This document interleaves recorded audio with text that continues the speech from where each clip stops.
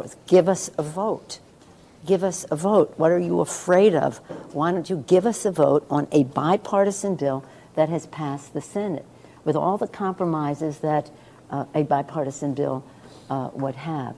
So I'm hopeful, you know, and again, as I say, President George W. Bush, we were closer to him in that attitude than his own party was. Even now, President George W. Bush has spoken with great dignity about treating people, immigrants and the immigration issue, with treating people with respect and dignity. Bless him for that. If you ever think we'd see the day we'd be yearning for President George W. Bush to be president of the United States. All right, Barbara Plett, BBC. Thank you. Question about the State Department. You're probably aware that 4 of your colleagues sent a letter to Mr. Tillerson this week in which they said that the State Department was experiencing management challenges, that it was being carved out of important foreign policy decisions, and that proposed budget cuts could severely undermine U.S. diplomatic leadership, and that Mr. Tillerson's, they warned him that it was near a tipping point after which its ability to function effectively would be severely eroded. So very strong language. Wanted to get your view on that. Do you think the State Department is in danger of being very significantly and seriously sidelined? And secondly, do you think the budget cuts that Mr. Trump has proposed for the State Department would pass in Congress? Well, you've come to a place where I was forged in Congress. I'm an appropriator. I was the top Democrat on the Foreign Ops, what we called Foreign Ops, now it's called something Foreign State, whatever, Foreign Ops Subcommittee of Appropriations, where we did so much of this, and Commerce State, I was on that committee as well. So I understand that budget line very well, and also was forged in the Intelligence Committee, which our national security depends on. Both of those were very not bipartisan arenas. In appropriations, left to their own devices, the appropriators can get the job done. It's when it comes from on high to change things that it's different. Left to their own devices, usually the Intelligence Committee is acting on intelligence and the fact. So when you see what they are proposing with this big this big increase on the defense side, which seems to abandon the parity that we had, domestic and defense, it's very disruptive to the subject you mentioned, because while defense is defense, security is a big piece of the domestic budget. All the Department of State, Foreign Assistance, Veterans Affairs, Homeland Security, they come out of the domestic agenda, but they are all security functions. So the president, while he needs warriors, he needs diplomats too in order to be the commander-in-chief. And to undermine the diplomacy and all of the other softer power that we need to keep the American people safe is a very bad mistake. Again, we take an oath to protect and defend our country, our Constitution, so we have to do so in a way that values the balance between security and liberty. But we have to, this is a very bad idea, the path that they're going down. I think that you will see a whole swath of nonpartisan diplomats, generals, security experts saying this is no way to protect a country. What about Congress, do you think there would be support for that? It'll be hard to tell because, of course, in Congress there are many people who understand the importance of diplomacy, soft power. And if you, say, for example, say the president will say, and it's hard to tell what, how complete his knowledge is of these subjects. I'm using my, yeah. Being a diplomat. Okay, diplomatic. The thing is that he has to understand that when you say, he comes out and says, okay, well, I'm not going to cut veterans and I'm not going to cut Homeland Security. Okay, so now you have a big chunk over here for defense at the disadvantage of the domestic budget. Now we're going to hold harmless some of the security functions. You are really diminishing other sources of strength in our country, which is the education and well-being of the American people. And so the Republicans on the Appropriations Committee know that it becomes almost impossible to meet the needs of the American people if you do that. And it isn't an opinion, it's an objective fact that you have, even if you're just talking about soldiers, you've got to educate people, you've got to feed people, you've got to have them live in a place where they can succeed in order to one day join the military if that's your only purpose. But in terms of everything about our country, keeping America number one economically, keeping our country safe, the security of our economy, the security of our country, and our global security beyond ourselves, and the security of our democracy requires an educated, well-informed, well-fed population. So this is really a weakening of our meeting our responsibilities. I just remind you that a few years ago when they shut down government, the number that the Republicans put forth as their number for the budget, even their own appropriator said, this will not enable us to meet the needs of the American people. And that was much worse. This is what they're doing right now is much worse. So let's see if with knowledge and information, the decisions out of the White House can be better informed. We'll see. Rick Cowan of Reuters.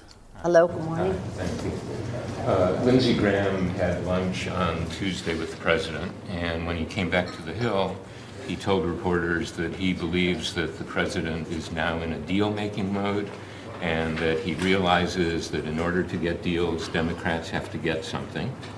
So I'm wondering if your phone has been ringing from the White House, and whether you think you could foresee the possibility of him approaching you on a health care deal, or is the die cast for the year based on the first couple months? Well, we'll see. But I mean, if he's in a deal-making mood, does that mean bowling at the White House in return for support for legislation? I mean, I find the charm offensive. I really do. So what I think he's making fools of his own people, quite frankly. You don't agree philosophically in what the legislation is, let's go bowling at the White House, okay? Come on. So the President of the United States is a very is the most powerful person in the world.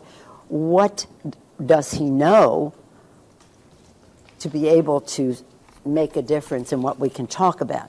If what he wants to talk about is an existential threat to the idea of expanding access to care, that's not a negotiable thing. If we're talking about particulars, let's see what he has to talk about. But so far, we haven't seen that. I do see maybe an opportunity on infrastructure, but I remind you that what are we, 49 days, tomorrow will be 50 days, the president's been president. We've seen no jobs bill. We've seen no infrastructure initiative. We've seen no initiative in terms of renegotiation of NAFTA, three of the things that he said. Reminding you that when President Obama, 4 weeks into his term, he had already signed the American Recovery and Reinvestment Act, which created or saved 4 million jobs. So he's way behind in terms of the any legislation to create jobs, which he promised, which is what we all promise, is what we all want to do. And we're eager to see what he may want to do on infrastructure. And as I've said to him, if this is an infrastructure bill that is about investment in our physical infrastructure, our broadband infrastructure, about investing in the future, that's something we can talk about. If this is yet again another tax break for your friends disguised as an infrastructure bill, then we're not going down that path. And that's what you see with the health care bill. The health care bill is a tax break bill. It lowers taxes for the wealthiest people, the richest people in our country. It reduces jobs, but it's always about what's in the DNA of the Republicans to reduce taxes for the high end, trickle-down economics. So we'll see what he has to say. We're always open, yeah. Rick Klein of ABC. Thank you. And Madam Leader, I just want to ask again on the Russia story, and knowing that you're limited in what you can say about what you hear in classified briefings, have you been told anything that either proves or disproves the President's assertion from over the weekend? And do you think it's incumbent on Director Comey to come out publicly and set the record straight, as he apparently is pushing the Justice Department to do so, if there is a disconnect between reality and what the President said over the weekend? Oh, gosh. I'm trying to... Theoretically, do I think that a director of the FBI who knows for a fact that something is mythology but misleading to the American people, and he should set the record straight? Yes, I do think he should say that publicly. Yeah. But that is really, it's almost like going to, forgetting Comey for a moment, just going to the president. What is going on there? I mean, really. I think that he crossed a line with that. But it's red meat for his base. You know, they believe almost anything he says. As he said, he could shoot somebody on Fifth Avenue and nobody would even care. I think this is one example of that. He's shooting the truth on Fifth Avenue or Mar-a-Lago or wherever he happens to be, occasionally at the White House. I take that to mean you don't believe it to be true. Of course not. First of all, again, I was part of rewriting the law on the how one gets a FISA and how what you have to go through to get a FISA. First of all, the character of the person. President Obama would not do that. We do not use FISA against the American people. B, if you, maybe I should have brought that to you, how we tightened, because the Bush administration, really more Vice President Cheney, was, in my view, that we needed some tightening on how we protect the American people, to use a frame bigger. But the relationship of the executive branch, the Department of Justice, and the Congress, there's much more accountability now. And I remind you that the FISA court judges are all chosen by the Chief Justice of the United States, John Roberts. Okay, Tom Lobianco of CNN. Thank you. Over there. Question about contacts between the Trump campaign and any Russian officials. Have you seen any evidence of that directly yourself? Any contacts between the Trump administration or campaign? Have you seen any evidence of this directly yourself? Not just reports, but have you actually seen this yourself? Have you been informed of this yet? You know, I really don't think I can answer that question, because I'd have to filter out what I know from a classified standpoint and otherwise. Tell me what's in the public domain. That's what I can tell you I know. I mean that I suspect. What we know and what we suspect, there might be two different. I mean, there has been the reporting on, Manafort, one of his deputies, regarding the RNC platform. I mean, all of that has been reported out from our own intelligence sources. Well, Manafort was fired from the campaign, so that must be some evidence that there was a connection there. But I really apologize to you, because this is a very sensitive issue. As you know, at this time, it may be in a short period of time, much more will be in the public domain.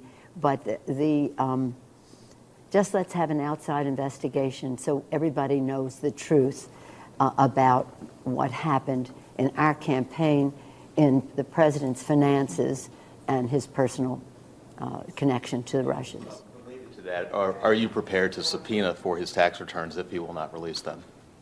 Well, you know how it works. The question is, am I prepared to subpoena his tax returns? I'd do it in a second, yeah, but I don't have the power to do it.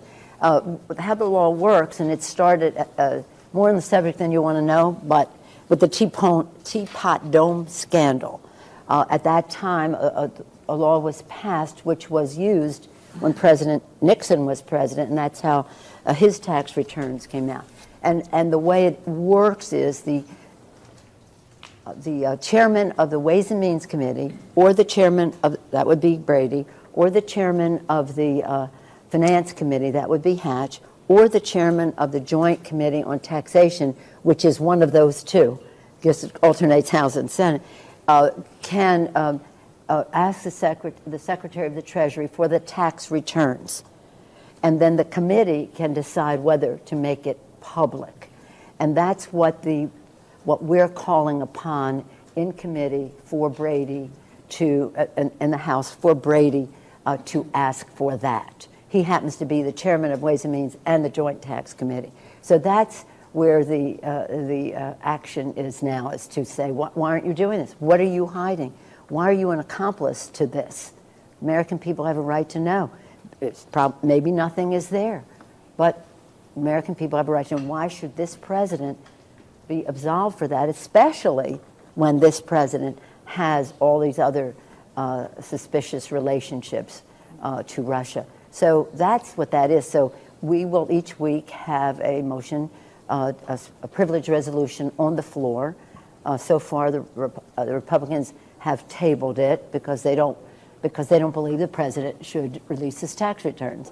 But the American people do. So we'll see how long that works. But no, of course I would subpoena them, but we don't have that power of subpoena. It's interesting the way the law was written, though, that just one person. So, if the Democrats get in power next time, in 18 months or whatever it is, 20 months, then that's a different story. But we want this to end much sooner than that. And if the president has nothing to hide, just maybe an embarrassment that he didn't pay any taxes or something like that, but we'll see. But I'll tell you this one thing about that. His people, they have confidence in their judgment, and they made a decision to choose him. And until they see otherwise, it's not about him, it's about them, right?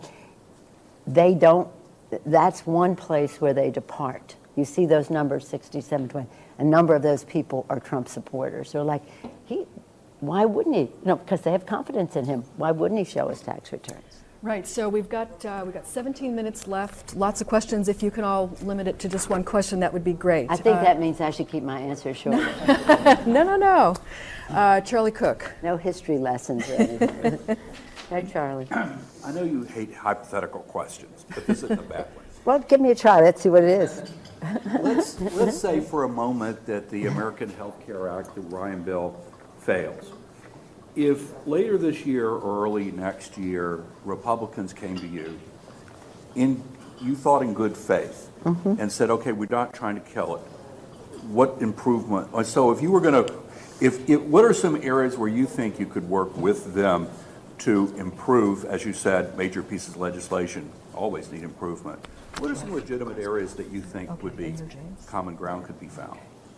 Well, if they were to come to us with the in good faith, but understand, and I always grant people their position, they are philosophically opposed to a government role. And that is the history of our country. What is the role of the central government and what should they be able to do? So that's a legitimate debate, unless you're saying health care as a right, not a privilege, is not a value that we share. And then we don't have that much to talk about, But, I could grant them some things that they want that I don't think are such a good idea. If they want to have health savings accounts, some of this, in keeping with, I think it's a bad idea. But again, if you're making a compromise, if it's to preserve the existential idea of affordability, access, and improved benefits. So there's some things that they might propose that I think are, really high-end oriented, but a price to pay to get the rest of it. But as I said earlier, because they went, I didn't say this earlier, but because they went out there in a negative way to attack the Affordable Care Act, some of the participation isn't as great as it might be. And because they took it to court and the Supreme Court said states don't have to expand Medicaid, states have given up the right to have 100% of it covered by the federal government and then 90% later, which is millions of people on there. So would they then accept the expansion of Medicaid? That would be very important. Many more people would be covered.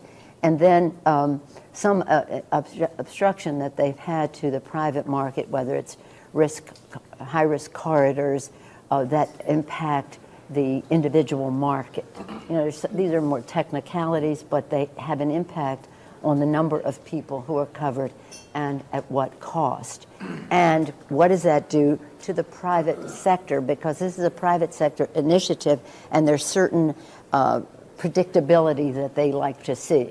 So if they have some suggestions that improve predictability, fairness to all the participants, including the insurance companies, then we have something to talk about. I mentioned the individual market, the ability of commissioners to have to be able to pass on rate increases and the rest. And part of the obstruction they have given to it has led to some places not having as many competitors for the marketplace. So how do we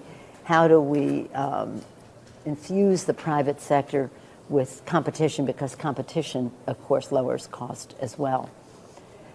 So again, we'd be able to swallow, I think, I mean, maybe some of my members wouldn't, but suffice to say, some things that they may think are a good idea, which we think are too costly and geared to the rich, if that's the price to pay to do something else, then we could, depending on what else they're willing to do, not just on its own, but what else comes with it. Thank you. All right, Giving me the yeah, cuts on. sorry. Francesca of the Daily Mail.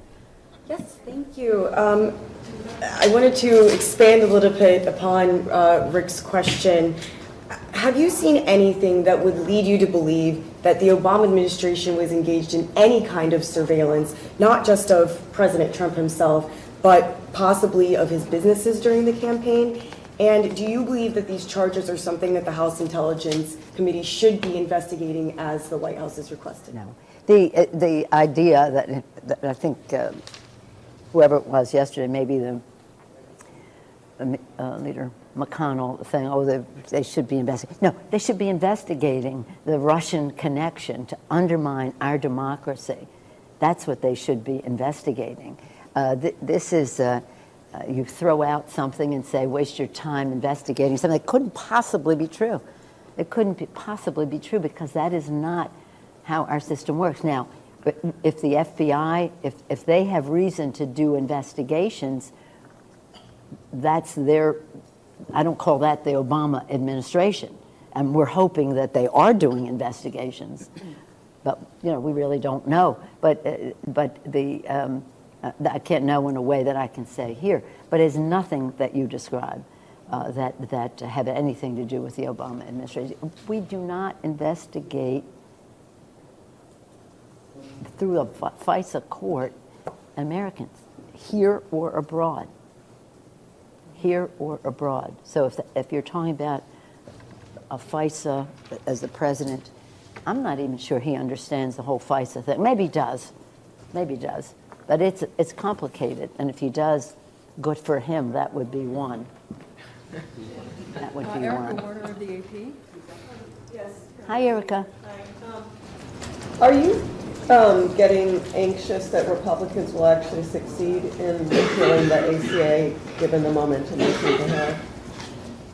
The public outcry on it is significant in their district. So if they were to approve it, it would be, I think, at a cost to their own constituents. That's the judgment they have to make.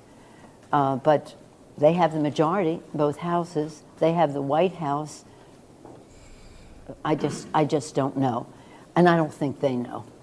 I don't think they know. They talk about all this and that, but I don't think they know. And to have a bill that you start off with the $600 billion transfer of wealth from working families to the, not that everybody isn't working, even at the high end, but working class families to the richest people in America, and to say, I'm not concerned about that. Well, people are concerned about it because it comes down to the deficit, too. It comes down to the budget. It's about jobs, it's about the deficit, it's about the health, not just the health care, but the health of the American people. Emery of the New York Times. Senator Pelosi, I'm wondering, is there a point at which you would advise Democrats on the House Intel Committee to pull away from what's currently a bipartisan investigation into Russian interference in the election? Have you described this as a bipartisan investigation? Well, they would describe it that way too. They say that we've agreed to the Yeah, terms of this investigation. Right. But is there a point at which you would say that this investigation has lost credibility and encourage Democrats to pull away from that investigation? But I think you have it in the reverse. I think they would have to make that judgment. I think they and the committee would have to make that judgment. One of the problems, though, is this. And I've been fighting this in the Clinton administration, in the Bush administration, in the Obama administration. One of the challenges with the intelligence community is you cannot share information with the members of the committee. When I was the ranking Democrat, I was a gang of 4, which is then a part of the gang of 8. Sometimes they just do the 4, sometimes they do the 8. And I could not even tell a staff person, my chief of staff, or any colleague what we were told. And that's the situation now, too. So what we would like to see is for all the members of the committee, Democrats and Republicans, to have more access to the intelligence around these subjects. We certainly would protect sources and methods. That's a given. But it's hard to have those members make a judgment, Democrats or Republicans, if they don't have the intelligence. And they are deputized by their leadership on behalf of their caucus to go in that small committee and make those decisions, and yet they are deprived of the information except for the top 2. And Mr. Schiff or Chairman Nunes, they really can't share that information. They're forbidden to do that. So what we need is more information to those committee members. But judging for what they have, March 20th, they're going to have an open hearing. I don't know if that, I don't know how much information is going to be divulged in an open hearing, but at least there'll be some discussion, and then you'll see where that demarcation is. I do think, for a moment, I'd like to say another place where I think we can work together. We have, for a long time, had, almost 10 years, our innovation agenda. We traveled the country, universities, labor unions, workforce people, venture capitalists and all, to say what would be an innovation agenda to keep America #1, springing from President Kennedy, who said about the moonshot,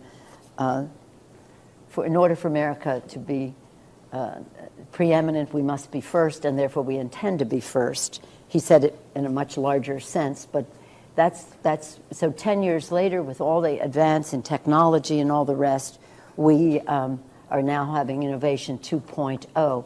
Members have had scores of meetings around the country. They have received the benefit of just objective fact about what the technologies are of the future, how we train a workforce for what's coming in terms of artificial intelligence and the rest of that, but about the future. And while Republicans haven't participated as members, Republicans in the community have participated, and I think there may be some members on the Republican side who would be receptive to this, and I would hope the president. In fact, what was I thinking? I thought maybe the joint session, he would go out and say, we have an innovation agenda for the future, and this is what it entails in terms of the education of our children and our workforce. This is what it entails in our investment in research and development. This is what it entails in our rethinking how we compensate people for work and the rest of that. But that's where we have to really be taking this debate, because it has to be about jobs, good paying jobs that increase paychecks, increasing consumer confidence so that people spend, inject demand into the economy, create more jobs, and recognizing that in our deficit considerations, nothing brings more money to the Treasury than investment in education, early childhood, K through 12, higher ed, post-grad, lifetime learning of our workers. And so when the Republicans say, well, we got to cut Pell Grants because we got to reduce the deficit, it's a false economy. So those kinds of subjects are ones where the American people are not political. It's not even partisan. And hopefully that debate can emerge in the Congress about jobs. And I'd say the answer to so many of our challenges is one word: science, science, science, and science. Science for good health, science to preserve our planet, science to keep us safe in terms of investments in the technologies for our qualitative advantage in the military, and again, science to keep us number one in terms of our economy, our health, our planet, and our security. So hopefully, I don't see any partisanship out there on these subjects. Hopefully, we can see, I haven't seen it in the administration or any of their appointments. You see what's happening at EPA, but nonetheless, ever hopeful, because it is absolutely essential that we move on that. Okay, we've got a few more minutes. Is it Dan at the table? Yeah, you're up. You talked a little bit about eventualities if the Republican repeal bill fails, and whether they'd work more with Democrats. But what do you actually think would happen if they didn't pass this? Would it? Do you think they would try to cater more to their conservative members? Do you think they would come and try to work with y'all? What do you think the fallback would be? Well, the president has said if it fails, then let the Affordable Care Act just implode, and then the Democrats will pay the price, which is indicative of his lack of knowledge of the Affordable Care. All right, everybody, welcome to the Fox 10 News Now stream, part of FoxNPhoenix.com. I'm your host, Mike Page, going to be here with you until about 3 o'clock Eastern. Happy Friday. We made it. All right, let's show you now the Capitol here. We're going to take you now inside the Capitol where Congress is meeting for some legislative sessions.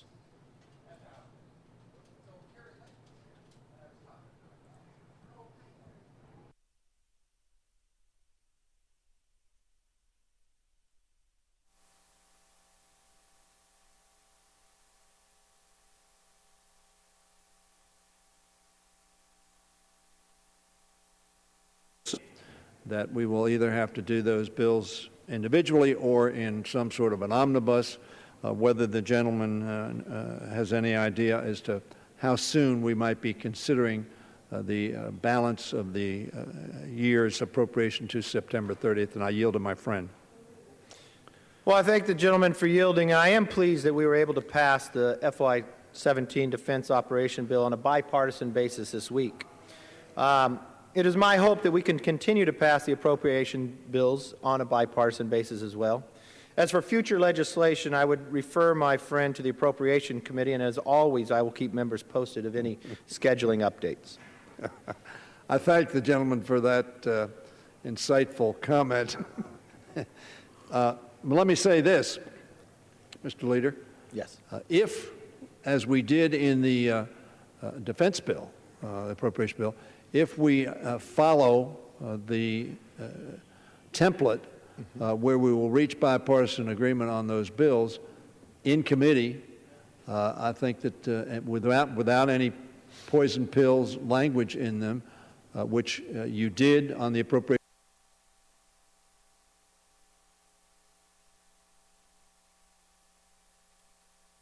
Mr. Leader, you would urge, and I think very frankly, I'm a big fan of Mr. Frelinghuysen, who's the chairman of the committee. I think he's a member that I've worked well with over the years, and I think he's somebody who is going to do the committee proud as its chairman. But I'm hopeful that we can do, as we did with the appropriation bill for the Defense Department, a similar procedure. So I think that the majority leader will be pleased with our support if, in fact, that can happen. Well, I thank the gentleman for yielding, and I have great trust in Chairman Frelinghuysen and just showing his ability to manage just in the short time that he is chairman. I think you'll continue to see that behavior, and I thank the gentleman and yield back. Thank you, Mr. Leader. Now, on a less happy collegial note, it comes as no surprise to the majority leader at the height of our displeasure and disappointment as it relates to what is going on with respect to the consideration of the reconciliation process for the repeal or modification of the Affordable Care Act with the American Health Care Act. The bill was posted this past Monday night. It was marked up on Wednesday. There were no hearings. There were no opportunities for witnesses to come forward. And as the gentleman knows, he is absolutely correct. I like these quotes. But I like these quotes because they point out theoretically what I would have great agreement with in terms of process. Particularly, I call your attention to a quote of Speaker Paul Ryan, quoting, "Congress is moving fast to rush through a health care overhaul that lacks a key ingredient, the full participation of you, the American people." That quote was July 19th, 2009. That quote was referring to the process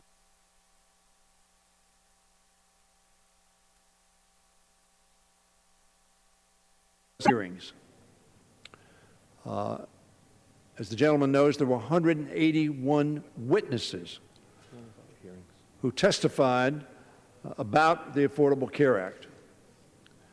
As the gentleman knows, that process took approximately a year and a half, 8 months of which was waiting to see whether Senator Grassley would participate in a bipartisan way in forging health care reform in this country. The gentleman is well aware, not only have we had literally hundreds of thousands of people around the country come to town meetings, many that his members have held, and expressed their deep concern about the loss of health care security if the Affordable Care Act is repealed.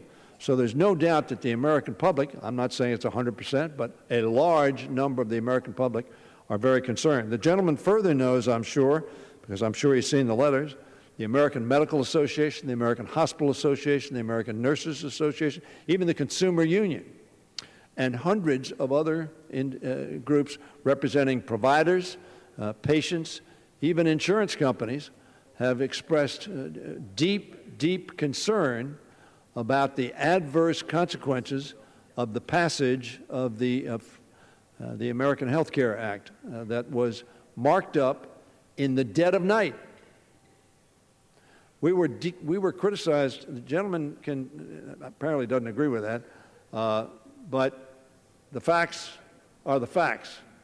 They're not alternative facts. You started marking them up on Wednesday morning. There was some delay during the day, as you know, because we were very concerned about how fast you were moving that. Less than 48 hours after it was introduced, it was marked up. No hearings, no witnesses, no ability to read the bill. As a matter of fact, shockingly, Mr. Brady voted against an amendment which said read the bill. Now, what was shocking about that is that that was Mr. Brady's amendment that he offered back in 2010. He voted against the amendment that said read the bill. I don't think anybody really had much opportunity to read the bill before it was marked up. Greg Walden, who's chairman of the Energy and Commerce Committee, said back also in July of '09, on a bill of this significance, you would think we would at least allow people to come in who are affected by the extraordinary changes in this bill and have a chance to let us know how it affects them. That was Greg Walden, now the chairman of the Energy and Commerce Committee, July 9th. He is now in charge of that committee. Not a single witness testified on the bill that was marked up in his committee, and it was marked up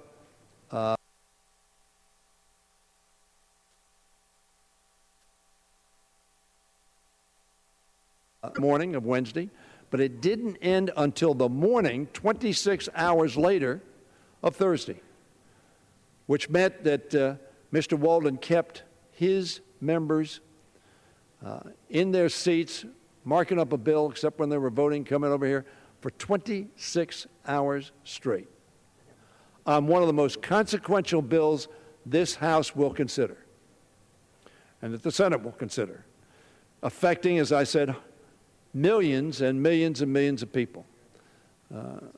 Now, I understand the Budget Committee is scheduled to mark that bill up on Wednesday, just a week later. Again, I don't know whether there are going to be hearings, and if those hearings will be.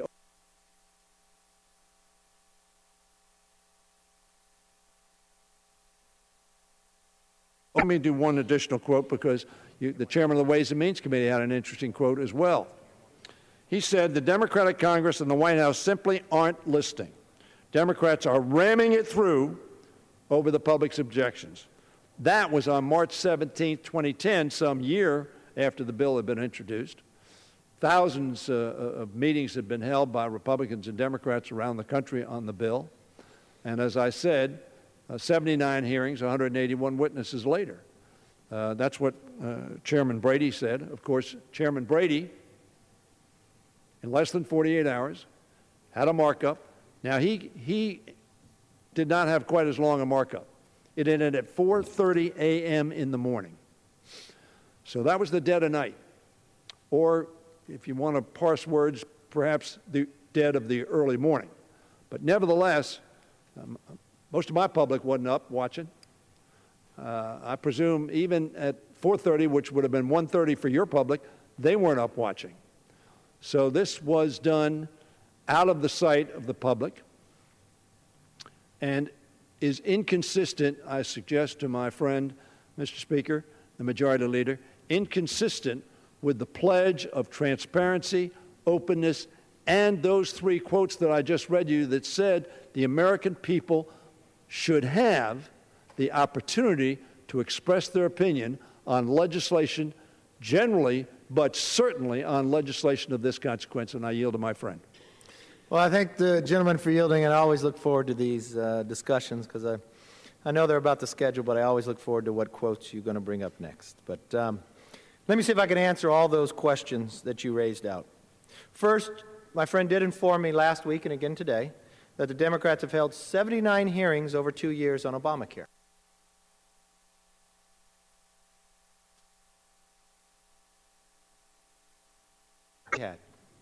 So when I went back and checked, the Republicans have held 113 hearings on the ways to repeal and replace Obamacare. We had expert witnesses on both sides of the aisle on everything from the individual mandate and Medicaid sustainability to the medical device tax and Obamacare's failing co-ops. Now, we have been committed to repealing and replacing this law for years, and I'm sure you'll find a lot of quotes from almost everybody on this side of the aisle saying that same thing. Now, we have done the work and we have listened to the American people, and we believe now it's time to act. Now, you did bring up about the committees. You brought up about reading the bill. So what we put forth is we put a website together for the patient-centered healthcare bill, and it's available online, readthebill.gop. Now, this is only 123 pages. That's a difference from your bill of 2,700 pages for Obamacare. Now, we remember what the Democrats said when they were passing the Obamacare, that you had to pass the bill to see what's in it. So I went back and checked how many people were able to visit the website even. So we had over 350,000 visitors to visit our website in just 36 hours. And 100,000 downloaded the legislative text. Now, when you talk about dead of night, I was on this floor, you were on this floor, and I know people on both sides of the aisle have used it before, but the dilatory activity on the other side of the aisle to slow this process down put us into nighttime. And then let's think about how this process went. It was an open process. Why did it go so long? We debated hours of Democrats' amendments because we weren't going to shut it down. We never called the question. We kept as long as people wanted to go. And we spent hours on one amendment that just wanted to change it to a hashtag of a different name. That was the Democrat amendment to somehow change the bill. We didn't stop with that. We let everybody talk, and we let everybody have their voice because we believe in regular order. Yes, we spent 27 hours on it because we were not going to deny anybody the ability to talk or offer their amendment. And that's exactly what we did, and that's what the American people expect to have happen. So, 113 hearings. I congratulate you on your 79. 123 pages compared to 2,700. I believe this is a great first step in 3 phases. For too long, this health care of Obamacare has failed. In that 2,700 pages, they created 23 co-ops and provided more than $2 billion. This short amount of time, 18 of them have collapsed. They had the quote that if you like your health care, you could keep it, but millions of Americans found out that wasn't true. They said your premiums would go down. Millions of Americans have found out that's not true either. Now across this country, 1/3 of the entire country only has one provider. And the very sad part of this, just within the last month, Humana announced that they're going to pull out. That's leaving 16 counties, Mr. Speaker, and I see my good friends from Tennessee, with no provider at all. We can do so much better. That's why we spent the years, we spent the hearings, we've had the witnesses, and I know it's your right to come and ask to adjourn, so somehow we couldn't get to the bill. It's your right to continue to ask to adjourn, so members can't offer their amendments. But you know what? If we had to spend through the dead of night and stay up, so we made sure, even if it's on the other side of the aisle, a Democrat could offer an amendment just to hashtag to change the name, that's your right, and would spend the time and do it. And we spent hours at it. If you ask me personally, I didn't think that amendment changed anybody's health care in America. But you have a right to do it, and we made sure we kept that right, and we had regular order. And I thank the gentleman for his quotes, and I yield back. I thank the gentleman for his comment. Mr. Speaker, we've had literally tens of thousands of hearings that have dealt with almost every issue that this House considers. And I suppose I should take from the Majority Leader's discussion that if we've had those hearings in previous Congresses, in the last Congress, the Congress before that, the Congress before that, and we have a substantial number of new members in this House, and we have millions and millions of voters who are counting on this, we'll just simply tell them, read the transcript of 2002, or of 2009, or of 2013. That's not regular order, Mr. Speaker. Regular order is you introduce a bill. It's referred to a committee, which in turn refers it to a subcommittee, or even if it keeps it in the bosom of the full committee. And it has a hearing. It posts the bill. It tells citizens throughout this country, if you have an interest, come in and tell us what your interest is, what your perspective is, what you think the ramifications of this bill is. The subcommittee marks it up. If it was referred to a subcommittee, then the full committee marks it up. And then it is referred to the floor.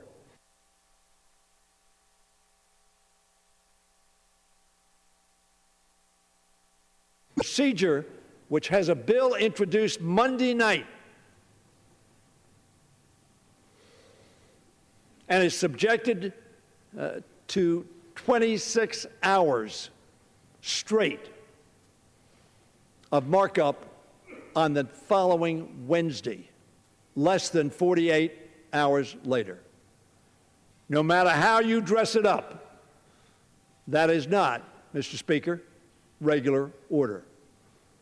What it is trying to jam through a bill before the American public has an opportunity to tell us what they think about the bill. What it is jamming through a bill and not allowing the providers, the doctors, the patients, the insurance companies, all of the stakeholders to have an opportunity to read that bill introduced about 72 hours ago now. A little more than that, maybe close to 96. That Mr. Speaker, is not regular order. And I will tell my friend, for whom I have a great deal of respect, I think he puts the best face on it, but nobody believed the Republicans had a bill, Mr. Speaker, until Monday night. Well, actually, I believe they had a bill the last colloquy, and I looked for it all over this Capitol. I couldn't find it. It wasn't posted. The ranking member on the committee didn't have it. No committee Democrat had the bill. They couldn't read it. So to pretend, Mr. Speaker, that hearings on some other bill at some other time in some other Congress suffices for regular order is something, Mr. Speaker,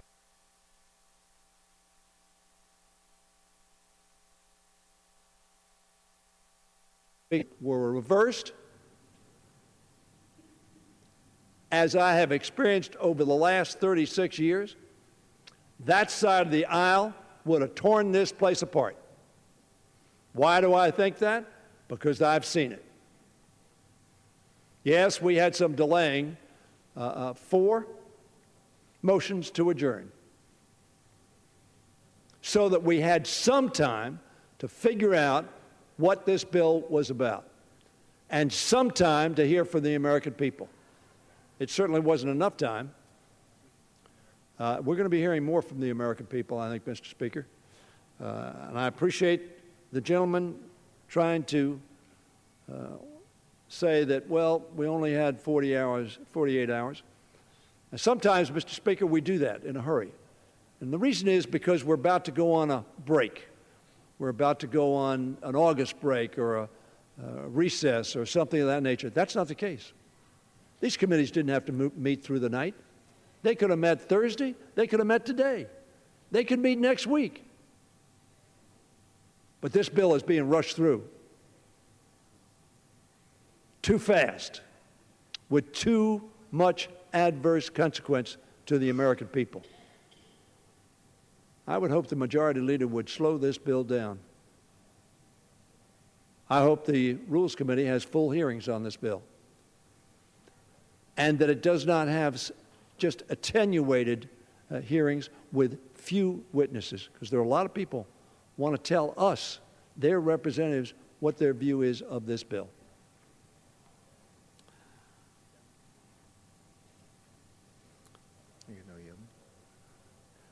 I know the Speaker has said that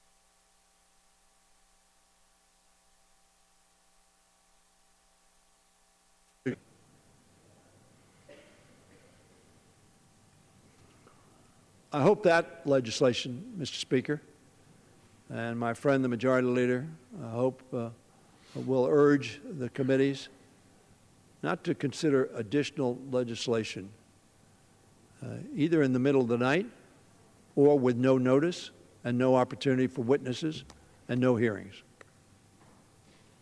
Previous hearings will not suffice, Mr. Speaker. Other Congresses had hearings.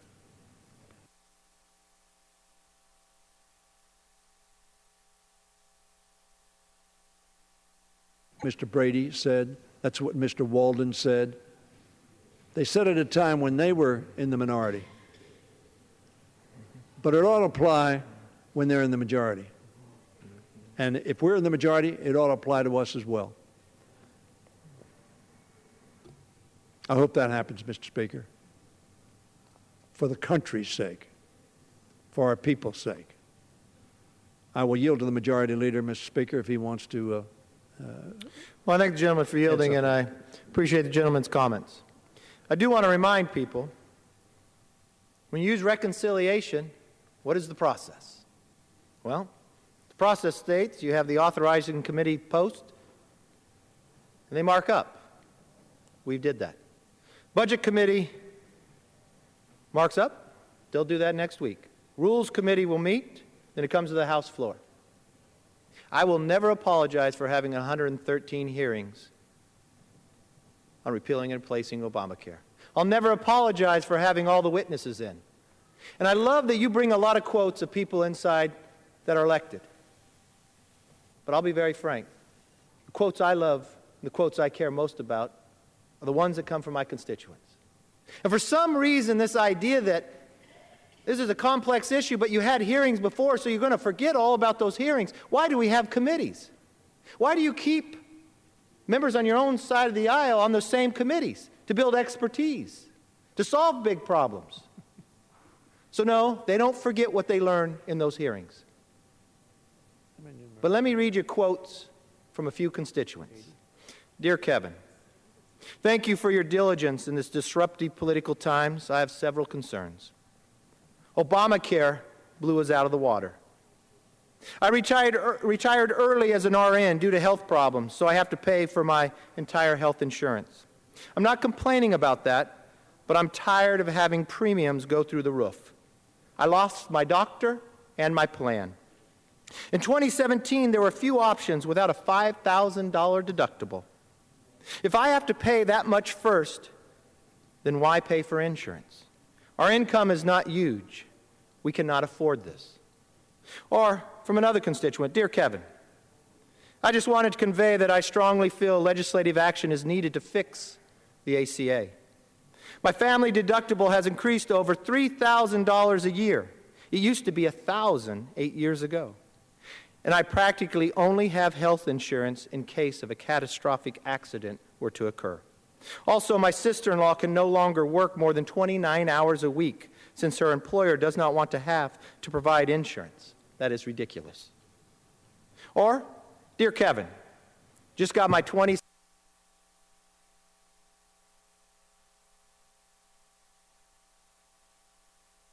have worked and saved all my life so I don't qualify for subsidies. I can't go without insurance, but I can't pay for it either. Something needs to be done. I'm so upset that I'm crying right now.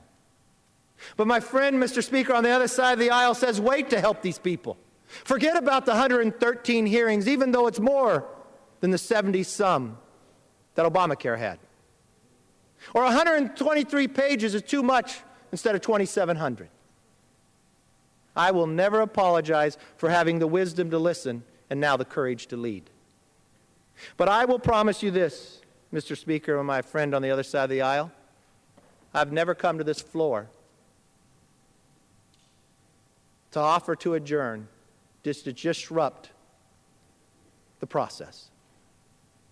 And yeah, I had members on our side of the aisle that would get frustrated that Democrats wouldn't offer an amendment that just dealt with a hashtag. No, let's let them have their say. If they feel that's important for the American health care, to put a hashtag change name, then let's spend hours on it. Because we believe in the process. We'll defend your right for have that process, even though it will not help one constituent of mine nor yours. But you want to spend your time doing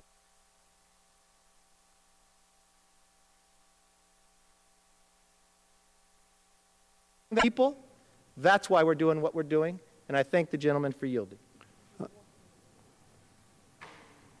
Mr. Speaker, I appreciate the remarks of the Majority Leader. I presume that he is heard from, but I don't have the quotes in front of me, but maybe I'll bring them next week, of the thousands of people who have said their lives have been saved by the Affordable Care Act, of thousands of parents had a child with a pre-existing condition that if the Republicans had succeeded in their 65 votes to repeal it, would not have been protected.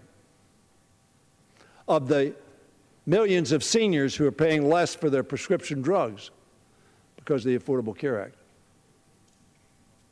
I could read all those letters. Why do I read the letters of Mr. Walden and Mr. Brady and Speaker Ryan? Because they're in charge. All our constituents on either side had no opportunity to testify on this bill.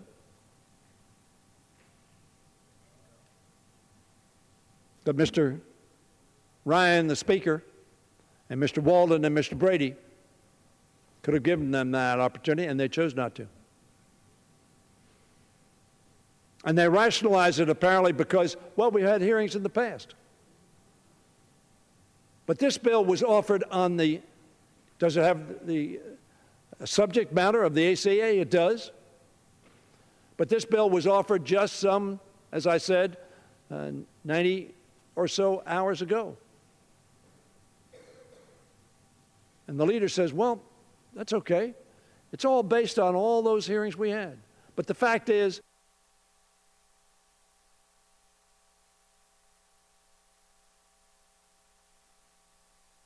while there was a repeal for ACA, why? Because we all know why. Mr. Speaker, because the majority could not come to an agreement, and they're not.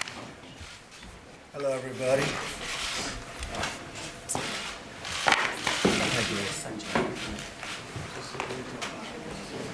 Mr. Vice President. Mr. President. Thank you. I want to thank each of the House committee leaders for being with us today. Your devotion and leadership has been amazing. I want to just applaud you and the diligent work of your committees to advance the Obamacare repeal and replacement legislation that we've been talking about for a long time and that we've been running with, and I ran with it, I can tell you. And that's what people want. They want repeal and replace. The bill passed just now through Ways and Means, and it will, I think the committee just voted recently, right? Yep. Your other committee, Energy and Commerce. And it was a very good vote, and congratulations, that was a good job, amazing. We must act now to save Americans from the imploding Obamacare disaster. Premiums have skyrocketed by double digits and triple digits in some cases. As an example, Arizona, which I talk about all the time, 116% increase, and it's going up a lot higher. 17 would be a disaster for Obamacare. That's the year it was meant to explode, because Obama won't be here. That was when it was supposed to be. It'll get even worse. As bad as it is now, it'll get even worse. Choices are disappearing as one insurer drops out after another. Today, 1/3 of all counties now have only one insurer on the Obamacare exchanges, and the exchanges themselves are a disaster. The House Repeal and Replace plan ends the Obamacare tax hikes, cutting taxes by hundreds of billions of dollars. It eliminates the Obamacare mandate that forces Americans to buy government-approved plans. We all know that one. It provides states with flexibility over how Medicaid dollars are spent, giving power from Washington and back to local government, which we all want to see. They're going to do a much better job. And the plan empowers individual Americans to buy the health insurance that is right for them, not the plan forced on them by government. You all remember, you can keep your doctor, you can keep your plan. I know, Greg, you've never heard that, right? But it was said many, many times, and it turned out to be not true. This is the time we're going to get it done. We're working together. We have some great results. We have tremendous spirit, and I think it's something that's just going to happen very shortly. So thank you all very much, and we're going to get to work. Thank you. Thank you. Thank you. Mr. President.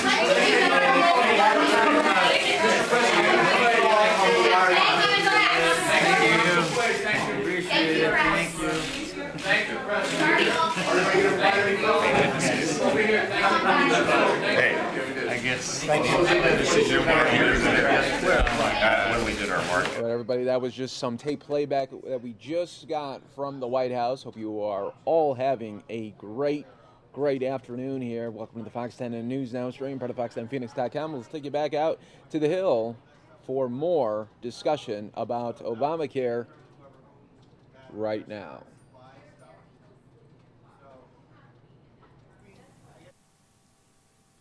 We've had structured rules. We had no open rule. So in terms of the majority leader telling me, Mr. Speaker, that we want everybody to have their opportunity, and he caricatures one amendment that was, I think I would agree with him, more to show that not a single Republican would vote. And Mr. Brady, as I pointed out, didn't vote for his own amendment that he offered when the Affordable Care Act was marked up to say, read the bill. Time was not given to read the bill. Mr. Speaker, we're not going to come to any conclusion, I understand, today, but I am hopeful that the process that was perpetrated on not only the minority, but also the majority, this week will not be repeated, and that the representations that have been made by the Speaker, by the young guns, and by so many others would be a process that is, in fact, open, thoughtful, and democratic. And unless the Majority Leader wants to speak, I will yield back the balance of my time.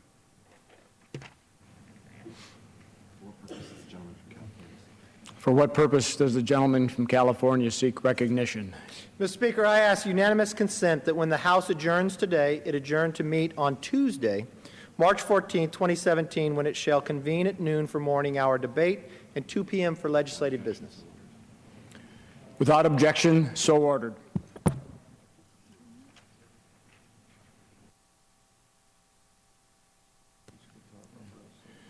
The chair will now entertain requests for 1-minute speeches. Purpose does the gentleman from Pennsylvania seek recognition? Mr. Speaker, request unanimous consent to address the House for 1 minute and to revise and extend my remarks. Without objection.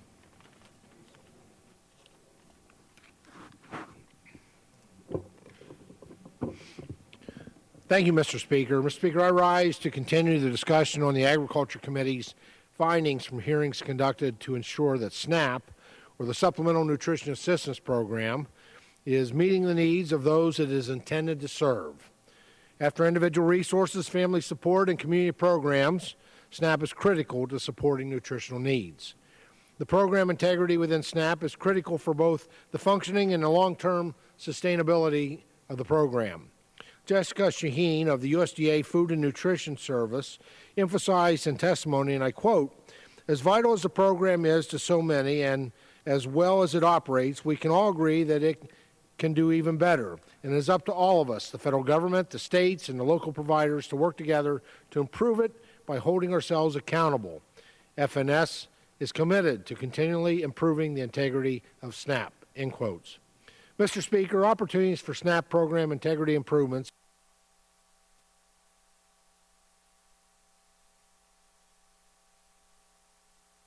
innovative state and federal strategies and technologies. Thank you, Mr. Speaker. I yield back the balance of my time.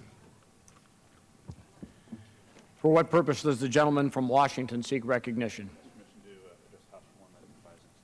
Without objection, the gentleman is recognized for 1 minute. Thank you, Mr. Speaker. Today, Mr. Speaker, I rise today in strong opposition to the American Health Care Act. Over the past several weeks, I've held 6 town halls.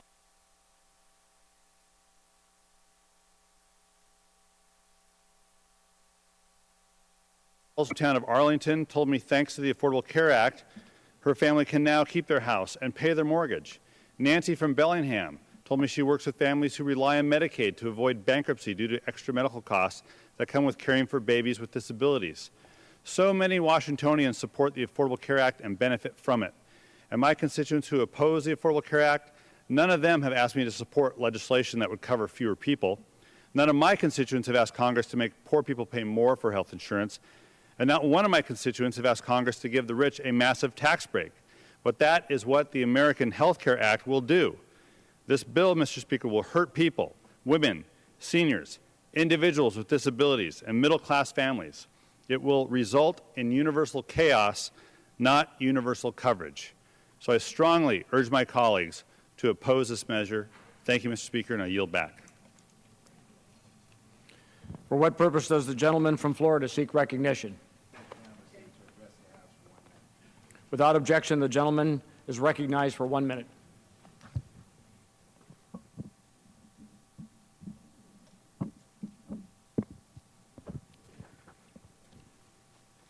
Thank you, Mr. Speaker. The Republican plan to repeal and replace the Affordable Care Act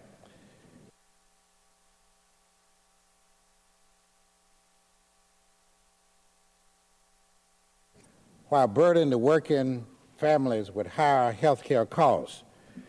The Republican plan also allows soaring new health care costs for our seniors, shortening the life of Medicare Trust Fund, endangering seniors and disabled America who depend on Medicaid coverage. This is completely unacceptable to Floridians. We need to hear from the Congressional Budget Office about what the bill would really mean in numbers. The American people deserve to understand what the Republicans are trying to do with their health care. I will continue to fight to ensure that Floridians with pre-existing conditions don't have to worry about losing their health care coverage, and young adults can stay on their parents' insurance until they reach age 26, and that we are going to do all we can to make health care affordable and accessible for all Americans, and not just for a selected few. And with that, Mr. Speaker, I yield back.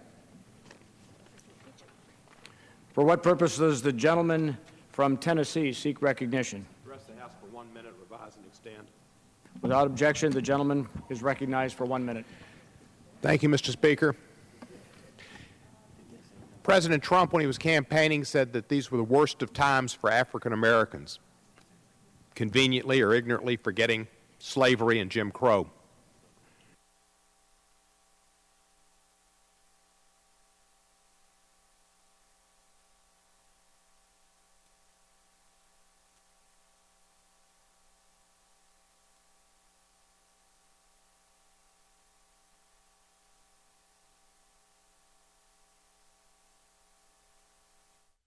All right, folks, looks like we may have lost that feed there. You're watching the Fox 10 News Now stream.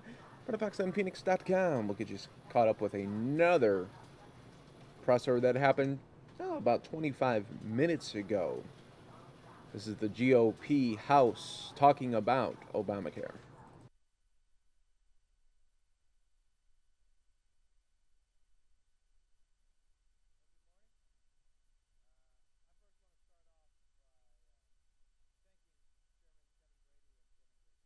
Members of their committees. This is the first phase in a three-phase process.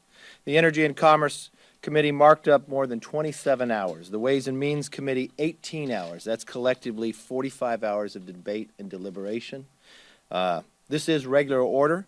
This is the committee and our members at work, just what the American people expected from their representatives.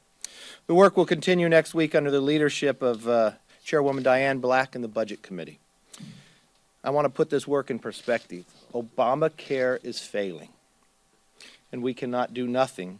It would cause more harm and hurt for the American people. Additionally, repealing this law without the replace policies that these committees and conference have worked on would be just as damaging. As I've said, this is step one in a three-phase step. So I first would bring up Chairman Greg Walden. Well, thank you, Leader. I appreciate it. It's great to have the markup behind us. I think our committee did incredibly important and good work. We had an open process where everybody that had amendments could offer them and did so, and we came to, I think, a very good work product at the end. Look, this is major entitlement reform. We're going to restore power to the states. We're really committed to fixing this individual insurance market. As the Leader said, this is just the first step, though. This has to be looked at not in isolation, but across the board with what Dr. Price can do at HHS, what we will do legislatively going forward in the traditional legislative process outside of reconciliation. This is going to take time to get all those other pieces in place, but we are committed to reforming this. And we're going to go after the cost drivers as well. You can't just fix that in reconciliation. We have to look at what's driving the cost, what's behind that. And I guarantee you the Energy and Commerce Committee is going to do that because we represent patients who say, why does all this cost so much? And we want to get back to that patient-doctor relationship and squeeze the waste, fraud, abuse, and high costs out of the system. And that's also on our list going forward. So I'm delighted we were able to complete our work product. We may have set a record in terms of consecutive markup time. The Ways and Means Committee is a little more efficient. They got it done a little quicker, but they have fewer members. But now we're proud to hand our product off to the Budget Committee and under the great leadership of Chairwoman Black, and then it'll go up to rules and we'll get it on the floor. So with that, I'll turn it over to the Chairman of the Ways and Means Committee, Mr. Brady. Thank you. Chairman, thank you for your good work. Together, we took historic action this week to repeal Obamacare and lay a thoughtful foundation for the patient-centered health care system House Republicans proposed more than 8 months ago. After 7 long years and more than 200 hearings, hundreds of proposals, and this week, 2 all-nighters, House Republicans successfully moved forward in our promise to dismantle Obamacare's crushing taxes and mandates and begin to return control to the states and return power to individuals so they can pick plans that are right for them, not Washington. President Trump called on Congress to save Americans from Obamacare, and this week House Republicans continue to deliver on that promise. Our solution includes reforms long championed by conservatives, including tax credits, expanded health savings accounts, and by doing this, returning control to the states so they can design health care that's right for their communities, recognizing there is a difference between Manhattan, Kansas, and Manhattan, New York. These policies include a strong reform to allow the free market to restore itself and give people control over their health care again. But we're not stopping here. This is just the beginning of our work. I look forward to continuing to work with my colleagues in Congress and the Trump administration to rebuild our broken health care system for people in Texas and across the country. And I'm very pleased to be able, along with Chairman Greg Walden, to be handing these reforms and these solutions to the chairman of the Budget Committee, Ms. Diane Black of Tennessee. Chairman? Well, I thank both of you for handing off this wonderful piece of legislation and giving me an opportunity to work with my Budget Committee members. And this is an exciting moment for our party and for our country. And we've promised that we would repeal and replace Obamacare with a patient-centered health care system that reduces costs. And we're one step closer to keeping our promise. This bill secures key conservative victories. It dismantles Obamacare's mandates and taxes, as has already been said. It puts health care decisions back in the hands of patients where they belong. And as a nurse and someone who's been in the health care arena for a long time, this is where it belonged all along. It protects the most vulnerable Americans, and I applaud the leadership of both Chairman Walden and Chairman Brady for their tireless work on this legislation. I also applaud our leadership, Speaker Ryan, not only this year but in previous years, for producing the Better Way plan that is the basis for our repeal and replace legislation. The Budget Committee is ready to take up this legislation and to continue to review our bold solutions to reform our health care system and hopefully move it to the full House for consideration. Some have said that this legislation doesn't do enough. On the policy side, this legislation is basically the same bill that we passed in 2015, supported by all 3 Republican members, and adds replace provisions to ensure that no Americans are thrown off of their current insurance plans. It zeroes out the mandate, it repeals the taxes, it repeals the subsidies, and it rolls back some of the regulations. And if you want to repeal Obamacare, this bill does it. Procedurally, because we are using the reconciliation process, there are certain things we cannot do in this bill. But my friend and former colleague Tom Price will play a large role in further addressing these aspects of the current healthcare system in his role as the Secretary of Health and Human Services.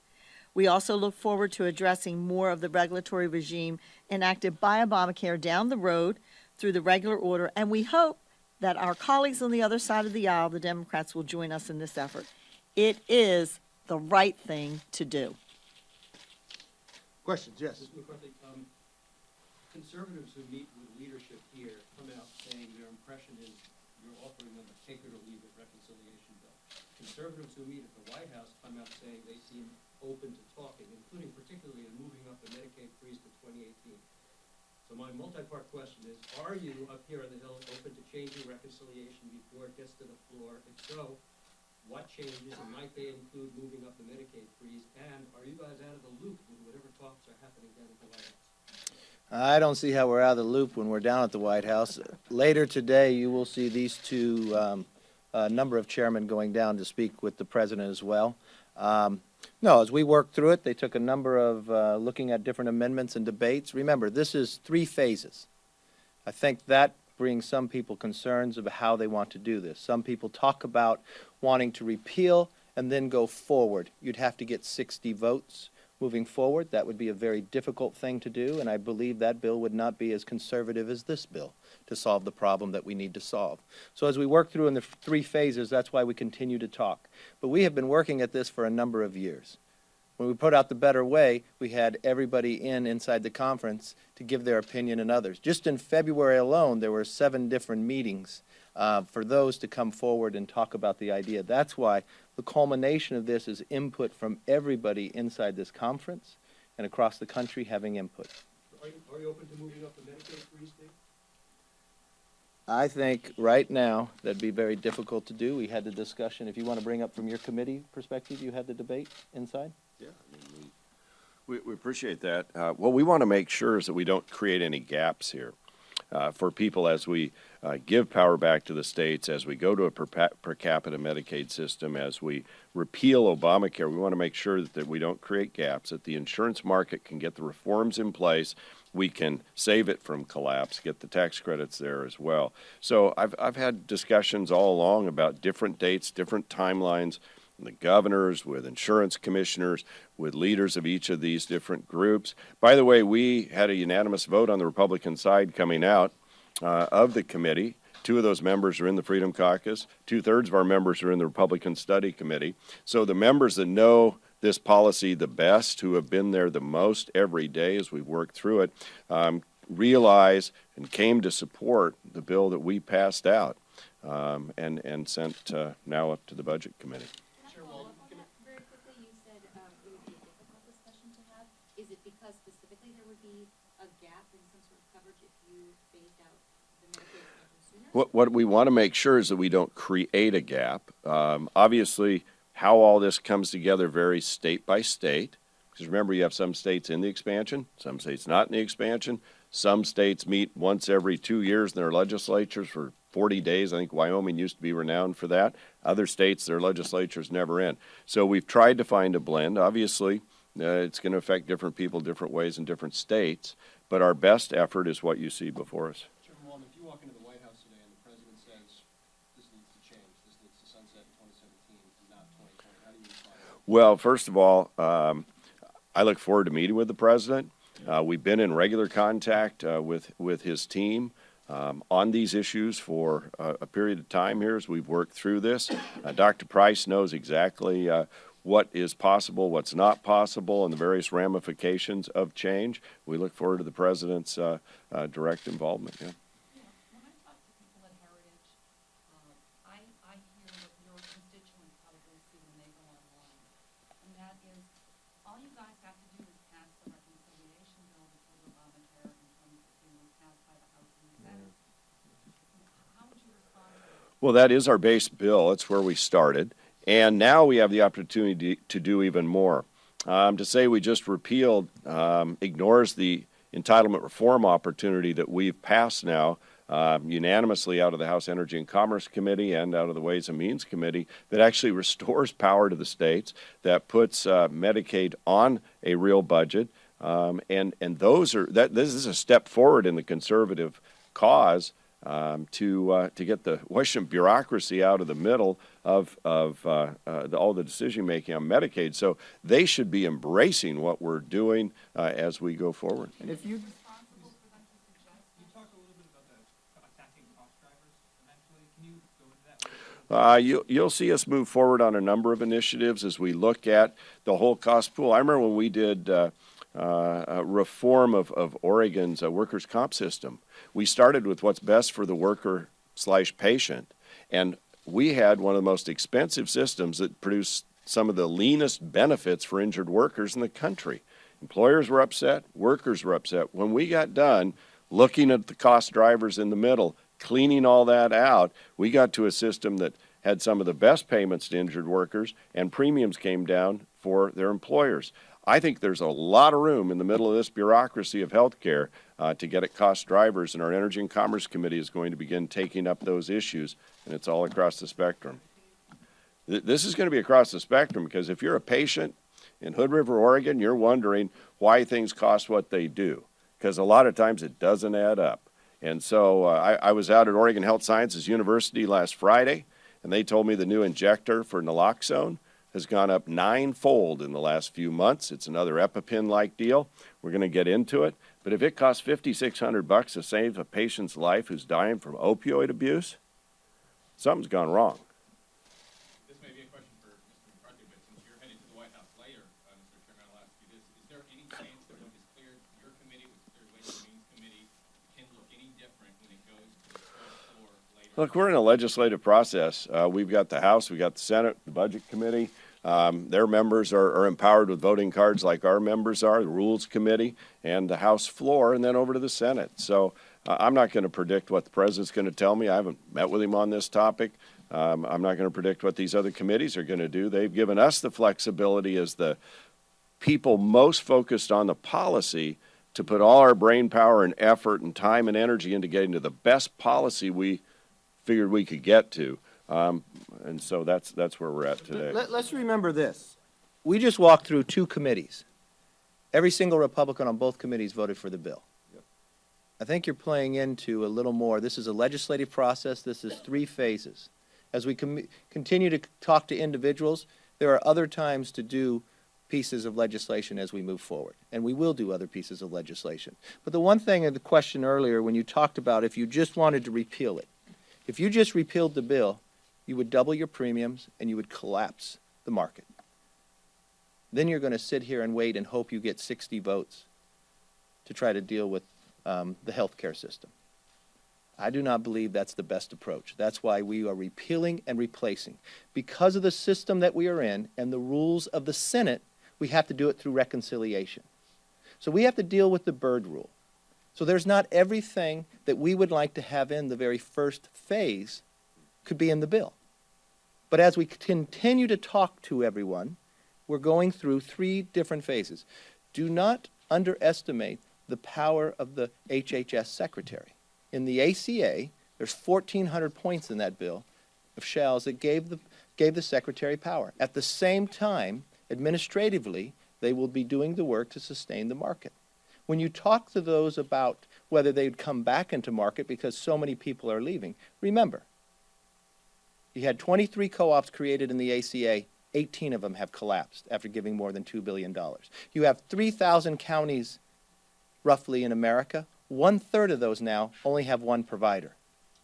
The chairwoman of the Budget Committee, Humana, just announced, they have 16 counties in Tennessee that have no provider. The work that Chairman Walden has done when it deals with Medicaid, we did not do that in a vacuum. We brought together governors. We brought governors who have expanded and governors who did not expand and worked together to find common ground. So yes, there's going to be questions on both sides of the aisle. But sometimes when you have pushback on one side and the other side from a political spectrum, you might have found the sweet spot. And it's not easy walking through legislation, but I give these 3 chairs a great deal of credit. The first 2 have just gone through some of the longest markups you've ever seen. Never shutting anybody down, letting the debate go on, and we have a broad spectrum inside our conference. States that have hurt our local businesses, we unite behind. Beginning to restore state control, beginning to give people real power and choice over their health care plan is what we all unite behind. We'll continue to listen. We'll continue to make improvements where we can, but there's no question this is the bill that at the end of the day will come to the president's desk, repeal Obamacare, and to begin to give Americans hope and relief again. And we are very much in favor of the 3-pronged approach that we're doing. We know we're limited in what we can do in reconciliation, which is step 1, but step 2 and step 3 are coming very quickly after that. And in fact, the Education and Workforce Committee passed 3 bills this week that augment that 3rd bucket that the Speaker's been talking about, the President's talking about. So we're moving forward and we are unified. We want to repeal Obamacare and replace it with patient-centered health care. As the chairman of the Budget Committee and also as a nurse, I do understand health care, and I'm very excited about getting the bill. that comes from Energy and Commerce and also from Ways and Means, and being able to bring those two bills together into one unified bill, which will be sent on to the Rules Committee.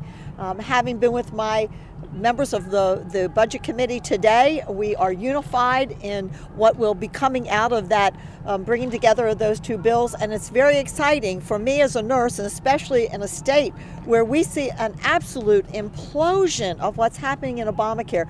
We actually have many, many counties in the eastern part of our state that do not have a single provider on the marketplace. We are rescuing the American people, and for a nurse, this is something that excites me to see that we're going to have patient-centered health care once again for the people of this country. Okay, question. Senator Cotton says that you should hit the pause button, start over, because this bill, he says, has no chance of passing in the Senate. What do you say? Well, what I'd say is we move forward in a very open and deliberative process. I look forward to working with him and other senators to move this thing forward. I think it's the reforms that the American people ask us to do. We are ready to go, and the worst thing we could do is hit the pause button and continue Obamacare and its broken policies that are hurting our people. And so we look forward to working. I know Tom. Tom's a friend. I served with him in the House. I think we've got a very good piece of legislation here that is the right step forward to keep the promise to the American people to repeal and replace Obamacare, and it's time we move forward. Are you open to major changes or just Go ahead. Can you explain the impact of this plan on drug treatment coverage for Americans on Medicaid? Well, you're going to see not only the changes we made in this plan to evolve back to the states more authority to take care of the patients and people they serve, but also we put in place funds that they will be able to access directly to take care of people who are afflicted with various issues, including drug addiction or mental health issues. So we care very much about that. And so there's through the Patient and State Stability Fund, there's money there, $100 billion over 10 years. States will be able to make that decision, and they'll have more flexibility in how they manage the people that they care for today. They won't have to come to Washington to get approval from somebody. Congressman, I spoke with you used the word affordable earlier, and one of the talking points or the problems with Obamacare has been that it forces people to buy plans that have features that they don't need. When you talk about affordable health insurance, what sort of coverage levels do you consider to be appropriate and affordable that can provide people with it's a good question. they need that's not just catastrophic coverage? Right. And so we have that safeguard in the bill we move forward, but we also allow some flexibility because now people are being forced to buy plans that don't work for them, they can't afford, so they pay the IRS the tax penalty instead. They don't get into the market, and 45% of those are under the age of 35. So younger people that we need in the market, we need to fix a plan that works for that age group, and we've done that here. Yeah. So real quick question. This morning I spoke with probably about 8 congressmen. He said they're getting emails and letters this morning from constituents saying, why don't you just give us the plan that Congress has? Can you address that situation? Why can't Congress just give everybody else what they I appreciate that plan because I'm in the DC shop exchange under Obamacare. So when we fix Obamacare or we don't fix Obamacare, we're directly affected. I'm on a Blue Cross plan through the Obamacare exchange right here in Washington. By law, that's where we belong. I supported that all along. So I'm seeing it too. As our premiums go up and our costs go up, I'm living it. And so we have that. I want to get back to where we all have better choices. That's where we're headed in this legislation. Quick follow-up, if I may. Thank you. Mr. Chairman? Mr. Chairman?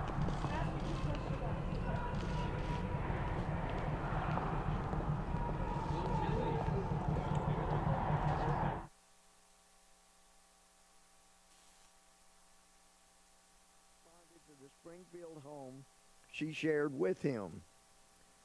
I made contact with her stepson, Abid, who responded to the location and was obviously upset with the situation. He stated he has full power of attorney over his father and produced an unsigned, undated document as proof, the officers wrote. And then the officers say he refused to disclose his father's location. So he didn't even have a signed power of attorney, yet continued to assert, and again, this is someone who is given access to the privileged computer material, people here on Capitol Hill, and I'm told by other IT professionals that do work here that if you know what you're doing and you have access to even one Congress member's computer, which means their calendar, their emails, notes taken and stored on the computer about meetings, then it's very easy, if you're good, to access virtually anybody else's information here in Congress. And I was told some time back by one of my friends in intelligence that at one time there was concern about positions I had taken, like in support of Egypt, against the Muslim Brotherhood, and that there were those who were monitoring people that came to my office. They knew, I was told, they know everybody that walks into your office. So when you see these kind of reports, Mr. Speaker, it's a little disconcerting. And it's disconcerting that people are not more concerned here in this body about the potential for the kind of breach that's being stated here. Anyway, the article goes on. The father died days later, with his children denying him a final moment with his loved one, and the body was taken to Pakistan, where there were significant assets in their father's name. Gilani was shocked to learn that his death certificate, that of her husband, listed him as divorced, according to a relative of Gilani's. The relative spoke only on condition of anonymity. Quote, they kept their stepmother in sort of illegal captivity from October 16th, 2016 to February 2nd, unquote. The relative said, telling her they were in charge of her life and said she was not allowed to speak to anyone. The fact that she did not speak English made it easy for them to take advantage of her. As Shah lay hospitalized, they would not let the father communicate with the wife. They would say he'd be meeting with her when they said so. The brothers bugged her house with hidden listening devices and told her her movements were under constant surveillance, and conversations within the house and over the telephone were being listened to. They would repeat what she had told people to prove that they were really listening. This happened in the United States of America. Can you believe it? The relative asked. Gilani obtained a secret cell phone and stood in the yard to communicate with relatives who encouraged her to call the police. After she did, Abid threatened her very severely, made her fearful. They told her they were going to abduct or kidnap her family back in Pakistan, and she had to apologize. Imran, and that's the individual that was doing computer work here for, had done some for so many of our Democratic friends here in the House. But he tried to manipulate her. She said to him, if you say you're my son, then why are you keeping my phone conversations listened to? So he said he would remove the devices. He came to the house. She saw him remove a couple, including under the kitchen counter. So it's interesting. We have these guys who members of Congress said they don't need a background check. We can trust them. We're open-minded. You know, they're Muslim, but we're not prejudiced. We don't even require a background check because we know we can trust them. And we don't know what they did here in the House, but in their stepmother's house, they planted listening devices. Apparently, they knew where to get them. They knew how to use them in the home. it still leads one to wonder, what all did they do during the 12 years they were working on computer systems here on Capitol Hill?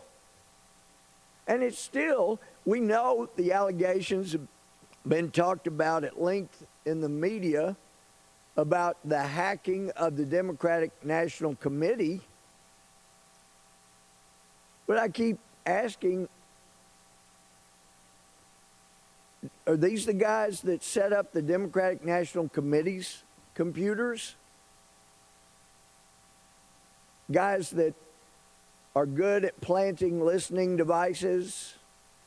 They're good at setting up cameras to monitor movement and what's going on. Did these guys help the Democratic National Committee set up their system without any background checks?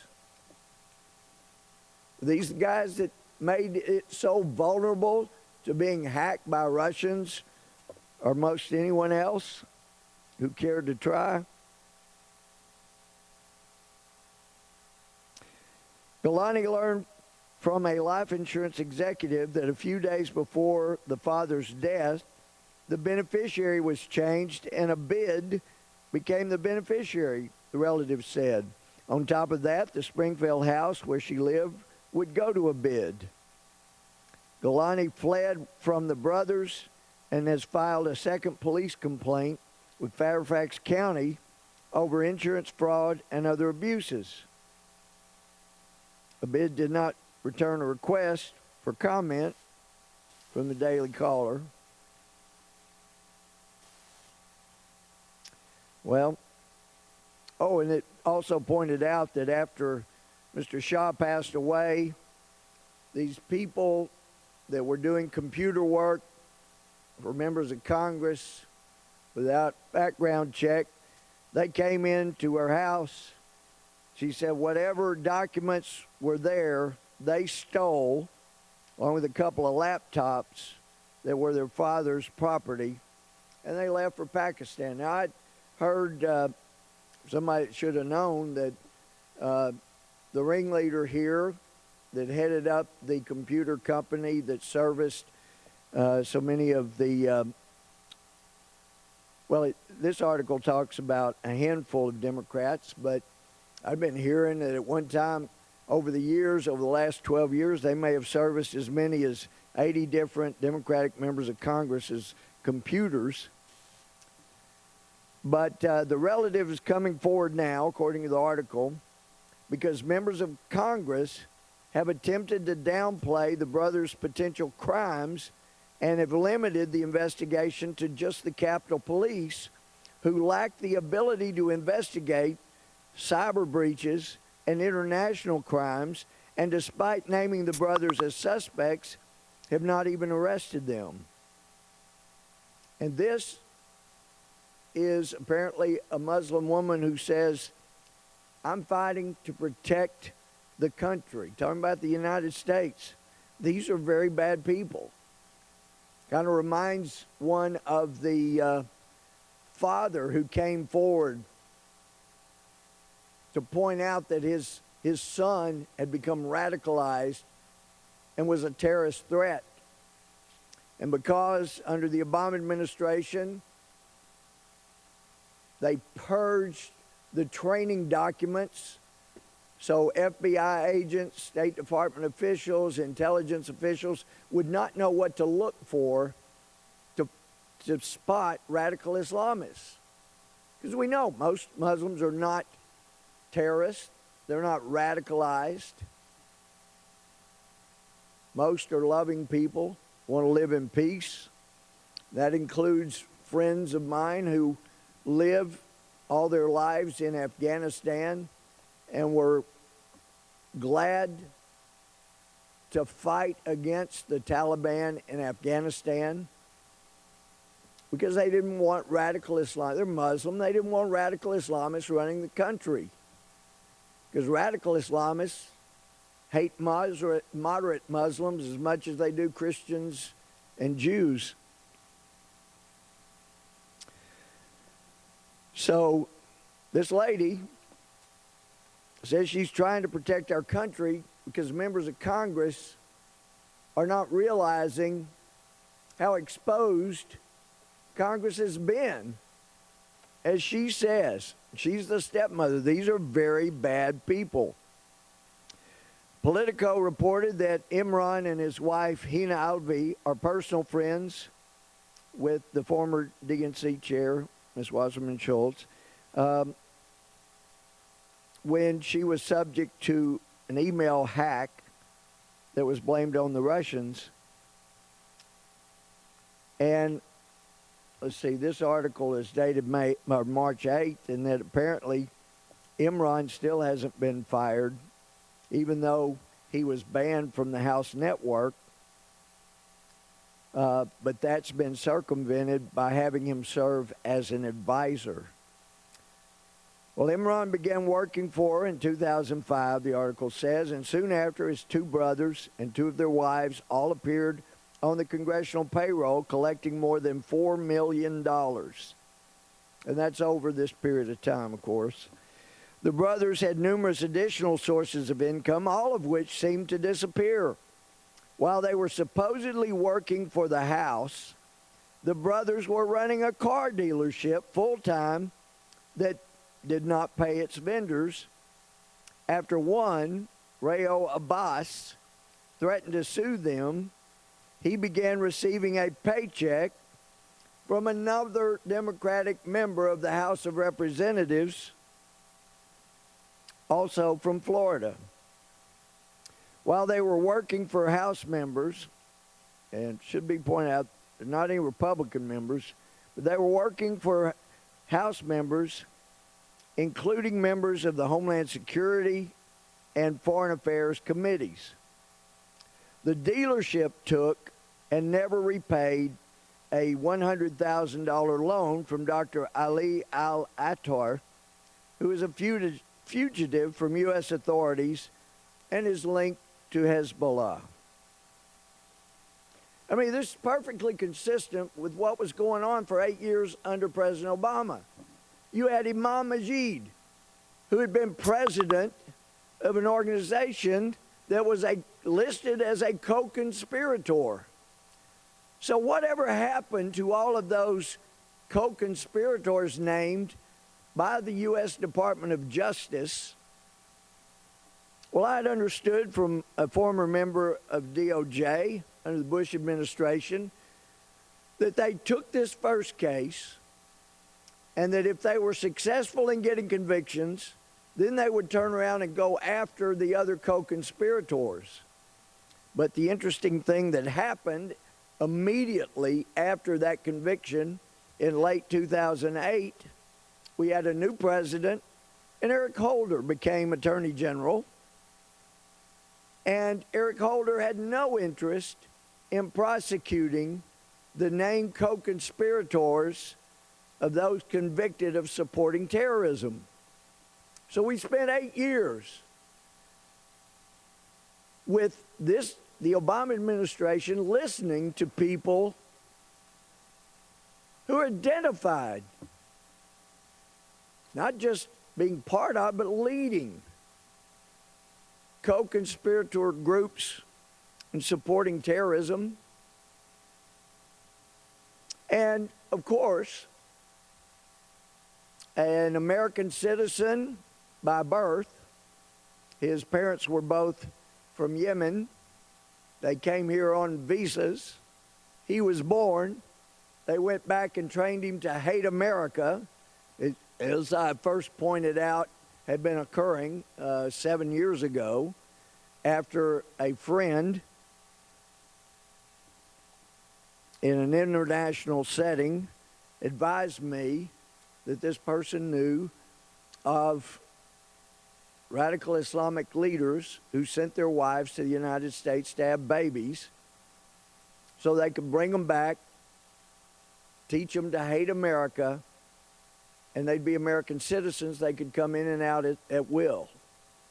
And I know CNN refused to do proper investigation. They like name-calling better than doing proper investigations. And our nation is threatened by people that hate us. But different countries had what many referred to as birthright travel programs. China was bragging that they had the best birthright travel programs. You pay money to this travel group.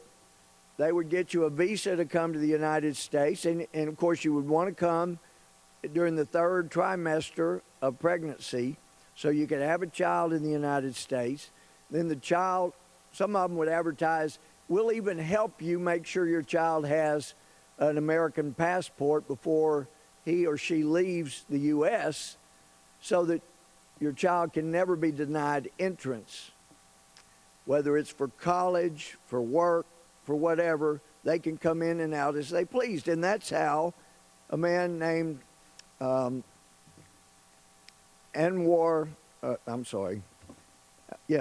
Alaki, American citizen, helped the Clinton administration, helped the Bush administration, and I had someone that was working at one time for the Obama administration advised me that, the Obama administration was really upset because they thought Anwar Alaki was helping them as kind of a double or maybe triple agent. And when they found out that he was not actually helping the United States, he was still helping radicalize individuals, was behind some of the radicalization of people that went on to kill Americans in the United States. With all of those ties, in fact, there's photographs of him leading right here in this building in which I stand, Mr. Speaker, leading Friday prayers with Muslim staffers here at on Capitol Hill, leading those prayers. So President Obama thinks that with all his ties to people in his administration, to people on Capitol Hill, this guy, American citizen, free to come in and go as he wishes, was so dangerous, we could not possibly allow him to come back and have a trial where he could testify about all his connections to people in the Obama administration or Bush or Clinton administration. This guy is so dangerous, we better blow him up in Yemen, silence him forever. We don't want to give this guy a trial. Silence him forever, the first American citizen to be ordered killed by a president without a trial with a drone strike. That was Anwar al-Awlaki.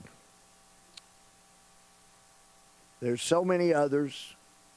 Heck, Muslim brother, former president of Egypt, who was removed by the ordered removed by the largest gathering of peaceful demonstrators in the history of the world. These were incredible Egyptian people, Muslims, Christians, Jews, secularists, all joined together to demand the removal of this corrupt, evil Morsi.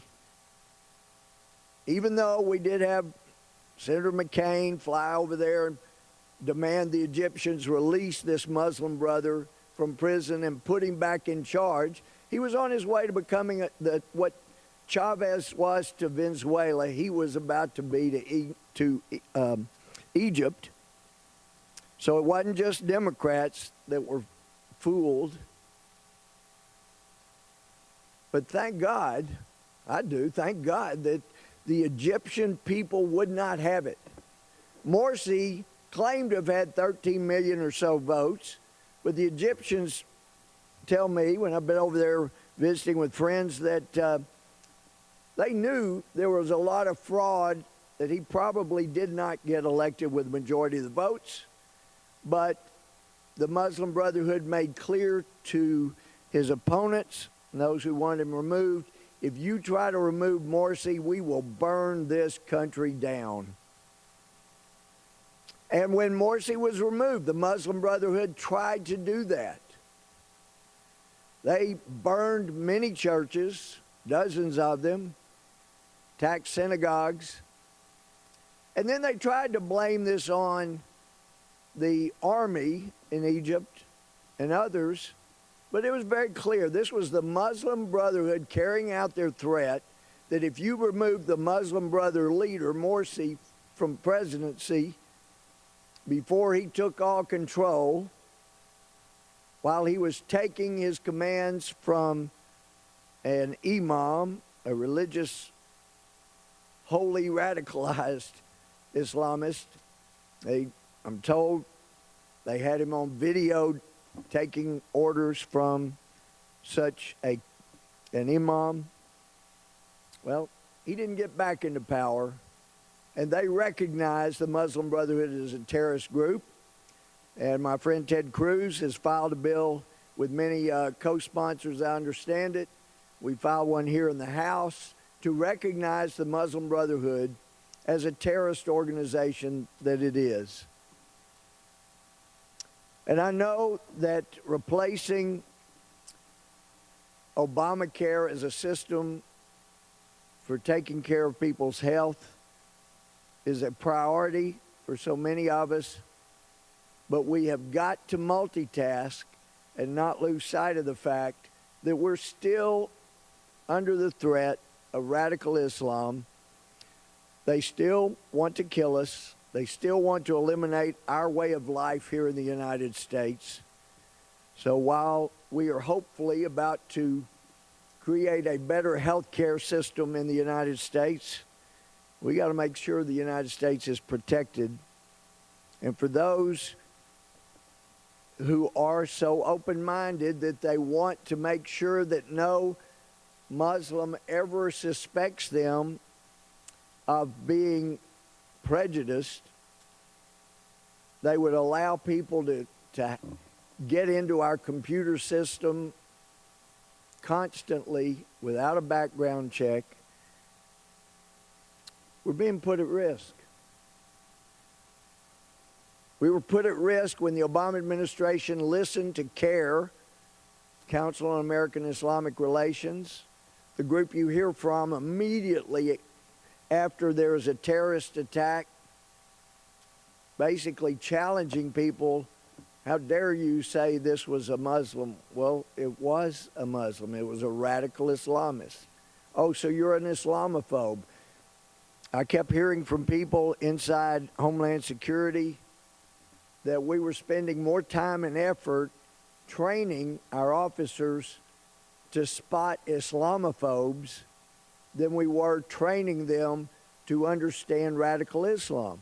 But that's exactly why Sarniev was never stopped, was never picked up and prevented from killing people and maiming people at Boston, is because the FBI agents, doing the best that they could, had been deprived of Kim Jensen's 700-plus pages on radical Islam that the Obama administration did not want FBI trainees to see and to know.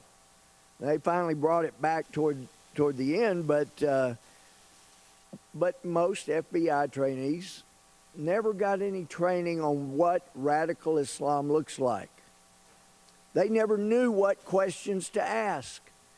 They never knew what questions to ask at a mosque. And yes, if somebody is suspected of being a radical Islamist, you should go to the mosque and talk to their friends, find out how they were acting, find out what their new religious practices were. Because they're people that understand and have studied radical Islam. They know. Kim Jensen knew.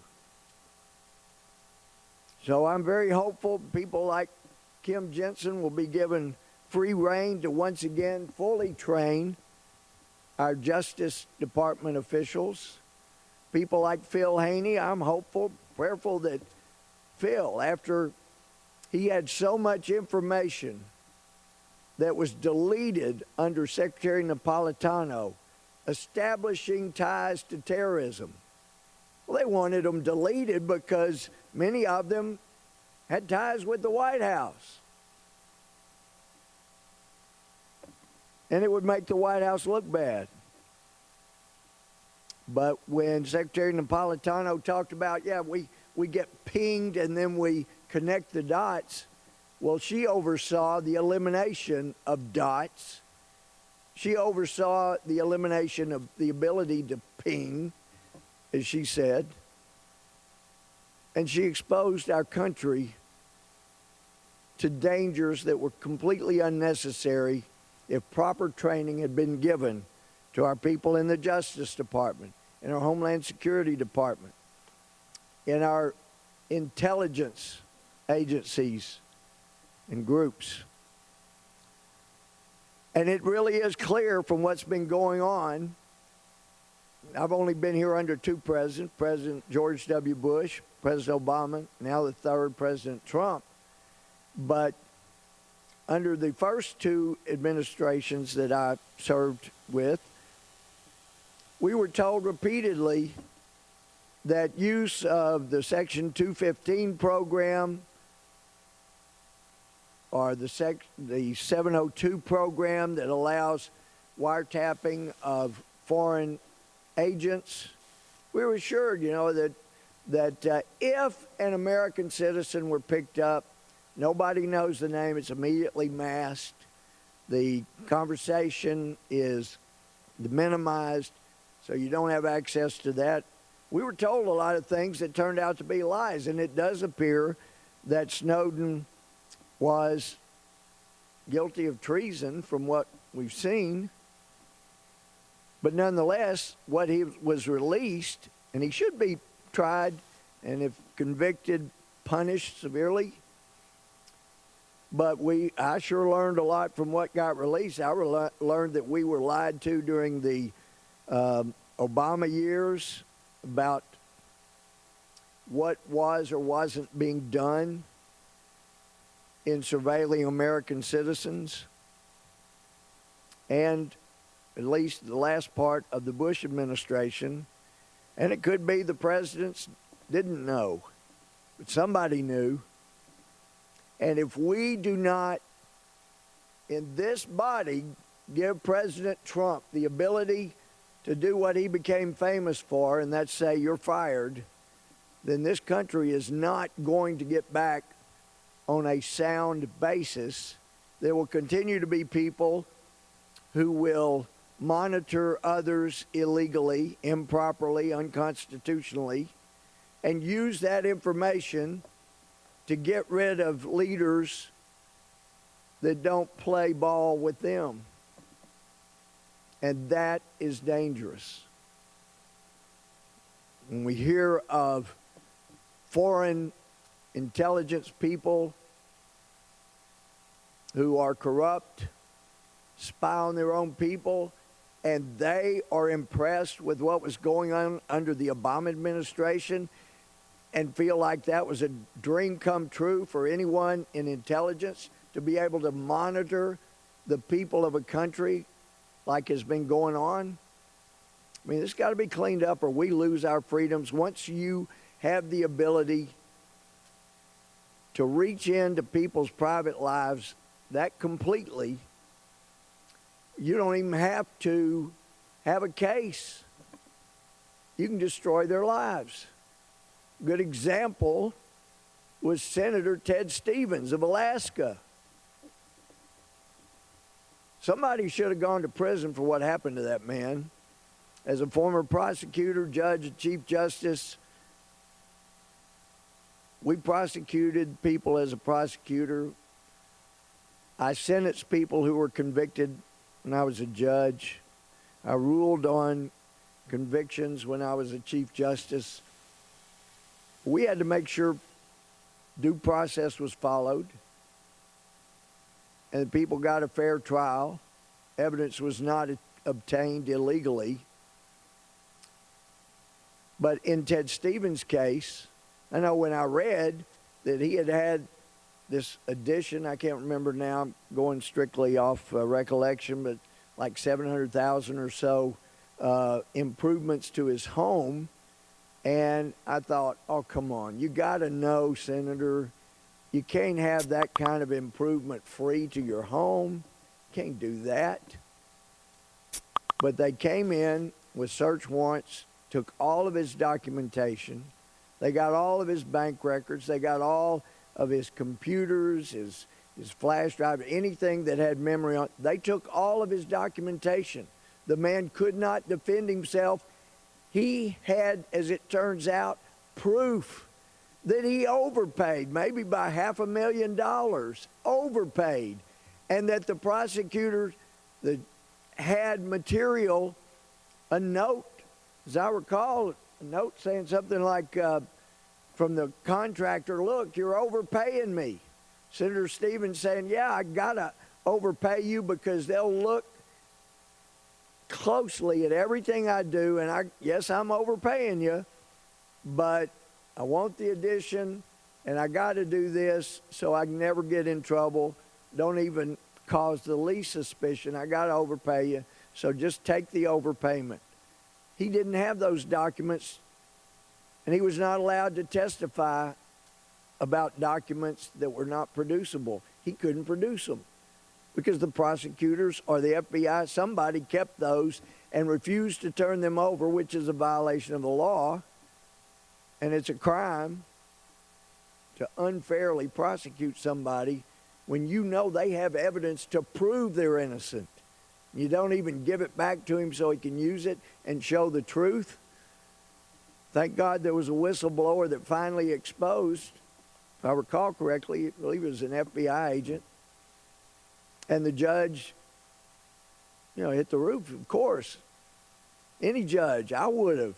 You deceived us? You caused this prosecution, had the trial right before the election so he would lose. You changed the election. You talk about the Russians, for heaven's sake.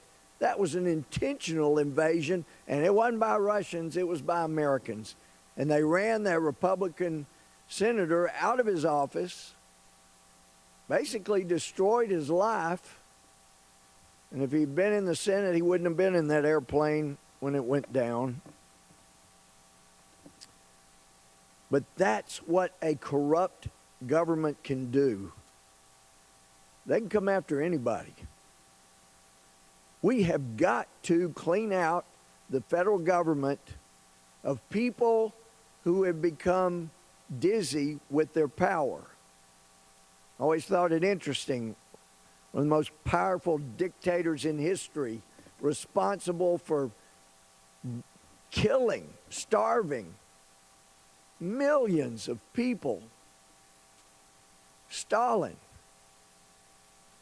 One of his quotes was, with power, dizziness.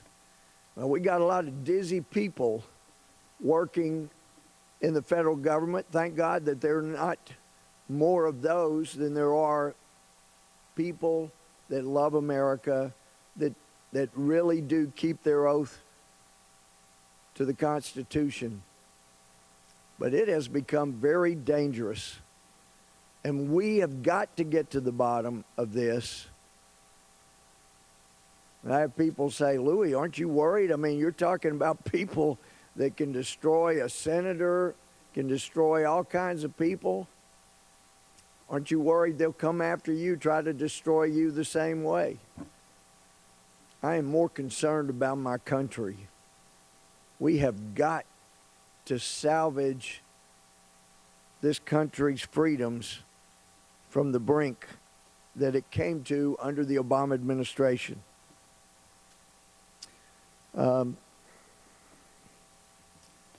Then we have a report, March 6, Paul Bedard, Washington Examiner. 300 refugees were probed as terrorists in a bid to bolster President Trump's new executive order suspending travelers from 6 nations in the U.S. into the U.S. Federal law enforcement officials revealed they are investigating 300 refugees for terrorist ties. While U.S. officials would not provide details on the FBI investigations, they did say they are refugees, quote, who either infiltrated with hostile intent or radicalized, unquote, since coming to the United States. So these investigations are ongoing, and I heard yet again this week, a number of times, some of my friends across the aisle would say, look, these refugees are not a problem. They're vetted for 2 years. We don't have to worry about them. Yes, we do. We've already seen people that came in as refugees, people that were granted asylum. A couple of them, I believe there was Tennessee or Kentucky, where they got asylum. They had not bothered to check or notice that their fingerprints were on IEDs that were set up to kill Americans. So this 2-year vetting, where always, oh, no, it's a long, tedious process to make sure they're okay. Well, I found out this week from an official with Homeland Security who said he wanted to know just how thorough the 2-year investigation and vetting was by the UN. Because he knew Homeland Security didn't do 2 years of vetting on these refugees. And of course, the judges, don't know, sick them from come here out in the Ninth Circuit, think they have the right under the Constitution to be dictators, and for them, without proper knowledge of what is and isn't a threat to this country, to just dismiss orders that the president has the authority to make and just say, they're unconstitutional, even though from their own statements they proved their own ignorance. So we've got refugees coming in. Thank God somebody at the Homeland Security Department wanted to get to the bottom of exactly what occurs during the 2 years that the United Nations Refugee Program does in vetting people. So he went straight to the person in charge of the refugee program at that time. I would like to get a description of the processes of vetting that refugees go through from these countries they allege they're coming from. What all does the UN do to vet these refugees? And the answer came back, well, actually, we don't do any vetting of the refugees. It's a long 2-year process most of the time, as we're trying to convince countries to take these people. Well, we're not spending any of that time looking into their background. The 2 years is what it usually takes to get a country to accept them, to figure out where they're going to go. No, somebody else must do that. We don't worry about that. We're just trying to find a place for them. So, Mr. Speaker, next time you hear somebody say, oh, no, this is a very thorough 2-year process of vetting these refugees to make sure they're not a threat, then I hope it will come to your mind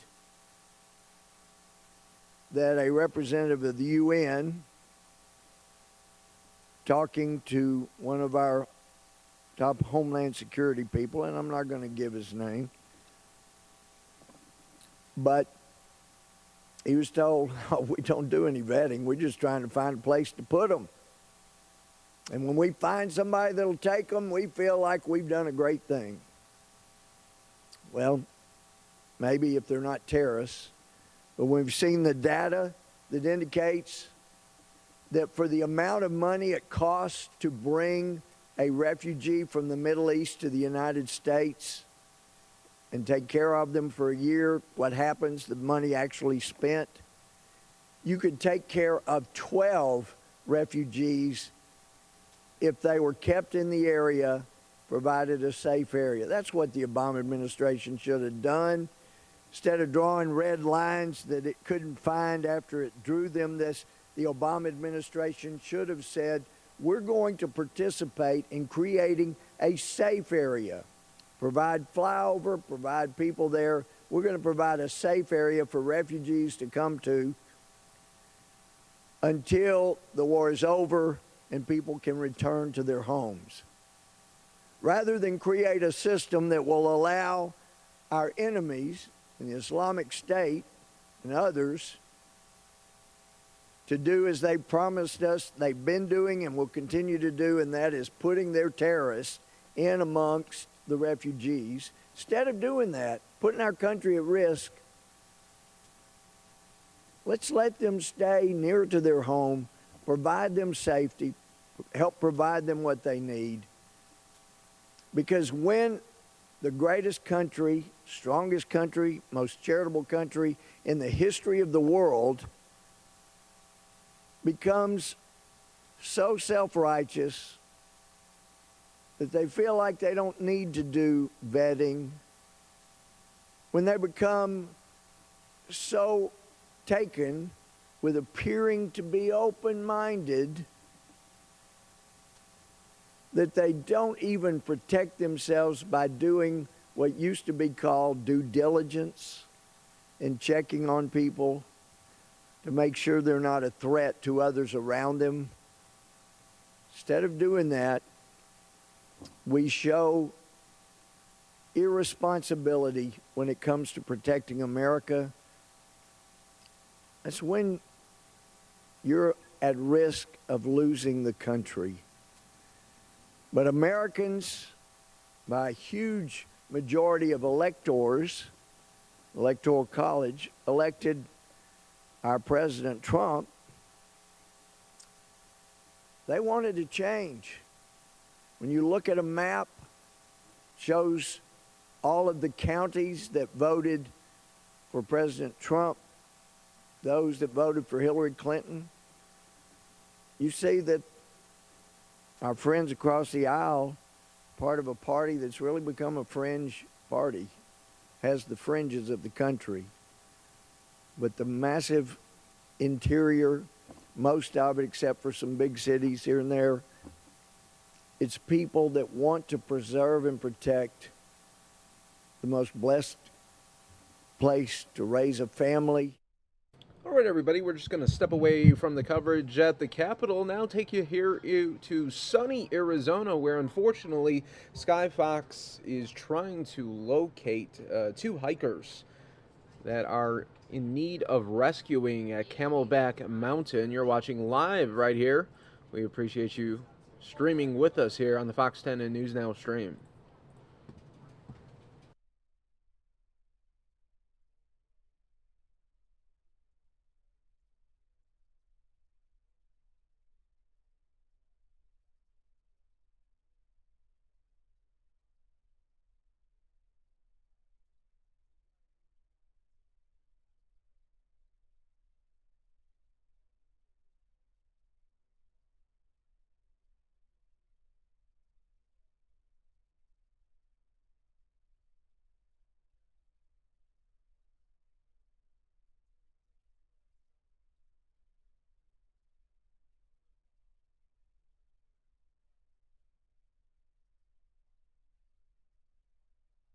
All right, everyone. Welcome to the Fox 10 and News Now stream. And everyone on fox10phoenix.com, you can see here this is Camelback Mountain, and we are hearing that two hikers need some help.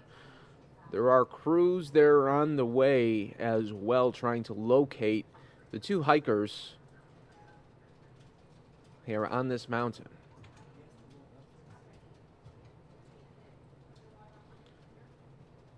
This is a mountain, if you're not familiar with the area here, is quite treacherous at some parts of the hike. So many people use this as a tourist destination. They come into town and they want to try to tackle Camelback Mountain, but a lot of the times we hear that people just don't bring enough water.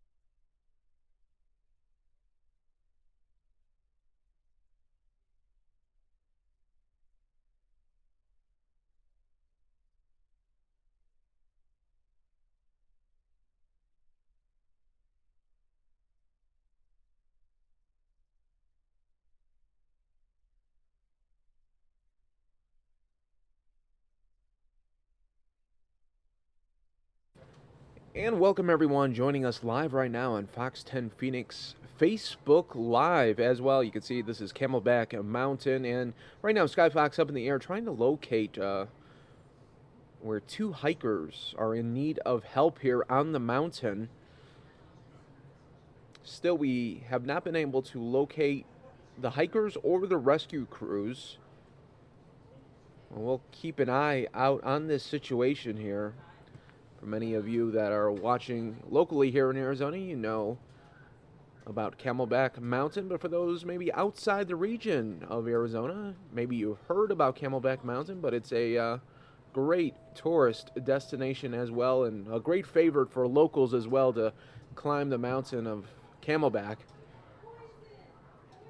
It sits just at the Arcadia area of Phoenix and Scottsdale. And right now we are looking for those two hikers.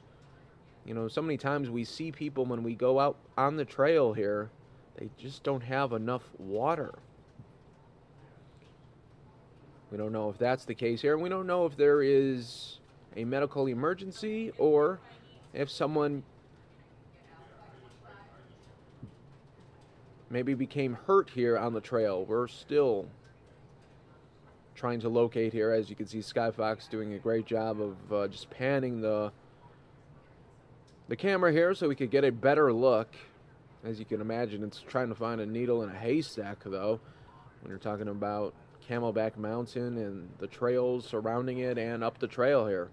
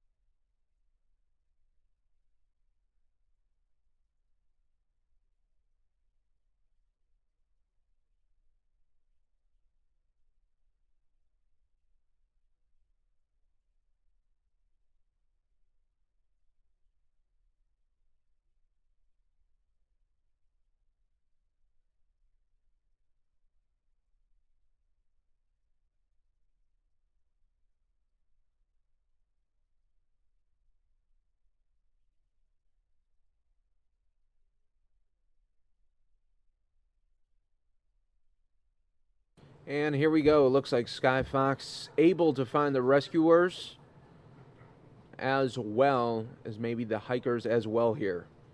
So here we go. Yes, we do have. We have found the hikers and the rescuers here. Welcome to the Fox 10 News Now stream, and everybody joining us live on fox10phoenix.com as well.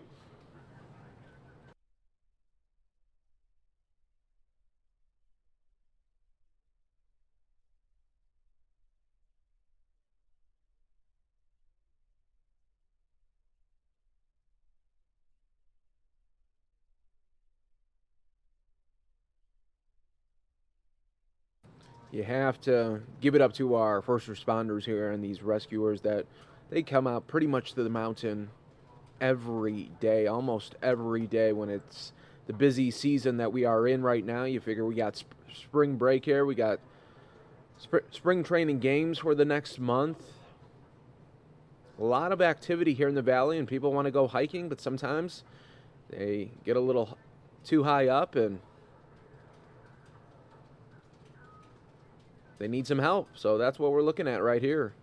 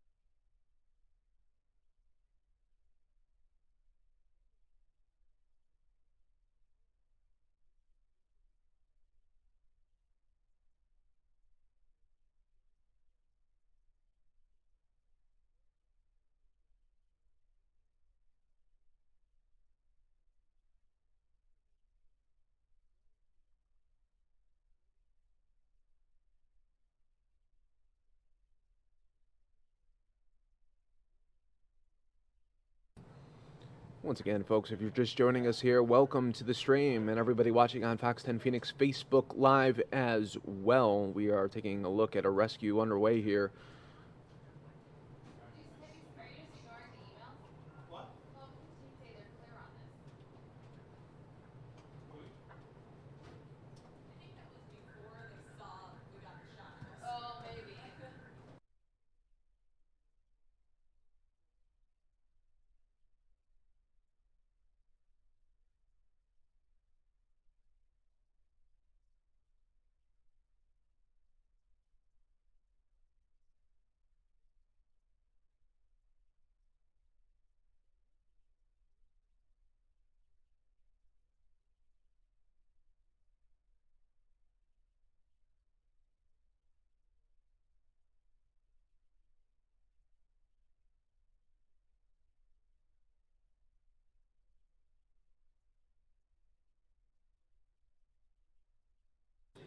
For those of you wondering, this is much different than people just going and hiking. This is someone that was scaling the mountain there, which is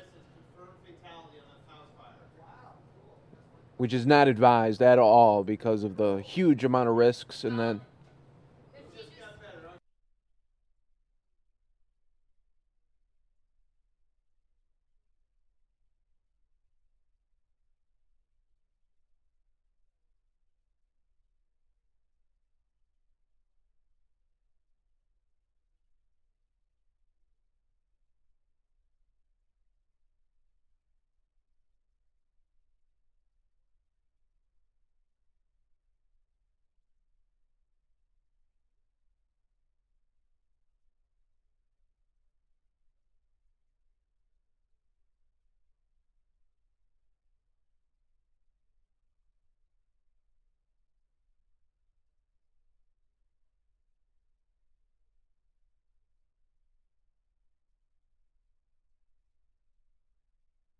thanks to everybody watching worldwide with us here on the Fox 10 and News Now stream. You can see this person tried to scale the mountain here and either became too dehydrated or just didn't have the stamina to keep going here. So we're going to look at a live rescue here as crews trying their best.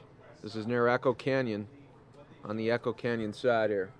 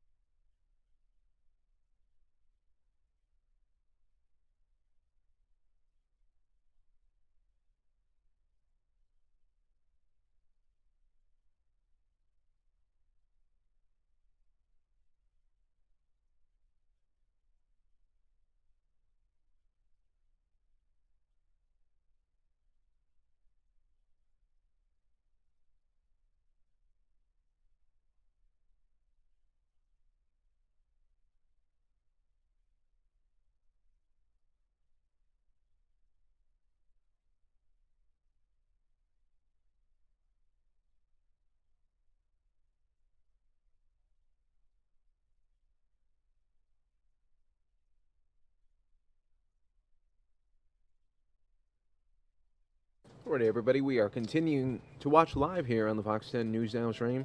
And everybody watching on Fox 10 Phoenix Facebook Live, if you haven't already done so, hit that like button, hit that subscribe button. That way you'll always be in the know when we're covering breaking news for you anywhere across the country. And today this just happens to be right in our own backyard here in Phoenix of a mountain rescue here. You can see the individual there in the orange try to scale the mountain, which is ill-advised, just because you need to be the most professional of pros doing that, and even at that, it is risky, to say the least. I mean, it's risky when you're on the trails, let alone trying to scale the rocks here. So you're looking at a live rescue here. You can see the crews there on the top. We're watching live.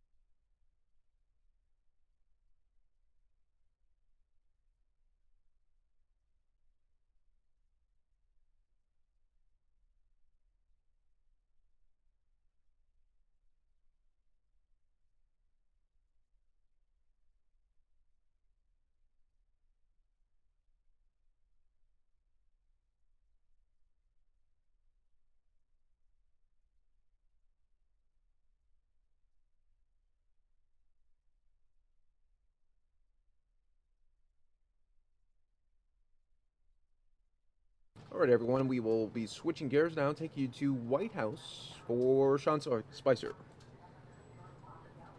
1,000 new jobs, and the unemployment rate ticked down to 4.7%. Notably, we also saw significant growth in the construction, manufacturing, and mining sectors.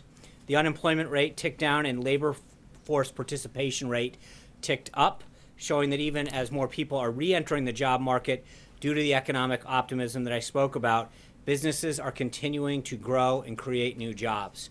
The President looks forward to continuing his work with the private sector to clear roadblocks to key infrastructure projects, withdraw from job-killing trade deals like the Trans-Pacific Partnership, and slash the bureaucratic red tape that makes additional hiring difficult for American businesses. He has taken action to ensure the safety and security of the United States homeland, its borders, and its people. He has proposed great rebuilding of our nation's military, following a full review of our military readiness, and supported by a $54 billion budget increase. He's implemented new protections to prevent people from coming into our country that seek to do us harm. As a result of the presidential memorandum that he signed on January 28th, the President has received a plan to defeat ISIS designed by the Secretary of Defense and the National Security Team. Just as he has promised during the campaign, he has made enforcing our nation's immigration laws a top priority, signing executive orders that start work on a southern border wall, that enhance the public safety of Americans through ordering the strong enforcement of immigration laws that are already on the books, halting funding to jurisdictions in the United States that don't comply with federal immigration rules, and directing the Department of Homeland Security to hire a combined 15,000 new officers and agents to support the system and protect the nation. He's outlined an aggressive legislative agenda that includes tax reform that brings relief to small business and the middle class, a massive commitment to infrastructure investment that will generate jobs and rebuild our nation, and repealing and replacing Obamacare. In fact, just this week, he began working with Congress directly on repealing the worst parts of Obamacare and replacing it with the American Health Care Act. And this particular legislation is just one prong in the President's comprehensive approach to reforming our health care system. The administration is also taking additional steps to stabilize health insurance markets and start bringing down costs for the millions of Americans that have been affected by Obamacare, such as stabilizing insurance markets through regulatory reform, including the ability to purchase insurance across state lines, providing individuals and families with access to lower cost options by loosening the restrictions on the financial structure of plans offered through the Obamacare exchanges. And finally, the President's committed to working with Congress on additional legislation that won't be subject to the budget reconciliation process, that will allow the purchase of health insurance across state lines, that will streamline the process of the FDA to bring down the cost of critical medicine, to allow for the expansion of health savings accounts, to allow more Americans to use their funds for more healthcare-related costs, and so much more. There's a one-page fact sheet that lays out the three prongs of the President's plan to repeal and replace. All Americans can see that one-pager that's available at whitehouse.gov, repeal and replace. Feel free to download it and share it this weekend. This administration's already looking forward to all that we've been planning to accomplish in the days and weeks ahead. You should have a document outlining in each of your email boxes of the President's major actions during these 51st days. We've made it available to the public as well at whitehouse.gov. In terms of the schedule for his 50th day in office, the President will be having a series of meetings and calls, moving even further along on some of the most significant campaign promises that he made to the American people. After receiving his daily intelligence briefing this morning, the President led a health care discussion with key House committee chairs. The President thanked and congratulated the chairs on successfully ushering the American Health Care Act through the first phase of the legislative process. He noted that he was pleased to see the bill pass through both committees, the Energy and Commerce Committee and the Ways and Means Committee, with unanimous Republican support. They discussed working together on additional legislation to further work towards turning health care into a system that works for every individual and family and business. Together, the President and Republicans in Congress will act decisively to keep their promise to the American people. In attendance at the meeting, including the Vice President, were Congresswoman Black, the Chair of the House Budget Committee, Congressman Brady, the Chair of the House Ways and Means Committee, Congressman Walden, the Chair of the House Energy and Commerce Committee, Congresswoman Fox, the chairman of the House Education and Workforce Committee, and Chairman Goodlatte of the Judiciary Committee. In addition to this Hill outreach, senior officials at the Department of Health and Human Services have met with the American Medical Association to discuss the bill and will be meeting with additional stakeholders in the coming days. The President is committed to making the system better, and that includes making sure his team hears feedback from all interested groups in pursuit of a more affordable and accessible health care. This afternoon, the President had a call with President Abbas of the Palestinian Authority. We'll have a readout of that call soon. The President had lunch with Secretary of State Tillerson, and this afternoon the President will meet with Secretary of Housing and Urban Development, Dr. Ben Carson. He looks forward to discussing HUD's mission to create strong, sustainable, and inclusive communities with quality, affordable housing, especially the ways in which we can partner with the private sector to come up with innovative solutions to turn our public housing system around and empower our struggling communities. Looking ahead to the weekend, the President will spend this weekend here at the White House in a series of meetings with his team. The Vice President's office has already announced the details of his trip to Louisville, Kentucky, where he will participate in listening sessions with small businesses and job creators throughout the community, and then, joined by Governor Bevin, will hear from local small businesses. The Vice President will discuss the President's economic agenda, especially the repeal and replacement aspects of Obamacare and how it will reduce the burden on small businesses.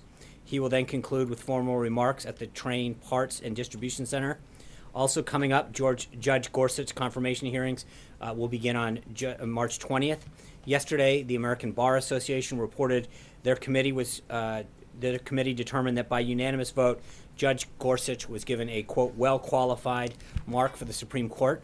The President looks forward to seeing Judge Gorsuch receive a speedy and fair hearing and an up-and-down vote on the Senate floor. Finally, the President's weekly address is out. It discusses Women's History Month and his plans to repeal and replace Obamacare. It aired this morning on Facebook Live. It is now available to watch on YouTube and whitehouse.gov. Obviously, I encourage everyone to go check it out. And with that, I'd be glad to take your questions. John Roberts. I was going to say, your pen's upside down. John Roberts always helping with the fashion tips. But it's still upside down. Thank you. I appreciate that. Thank you. No, there's no promos. John, now on to your questions.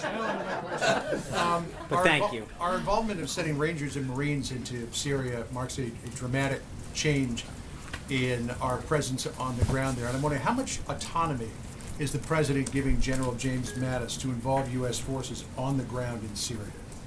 A U.S. Marine artillery unit and a team of Rangers have recently been positioned in Syria to provide a combined joint task force operation, Inherent Resolve.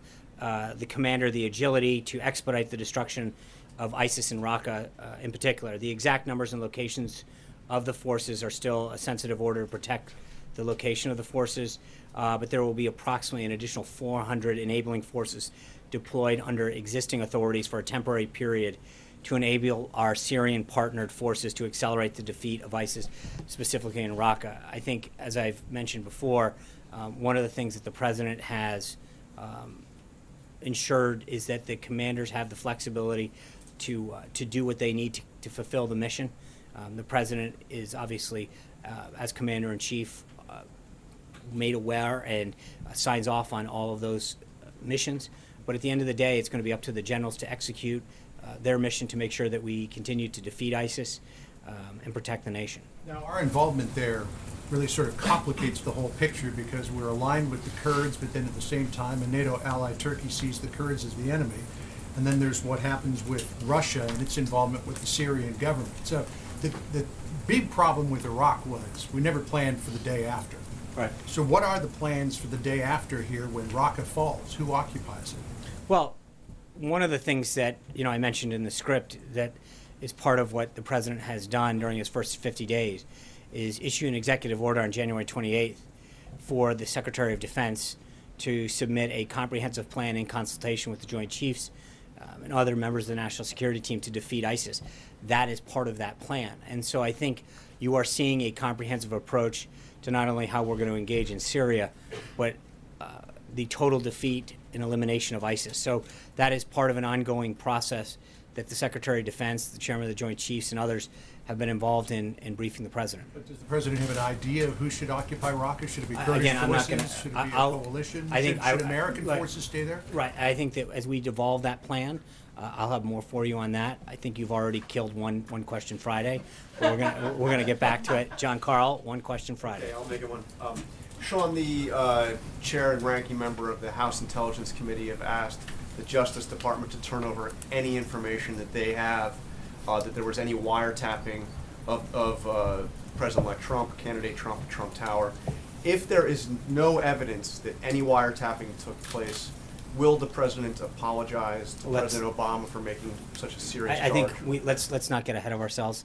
I think it's important to see where that goes, and I don't want to prejudge their work at this time. Jim. But if there's no evidence, I mean, what's he? But I think you're asking, well, what if there's evidence? Then I'm not going to get into a series of hypotheticals prejudging the outcome of a report or an investigation that hasn't occurred yet. I think once that's done, we'll respond appropriately. Jim. Thank you, Sean. Senator Cory Gardner was reported by Politico yesterday to have said he doesn't believe that a $14 billion wall along the Mexican border is the best way to provide border security. Does the White House see support for the border wall weakening in Congress? The president was very clear. That was something that he campaigned on and promised the American people as an effort to both protect our national security and our economic security. And he's going to fulfill that pledge. He's already started to work with the Department of Homeland Security on both the plans and the funding mechanism, and the bidding and the RFP process will roll out slowly, or shortly, I should say. But that's a pledge that he intends to maintain. John Bennett. Action on the Hill, of course, with healthcare lately, but April 28th is right around the corner. Government funding expires. Given that during the transition period, you guys asked for a short-term CR so you could weigh in once you were in office, what's the White House doing right now to avoid a shutdown? I talked to some sources, they couldn't point to specific talks. So what's the state of play there? Well, Director Mulvaney is going to release his budget on the 16th. That's the first step in working with them to get the budget under control. We're approaching $20 trillion of our debt, and I think we need to get spending under control. And so part of funding the government goes hand in hand with keeping a track of what we're spending on and how we're spending on and what our priorities are. We've begun that pass-back process that we talked about internally within the executive branch. Director Mulvaney has had several conversations with members on the Hill on both sides, and he's going to continue to have them. I know the Vice President has been actively engaged as well. But to your question, I mean, that's part of the process. We need to release a budget first about what our priorities are for the coming fiscal year, and then make sure that we do what we can going forward. But this goes hand in hand with that. Would be to finish out the current fiscal I understand. year. So right, you're talking. That's fiscal year 17, but I think they go hand in hand. I think you need to close out FY17, and then I think our budget lays out where we want to go in FY18. And I think once we have a handle on FY18, we can start to backfill 17. ask, do you want cuts for the rest of 17? I'm not going to. I appreciate we're not having that discussion here. John Gizzi. Yeah. Thank you, Sean. And I will honor the one question Friday. Thank you. The President has said in the past that he welcomes compromise and is very open to compromise on the immigration legislation that's coming up. This morning, when she spoke at the Christian Science Monitor press breakfast, Minority Leader Nancy Pelosi said that she would like to see the comprehensive immigration package that passed the Senate but was stopped in the House brought back. And that was her version of a compromise on immigration. What's the administration's position on what former Speaker and Minority Leader... I think you're referring to the Gang of Eight bill, correct? That's correct. I think the President's been very clear during the campaign trail that that's not a bill that he supports. But he looks forward to engaging with members to find a way forward to fix our broken immigration system. That bill in particular, I think, is a non-starter. It was a non-starter when it came out the first time. I think it continues to be a non-starter, but the President recognizes that the system is broken and that he wants to work with Congress to fix it. Hunter. Thank you, Sean. Does the White House believe there's such a thing as the deep state that's actively working to undermine the President? Well, I think that there's no question when you have 8 years of one party in office that there are people who stay in government or affiliated with, joined and continue to espouse the agenda of the previous administration. So I don't think it should come as any surprise that there are people that burrowed into government during 8 years of the last administration and may have believed in that agenda and want to continue to seek it. I don't think that should come as a surprise to anyone. Will the director of the CIA or the DNI have a presidential mandate to seek these people out and fire them or purge them from the government? Think the CIA does not. That's not part of the CIA's mandate under any circumstances. So no on that one. Blake. Sean, thanks. The DNC just put out a statement a little while ago saying it is President Obama who deserves the credit for the February jobs numbers. I'm sure they did. My question to you, how much do you feel that President Trump should be credited for that, and how would you characterize the economy that President Trump was handed over by President Obama? Well, look, numbers are going to go up and down. We recognize that. But I think there's no question when you look at the CEOs that hire people and the CEOs that have talked about the investment that they want to make in America, you can look back over the last several administrations. I don't believe I've ever seen the number of CEOs and businesses come out and talk about investments and continuing investments and the expansion of investments or hiring based on the vision and agenda of an administration the way they have in this one. And so it's not just a question of what we believe.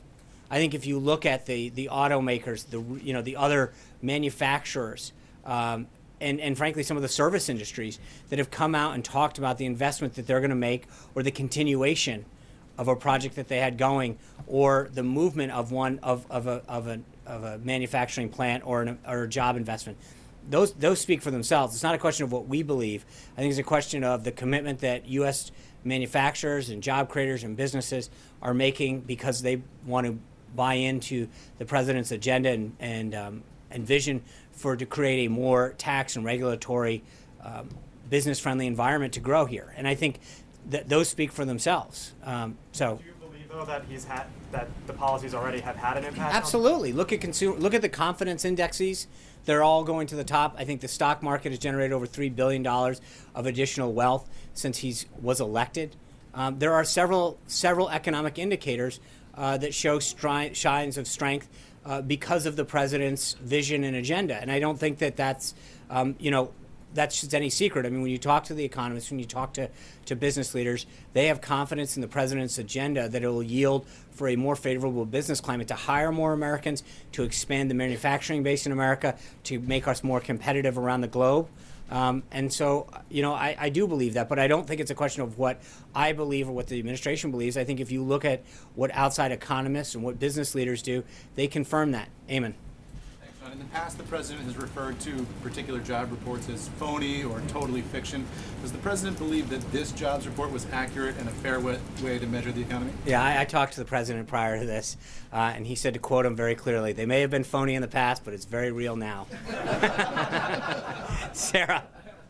Thanks, John. Could you clear up what appears to be some tension between what you said yesterday about when the administration or the president was made aware of General Flynn's foreign lobbying ties and the AP reporting today that the transition team was informed of Flynn's potential need to register?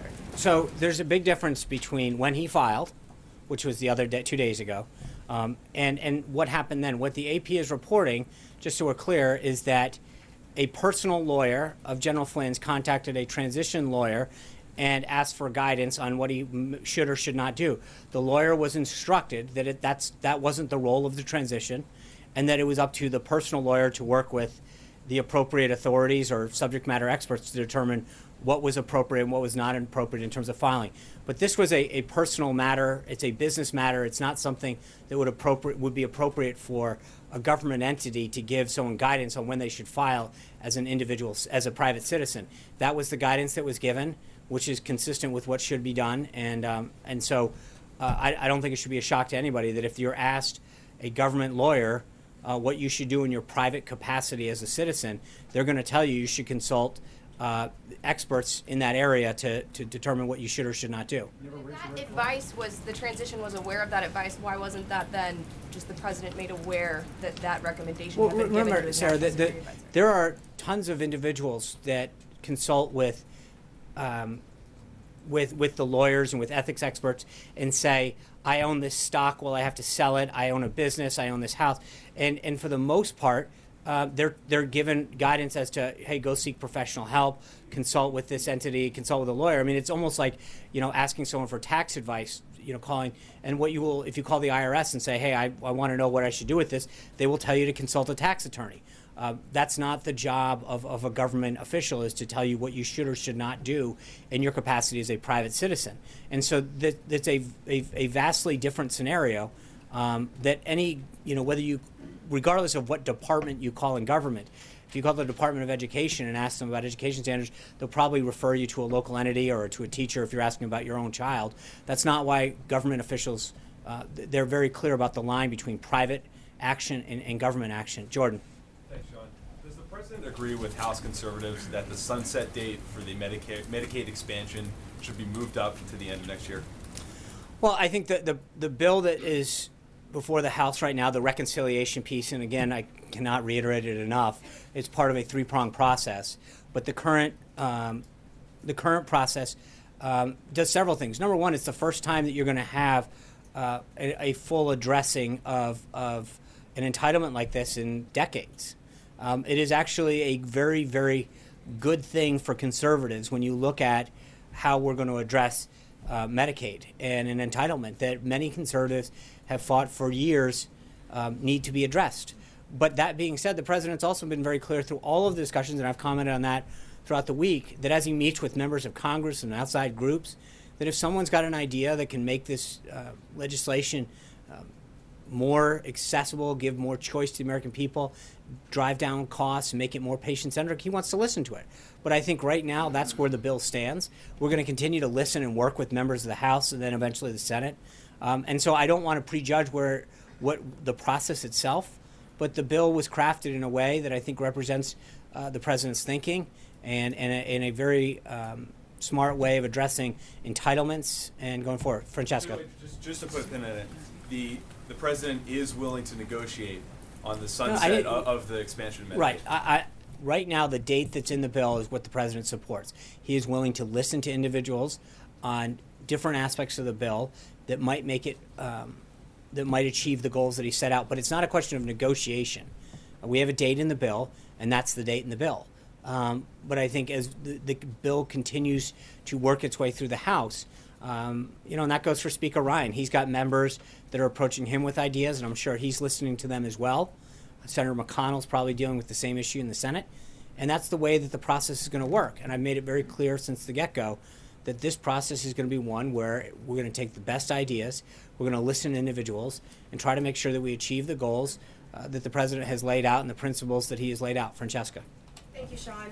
Piggybacking off John, at a breakfast this morning, the same one he referenced, Nancy Pelosi also said it couldn't possibly be true of the President's allegations against the former President because that is not how our system works. She also said Obama would not do that, and it would be a waste of time for the House Intelligence Committee to investigate that allegation. Does the White House have any evidence to refute House Minority Leader and former Speaker Pelosi's claim? And could you explain why the President hasn't asked the FBI chief about this directly?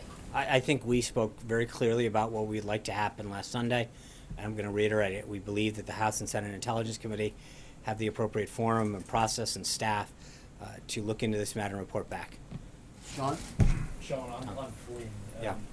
Can you see that the President was informed at all about this arrangement?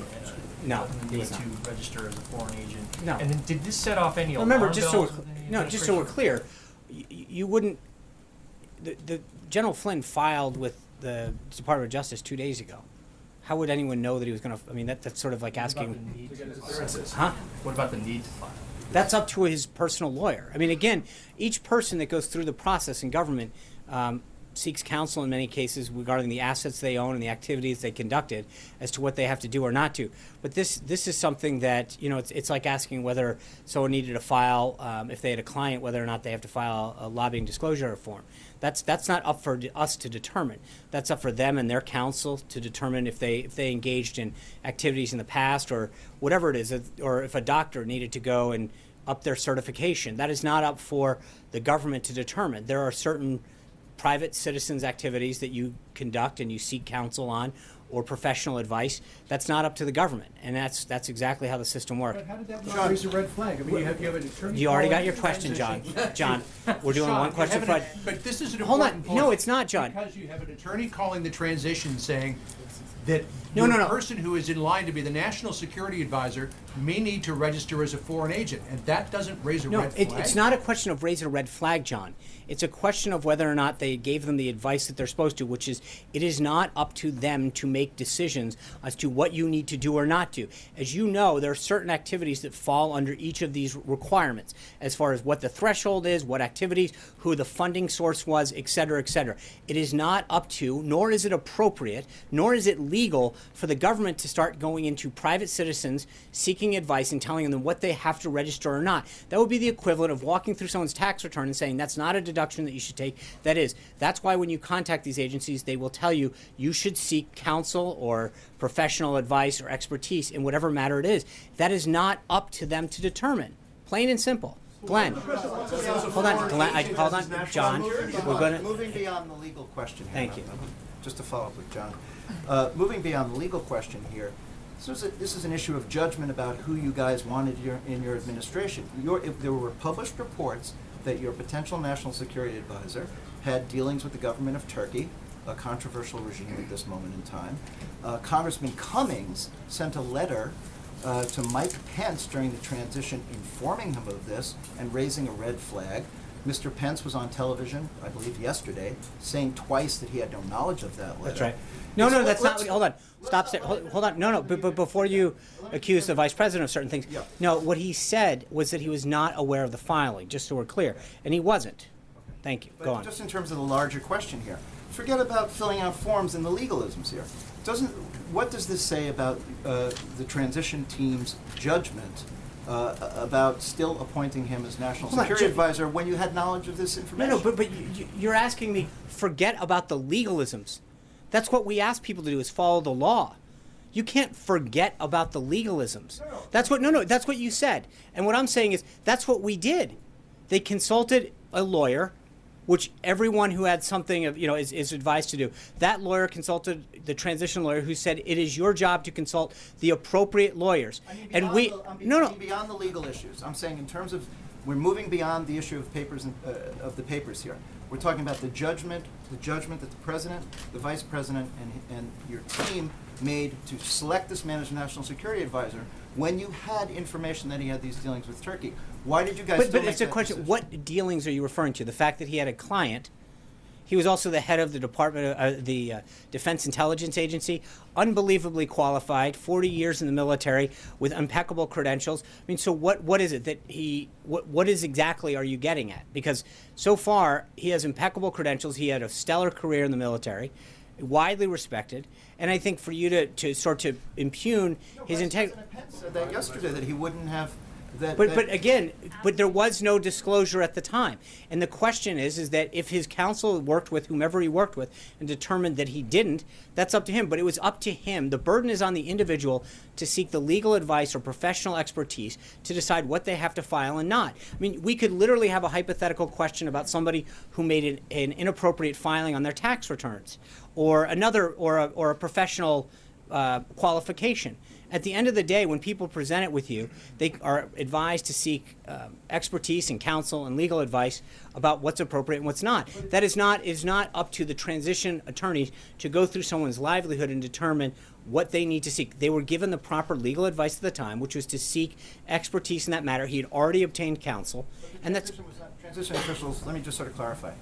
The transition officials were not overly concerned by his relationship. That's not a question of overly concerned, Glenn. The question is, did they provide him the avenue that they were supposed to, which is, did they tell him to seek counsel? And they did. And that's what's supposed to happen. That's it, plain and simple. Yes. Sean and Simple, I guess the question for you very simply would be then right now, does this raise concerns that there may be other members of this administration or other members that served in the transition that were or are currently lobbying on behalf of foreign governments right now that may be advising the President of the United States? No, look, I think we trust people to fill out the appropriate forms that they need to. And in this case, and the President acted accordingly back in the thing, and he made the right call then. He may have been taking actions, though. He may have been But made the Peter, right like, you're asking me, can we, I mean, this is, look, this is like saying, can you tell me that that the executives at NBC News have gone through every single person's and reporter's background?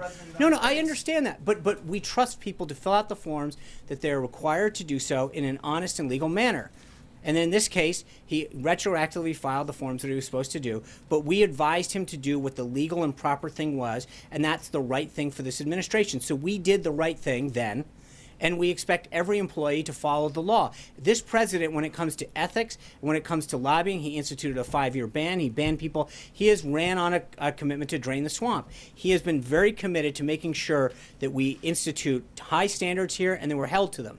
And so at the end of the day, when he found out that General Flynn had betrayed the trust of the vice president back in the day, he let him go. The president has high standards for everyone that works in this administration. So the answer to your question is, if somebody does something that is not in keeping with the president's standards that he set for every single person in the administration, they will be let go. So do you have full faith in all those people that are advising the president right now? I believe that everybody has done what has legally been required of them, but I can't tell you that every single person has done everything. I can tell you the president has made clear to every person in this administration, you are expected to live up to the high standards that he has set for them, and that if you don't, you will be dismissed. Sean, for the removal of the South Korea's president, what's the reaction of the White House to it? And also, we know that there will be a presidential election very soon in the South Korea, and we know several leading candidates. They prefer less confrontation with DPRK and also oppose the deployment of a THAAD system. Does the White House look into the impact of the election might bring? Well, I believe they have to have an election within 60 days. There's an acting president who we have strong relationships with, and we will continue to work with South Korea. They are both an ally and a friend in the region. This is obviously an issue that we continue to keep up with on the developments there. It's a domestic issue in which the United States takes no position in the outcome of that election. It's up to the Korean people and their democratic institutions to determine the future of their country. The United States continues to be a steadfast ally, friend, and partner to the Republic of Korea, and that's it. Obviously, you guys were excited by the job report, but maybe a little too excited. Both you and the president tweeting within an hour of the jobs data coming out, which is a violation of federal rules. So I'm wondering, I guess, both if there is counseling in viewing the president's future, but also what you say generally to critics who say the risk of doing this is politicizing what should be kind of nonpartisan by the books. No, what I understand is that rule was instituted to deal with market fluctuations. I could be wrong, but I believe that's why it was instituted.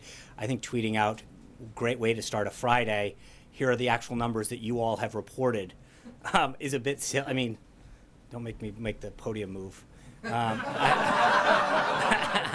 I mean, honest to God, like every reporter here reported out that we had 235,000 jobs, 4.7.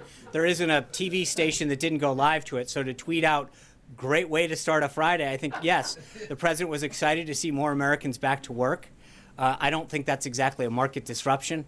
I think that there's a lot of excitement in this country when we look at the policies that the president has instituted to help put more Americans back to work. So, I mean, I understand the rule, but let's... Sure, the Obama White House, for instance, went out of their way not to comment in that hour-long period. They would rearrange the president's schedule around it. I mean, it was something that they... I get it. And I think there's a difference... Going forward, yeah. It's not about commenting. I think it's one thing to give analysis and whatever, literally tweeting out great news. I think, yes, we're excited that when the president and the rest of the team saw the news this morning, as reported on every television station, Twitter, the internet, and every major news site in the country and around the world, we were excited to see so many Americans back to work. So I apologize if we were a little excited, and we're so glad to see so many fellow Americans back to work. But that's Ashley. The Vice President in November did lay out that General Flynn was being paid to lobby for Turkish interests during the campaign. Why did that not raise a flag? It's not a question of raising a flag. Remember, I think we keep forgetting something. His attorney then went to a transition attorney who was told, you need to seek counsel on this and get further guidance. That's the job. It's not a question of raised flags. It's not for us to adjudicate whether or not someone needs to file under the Lobbying Disclosure Act, the FAR Registration Act. That's not the job of a transition attorney. It's to tell them to seek additional counsel or to explain to them where to find that information, not to tell them what to do or not to do. But I'm asking about the Vice President specifically, not saying you should go to this attorney or giving legal advice, but why, when this information was brought to the Vice President's attention, didn't he raise questions, bring it to the President, look into it further? Because I think it's fairly simple to say, why didn't this occur? We're going through several people. The answer is, did they seek the appropriate professional advice and counsel? And they did, and that's the answer. Alexis. I have a healthcare question for you. Oh, good. Aren't you relieved? Makes me feel better. Would the President be willing to sign legislation? Is he flexible about the refundable tax credit portion of the House bill? Would he be willing to sign legislation that avoided that particular provision? Because, as you know, conservatives are concerned that that's an additional entitlement.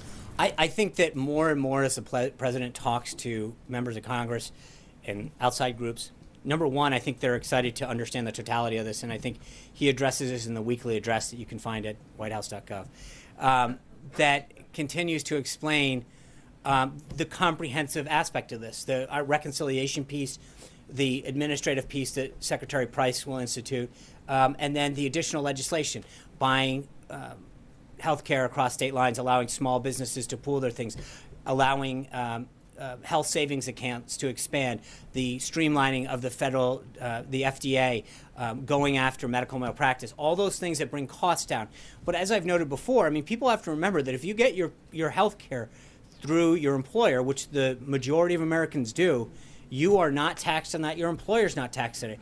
It is fairly inadequate and unbalanced for small business owners, ranchers, and farmers, sole proprietors, to have to face a disproportionate tax burden because they're not a big employer. I think this is something that conservatives should be embracing, and I think the more that they understand the comprehensive nature of this, they are beginning to support more.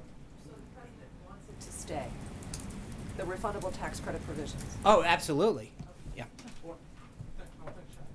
Yes, there were 54 House Republicans that wrote a letter to the White House asking about why IRS Commissioner John Koskinen is still in his job. Would you have any response to that? I don't. I'd refer you to the Department of Treasury on that. Yeah. Thank you, Sean. The other day, the president tweeted that for the past 8 years during the Obama presidency, Russia, quote, ran over the United States and, in particular, picked off Crimea and added missiles, which the president described in his tweet as weak. Given that he seems to be focused on Crimea, at least as far as his tweet is concerned, will the president use the authority and funding granted him in the NDAA to send lethal defensive weapons to Ukraine, as has been called for by the House and Senate Armed Services Committee chairmen, and was in both party platforms, although the Republican language was watered down? And if he's not going to, I did ask you this about several weeks ago when Senator McCain sent a letter asking for this, if the president doesn't want to do it, is that because he would rather focus his efforts with Russia on partnering to try to defeat ISIS? Well, I think Ambassador Haley's noted at the UN that any attempt to undermine sanctions that currently exist because of the annexation of Crimea will remain in place until that issue is resolved. I'm not going to. The president, when it comes to his overall negotiating strategy, has made it very clear in a variety of circumstances that his philosophy is not one that says, I'm going to tell you what I'm going to do. He holds his cards close to his vest to maximize his negotiating strategy. Why would sending weapons to Ukraine have I'm not anything going to do with sanctions? Right, I'm not going to get into the president's negotiating strategy. I will tell you that as he continues to engage with the president of Russia and Secretary Tillerson, we're not right. Brian, it's your birthday. You got a question. Going back to my staff, we've got about several dozen emails. We talked to congressmen this morning. We're getting these emails saying, if you're going to repeal and replace Obamacare, why not give everybody what Congress and senators get? Can you address that since Congress won't? Well, I think part of what we're trying to do, someone asked the other day about federal benefits. Right now, a third of the counties around our country have one provider. That's not choice. I think the president understands that very clearly, and that's frankly why he's pushing the American healthcare state. Why we're doing this is that so many Americans have no choice, and that he wants there to be greater choice and lower cost. By doing the stuff that we're doing, especially the third prong of this, allowing competition over state lines, taking the government mandates away from what they have to include, that's really going to institute more choice. There will be more options. If you remember, prior to Obamacare, you could go out on the open market and go from a variety of different options and tailor what you or your family needed based on the conditions that you sought or the deductible that you wanted. And choice dried up with Obamacare. I think that's the point, though, is that if you want more of that kind of a system, then this is the bill and the legislation and the comprehensive approach that you should be supporting. But specifically, the perception that somehow Congress, senators and congressmen get better care than the rest of us. Can you address that? Well, that's what. Yes, I think that's why we're trying to pass it the way we are. We want more choice. We want more competition. We want lower costs. The American people deserve a better healthcare system, and that's what this president is pushing for. Margaret. Sean, did the White House sign off on Secretary Tillerson's decision not to take the press with him on what should be an important trip to Asia and the growing North Korean threat? And what are his marching orders? You've talked a lot about the flexibility the president has given to his generals. What flexibility has he given for diplomatic initiatives to his Secretary of State? As I mentioned at the beginning, the president was having lunch with Secretary Tillerson. I know that the trip was one of the topics of discussion, and so I will try to follow up with that. With respect to the first part of the question, press is being invited to that trip. They're traveling commercially. There is a press logistics component to make sure that they can get everywhere, that they're given access to everything. There's a press conference. You can't possibly go to all three of those cities. That's not. But the answer is the the plane that the secretary is taking doesn't accommodate that. But they have made accommodations for members of the press to cover everything. And I know that. No, we don't get involved in the logistics for every cabinet member's trip. I would advise you to touch base with the secretary, with the State Department on this. But I know that they have made aware of the concerns of some of your colleagues, and they are making accommodations in the future with respect to the size of the plane. But make no mistake about it, there is a logistics component to make sure that the press is welcome throughout the trip and at every stop. And that accommodations are taken care of, and there's logistical support to do that. There'll be a press conference component as well. Would you like, though, public diplomacy and this kind of important diplomatic initiative for this administration to be covered fully going forward? I think it will. I hope it will be covered fully. Reporters allowed to be on the plane with the secretary as they have for many years. And I think that when appropriate, they can. And again, there's a big difference between making sure that we carve out X number of seats and making sure that we have transparency and openness and covering events. They have logistical support for you all to make sure that you have hotels, there's travel support, there's accommodations and filing centers. I mean, at some point, this isn't about blocking anybody. They've gone above and beyond. Not every plane can accommodate every member of the press. But a bigger plane? It's not a question. There's an element of tax. Thank you. I understand that, and there's an element of cost savings at this point that the secretary is trying to achieve.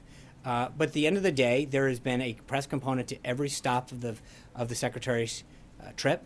He is doing everything he can to logistically support the press who wants to come and cover him, and they are being open to make sure that the secretary is available throughout the trip. Yes.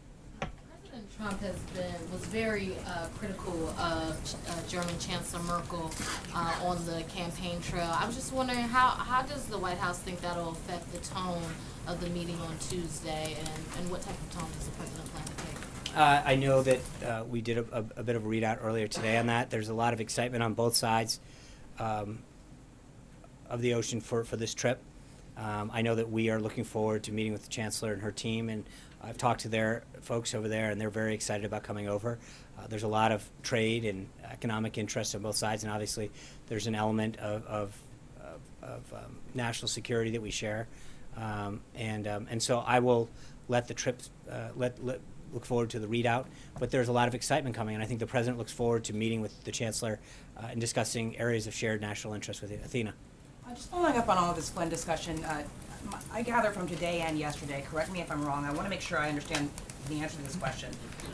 Are you saying the president was not aware that Lieutenant General Michael Flynn was acting as a foreign agent when he appointed him to be National Security Advisor? Correct. Well, and just remember, you wouldn't know that until he filed. He didn't file till 2 days ago, so therefore nobody would have known that because he hadn't filed as a foreign agent until 2 days ago. My understanding is that you filed a lobbying disclosure with Congress in November. Again, that's different than filing a FARA request with the And then one DOJ. more question Well, attached it's to one that. question Friday. It's very much attached to this. All right.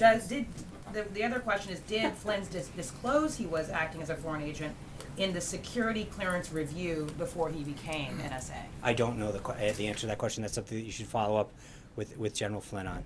April? Sean, I want to go back to numbers.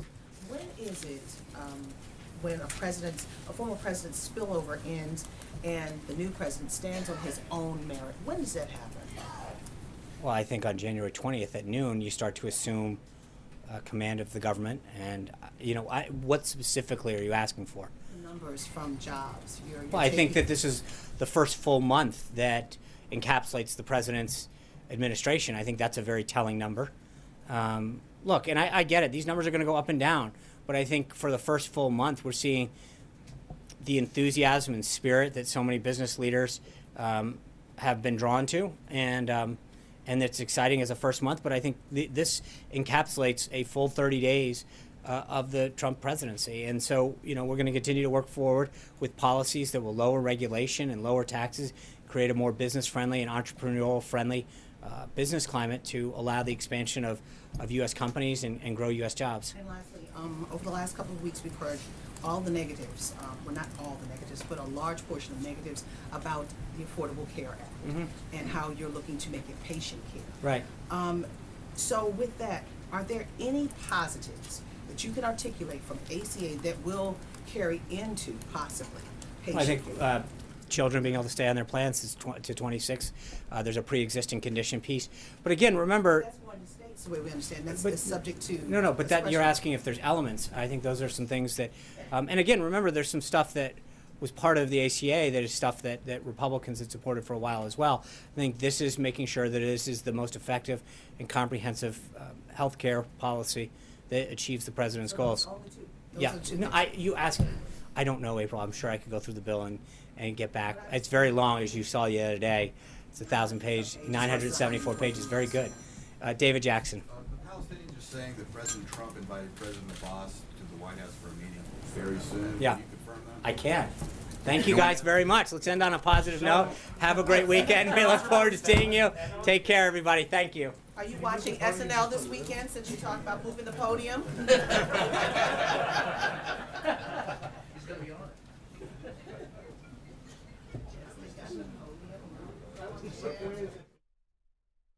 All right, everybody, that was Sean Spicer there, wrapping up the week, wrapping up the day. Hope everyone's having a great day on the Fox 10 News Now stream, part of fox10phoenix.com.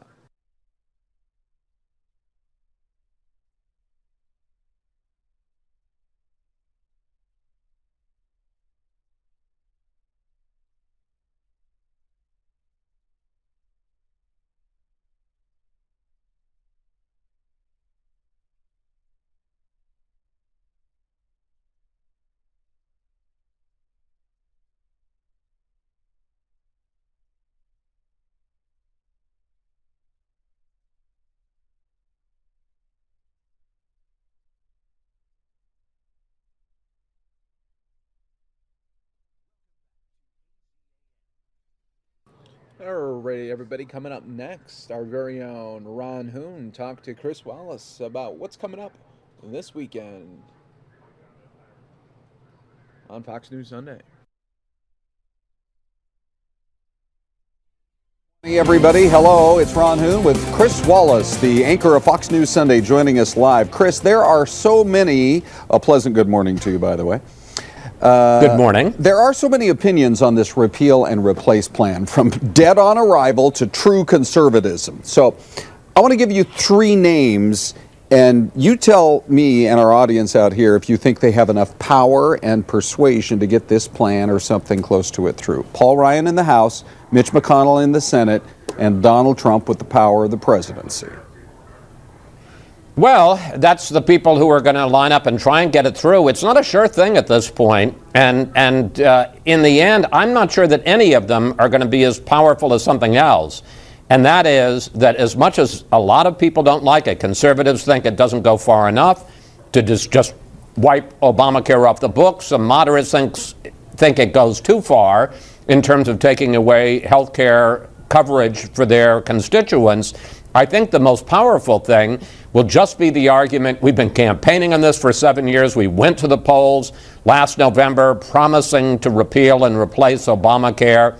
If we don't, it's going to be a political bloodbath. And that may be more important than anything that Ryan, McConnell, or the president say on the merits, just the alternative. Because if you kill this, first of all, it's a huge broken promise to the American people. And second, it really would be a huge setback to this president with his first big legislative initiative. I'm not quite sure where he would go from here. So right now it's the charm offensive, pizza and bowling in the White House last night. But do you foresee a place and a point where it might have to come to some pretty strong level of arm twisting and rather than the carrot, maybe using the stick? And I think that's going to be something that we'll see. You know when you'll know it is if the president travels to some district that he won by a bigger margin than a Republican member of Congress who's opposing it, and he's basically is saying, Congressman so-and-so, we need him to keep his promise and to repeal and replace Obamacare. That's the ultimate stick, is the president going above the head of that congressman's of that congressman to his constituents and saying, I said I was going to get this done, and you got to put pressure on your congressman to do it. He doesn't have to do that for everyone. He does that for a couple, and that'll scare the bejabbers out of everybody else. Interesting. Well, he might want to make plans to book Air Force One to Kentucky if Rand Paul. Anyway, look, let's switch real quick. I'm interested. Well, the vice president, let me just say that the vice president is going there this weekend, so it's not quite the full court press yet. They're not bringing out the big dog, but they're bringing out the number 2 dog. Yeah, it's the half court press. I'm interested to hear from Gary Cohn on your show on Sunday. Not a household name, but a very powerful guy in the White House when it comes to the economy. So that leads me to this. I want to get your take on where you think the president's doing in that category right now. Got a good jobs report this morning, but there's word that his tax cut plans, if they get through, might not be done for another 6 months or longer. Well, yeah. I mean, just for a variety of technical reasons, you got to do Obamacare repeal and replace first before you get to tax reform, which is why if you don't get it through, this could put his whole agenda in jeopardy. And I think it could be well into the the winter of 2017 or over early into next year before they get tax reform done. It's a very ambitious agenda, and all this stuff takes a lot longer than just talking about it at the White House. Gary Cohn, who's going to be our exclusive guest on Sunday, is the chief economic advisor to the president in the White House. He's the domestic equivalent of the national security advisor, and he's former CEO of Goldman Sachs, so he is a tough, smart guy. And we're going to be talking to him about Obamacare repeal and replace, tax reform, as you say, good jobs report, the state of the economy, the budget, which is going to come out this next week, which is going to have a big defense increase, but some very big offsetting domestic cuts. So a lot to talk to him about. And then we're going to talk to Jim Jordan, one of the leaders of the opposition, one of the leaders of the Freedom Caucus, who says that this doesn't go nearly far enough. So you've got a kind of a debate on the show about the benefits and some of the possible problems with Obamacare repeal and replace. Sounds like a solid hour for sure. Chris, we'll look forward to it. We'll talk to you next week here on Fox 10. All right, everyone. Welcome to the Fox 10 News Now stream. I got about 20 more minutes left with you before Mary Kate comes up. We're going to show you the final 10 minutes, though. We didn't get to show you of the GOP leadership team talking about the ACA, or the Affordable Care Act. They're very state by state, because remember, you have some states in the expansion, some states not in the expansion.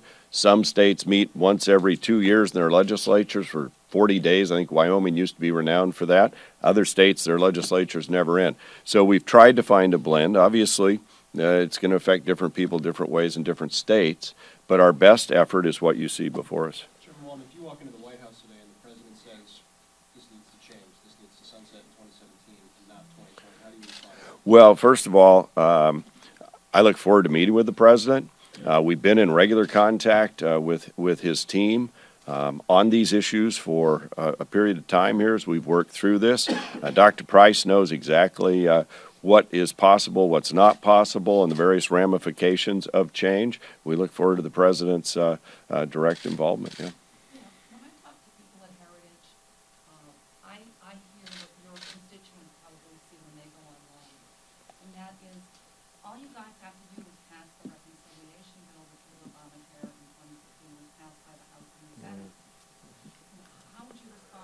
Well, that is our base bill. It's where we started. And now we have the opportunity to do even more. To say we just repealed ignores the entitlement reform opportunity that we've passed now unanimously out of the House Energy and Commerce Committee and out of the Ways and Means Committee that actually restores power to the states, that puts Medicaid on a real budget. And those are, this is a step forward in the conservative cause to get the Washington bureaucracy out of the middle of all the decision making on Medicaid. So they should be embracing what we're doing as we go forward. And if you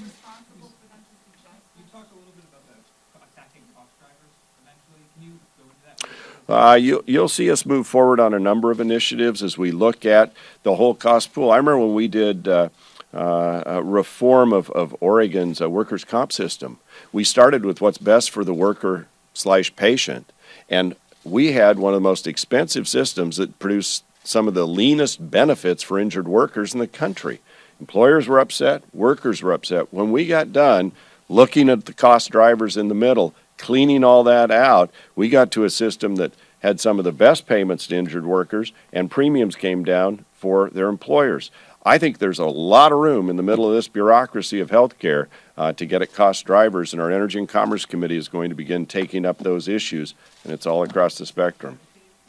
This is going to be across the spectrum because if you're a patient in Hood River, Oregon, you're wondering why things cost what they do, because a lot of times it doesn't add up. And so I was out at Oregon Health Sciences University last Friday, and they told me the new injector for naloxone has gone up 9-fold in the last few months. It's another EpiPen-like deal. We're going to get into it. But if it costs $5,600 to save a patient's life who's dying from opioid abuse, something's gone wrong. This may be a question for Mr. McCarthy, but since you're heading to the White House later, Mr. Chairman, I'll ask you this. Is there any chance that what is clear to your committee, which is the Ways and Means Committee, can look any different when it goes to the floor later? Look, we're in a legislative process. We've got the House, we've got the Senate, the Budget Committee. Their members are empowered with voting cards like our members are, the Rules Committee, and the House floor, and then over to the Senate. So I'm not going to predict what the President's going to tell me. I haven't met with him on this topic. I'm not going to predict what these other committees are going to do. They've given us the flexibility as the people most focused on the policy to put all our brain power and effort and time and energy into getting to the best policy we figured we could get to. And so that's where we're at today. Let's remember this. We just walked through 2 committees.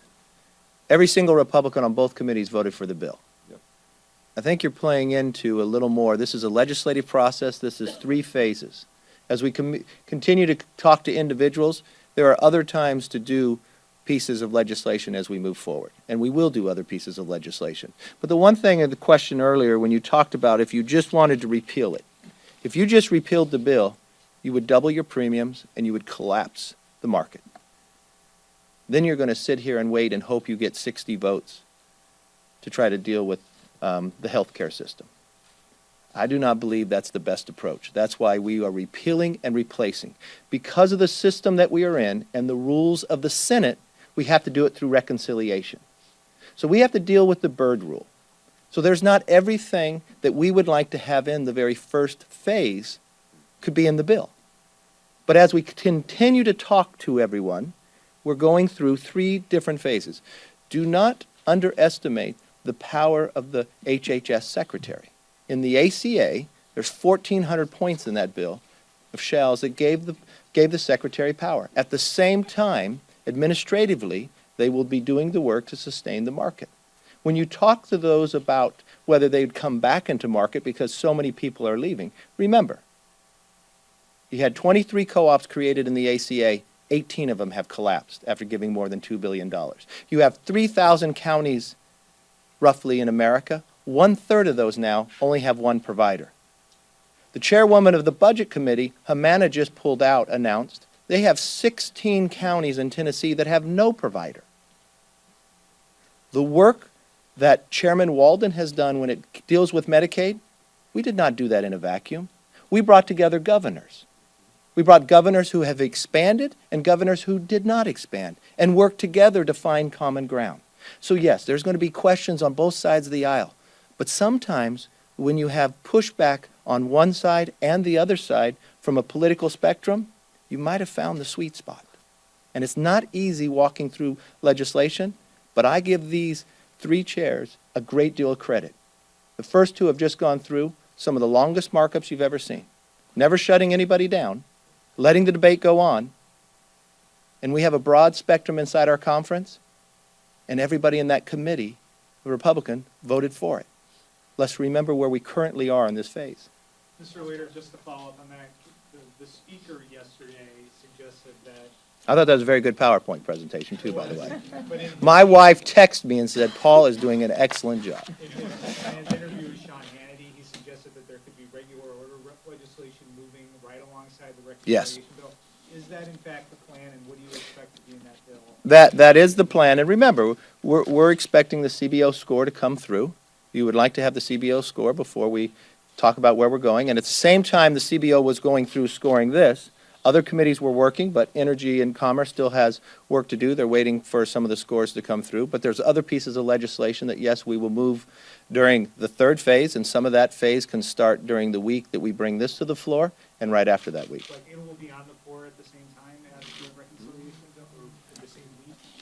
Some bills can be on in the same week, and some bills won't be prepared yet, and some bills will be after. Last question. Is it unhelpful that conservatives are going to the White House and saying, well, why don't we put more stuff in the reconciliation bill that could be burdened out and just go around? I never find it unhelpful that members express themselves. I never find it unhelpful. Let's remember where we are. President Trump endorses this bill. President Trump wants this bill to pass. Why shouldn't the president communicate and listen to members? And if we're going through three different phases, why wouldn't you continue to listen to them? Why wouldn't we continue to work together? I think that's a good form of government of the way of the process that we're doing. We have an open process. And if we're going through three different phases, in that third phase, we can bring up and pass that piece of legislation that other members can feel that it gives them greater support to pass for this one. But what do you think about that idea of going around? I'm sorry, what did you say? What do you think about that idea, though, about going around parliamentarians? That's a Senate question. I would wish that we're still dealing with a Budget Act of 1974. I would love the idea that we could repeal and replace exactly how we would want it. It is unfortunate that in the House we are being contained with all of our ideas based upon a Senate rule and a Byrd rule. I think that's a frustrating part, but we know where we are, and we're not going to sit back because Obamacare is failing. How many more counties have to open up the next day and find that someone has pulled out? Aetna's CEO said this is a death spiral. We have been studying this for 7 years. We've had more than 113 hearings in the past Congresses. We have put before the voters in a better way of what we would do with Obamacare, replacing it. Now is time to act, and that's exactly what these committees did, and that's exactly what the Budget Committee will do next week. Thank you very much.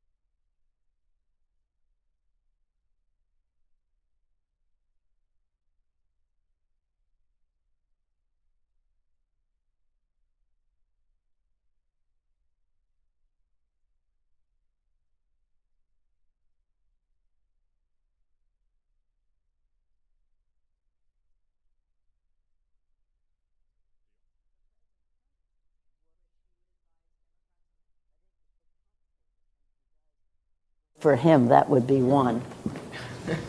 That would be Erica one. Warner of the AP. Yes. Hi, Erica. Are you getting anxious that Republicans will actually succeed in repealing the ACA, given the momentum they seem to have? The public outcry on it is significant in their district. So if they were to approve it, it would be, I think, at a cost to their own constituents. That's the judgment they have to make. But they have the majority, both houses. They have the White House. I just don't know. And I don't think they know. I don't think they know. They talk about all this and that, but I don't think they know.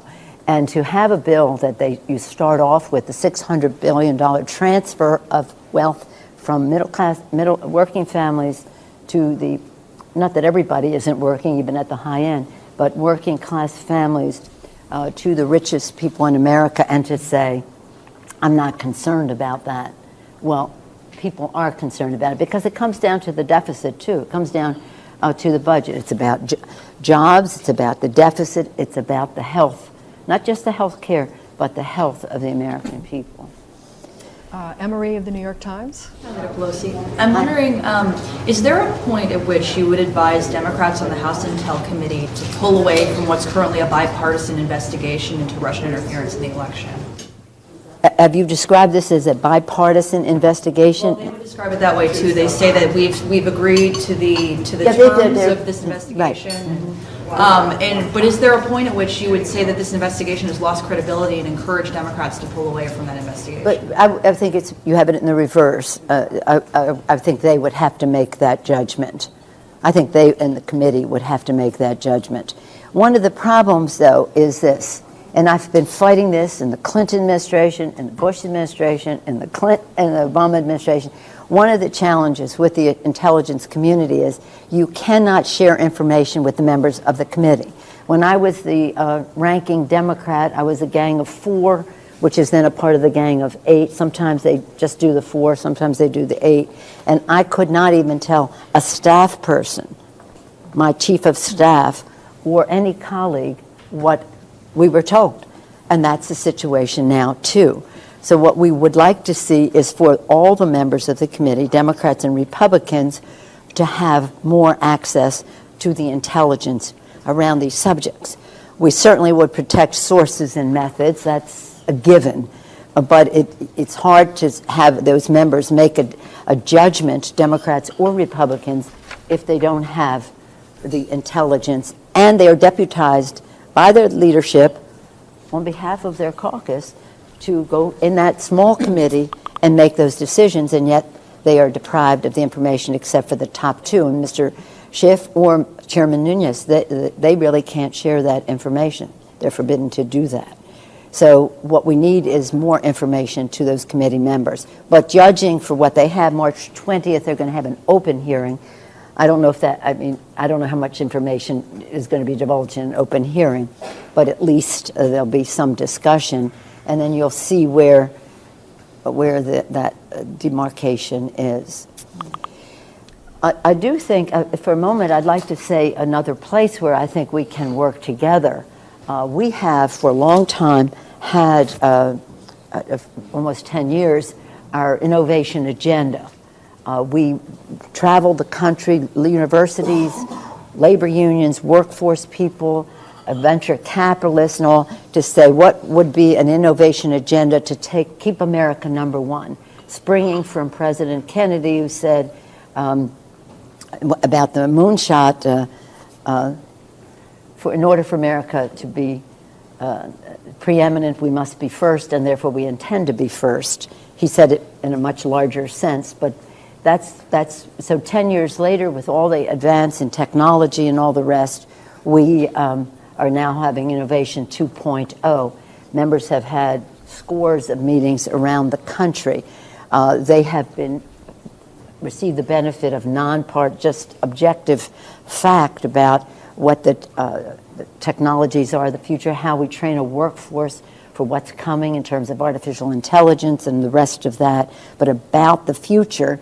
And while Republicans haven't participated as members, Republicans in the community have participated, and I think there may be some members on the Republican side who would be receptive to this, and I would hope the president. In fact, what was I thinking? I thought maybe the joint session, he would go out and say, we have an innovation agenda for the future, and this is what it entails in terms of the education of our children and our workforce. This is what it entails in our investment in research and development. This is what it entails in our rethinking how we compensate people for work and the rest of that.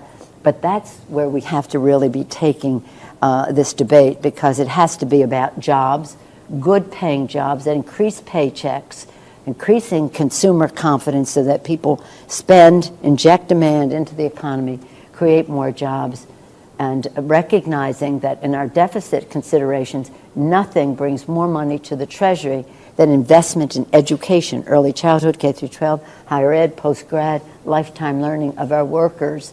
And so when the Republicans say, well, we got to cut Pell Grants because we got to reduce the deficit, it's a false economy. So those kinds of subjects are ones where the American people are not political. It's not even partisan. And hopefully that debate can emerge in the Congress about jobs. And I'd say the answer to so many of our challenges is one word: science, science, science, and science. Science for good health, science to preserve our planet, science to keep us safe in terms of investments in our the technologies for our qualitative advantage in the military, and again, science to keep us number one in terms of our economy, our health, our planet, and our security. So hopefully, I don't see any partisanship out there on these subjects. Hopefully, we can see, I haven't seen it in the administration or any of their appointments. You see what's happening at EPA, but nonetheless, ever hopeful, because it is absolutely essential that we move on that. Okay, we've got a few more minutes. Is it Dan at the table? Yeah, you're up. You talked a little bit about eventualities if the Republican repeal bill fails, and whether they'd work more with Democrats. But what do you actually think would happen if they didn't pass this? Would it? Do you think they would try to cater more to their conservative members? Do you think they would come and try to work with y'all? What do you think the fallback would be? Well, the president has said if it fails, then let the Affordable Care Act just implode, and then the Democrats will pay the price, which is indicative of his lack of knowledge of the Affordable Care Act. The Honorable Dick Cheney. Good afternoon. All right, folks. Mary Kate is going to be coming up next here on the Fox 10 News Now stream.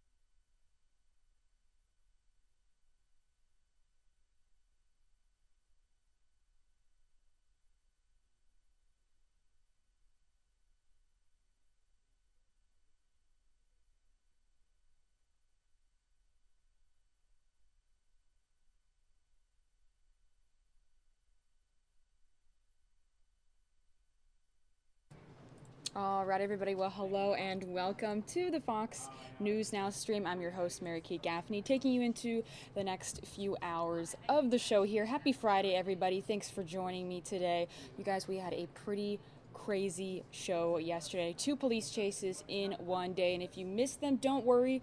Just head to the video section on our YouTube page. You can find them clipped in full there. 2 very different chases. One went pretty slow.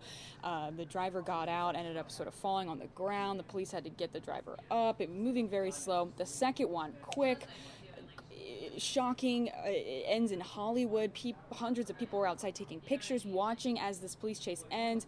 Police were throwing down, spikes to get the person to stop. That one a lot more crazy. So both 2 different types of police chases, whatever you fancy. You can find those on the video section of our YouTube page if you want to replay those.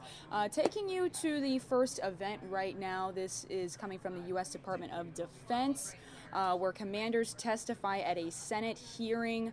All the big guys are at this, including, it looks like, McCain. So let's see what they have to say at this event, and I'll take you guys to the next video here in the show. And of course, if we have breaking news, I will cut out and take you there right away as well. But let's take you to the Defense Department right now. Testimony on the posture of U.S. Central Command and Africa Command. We're pleased to welcome our witnesses, General Votel and General Waldhauser.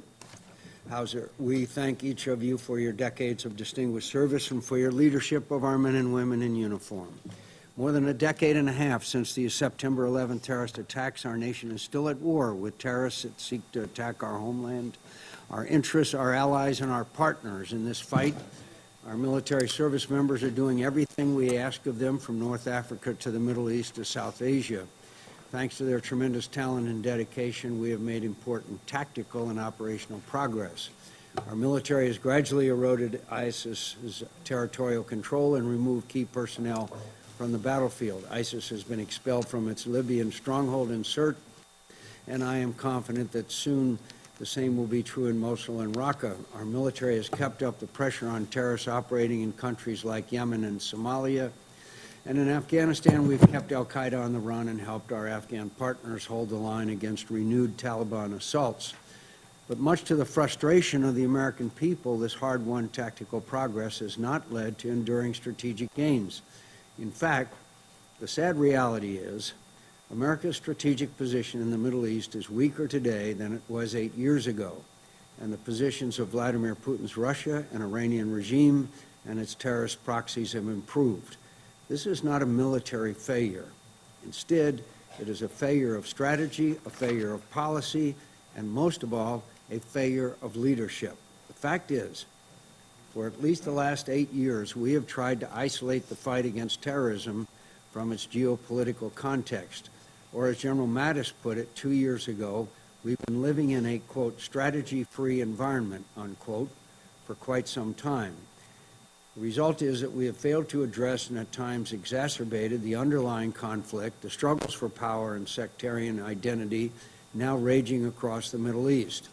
We've been unable or unwilling to either ask or answer basic questions about American policy in the region.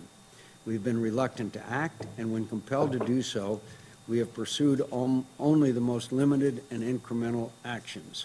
We are fighting ISIS in Syria, but ignoring the Syrian civil war that was its genesis and fuels it to this day.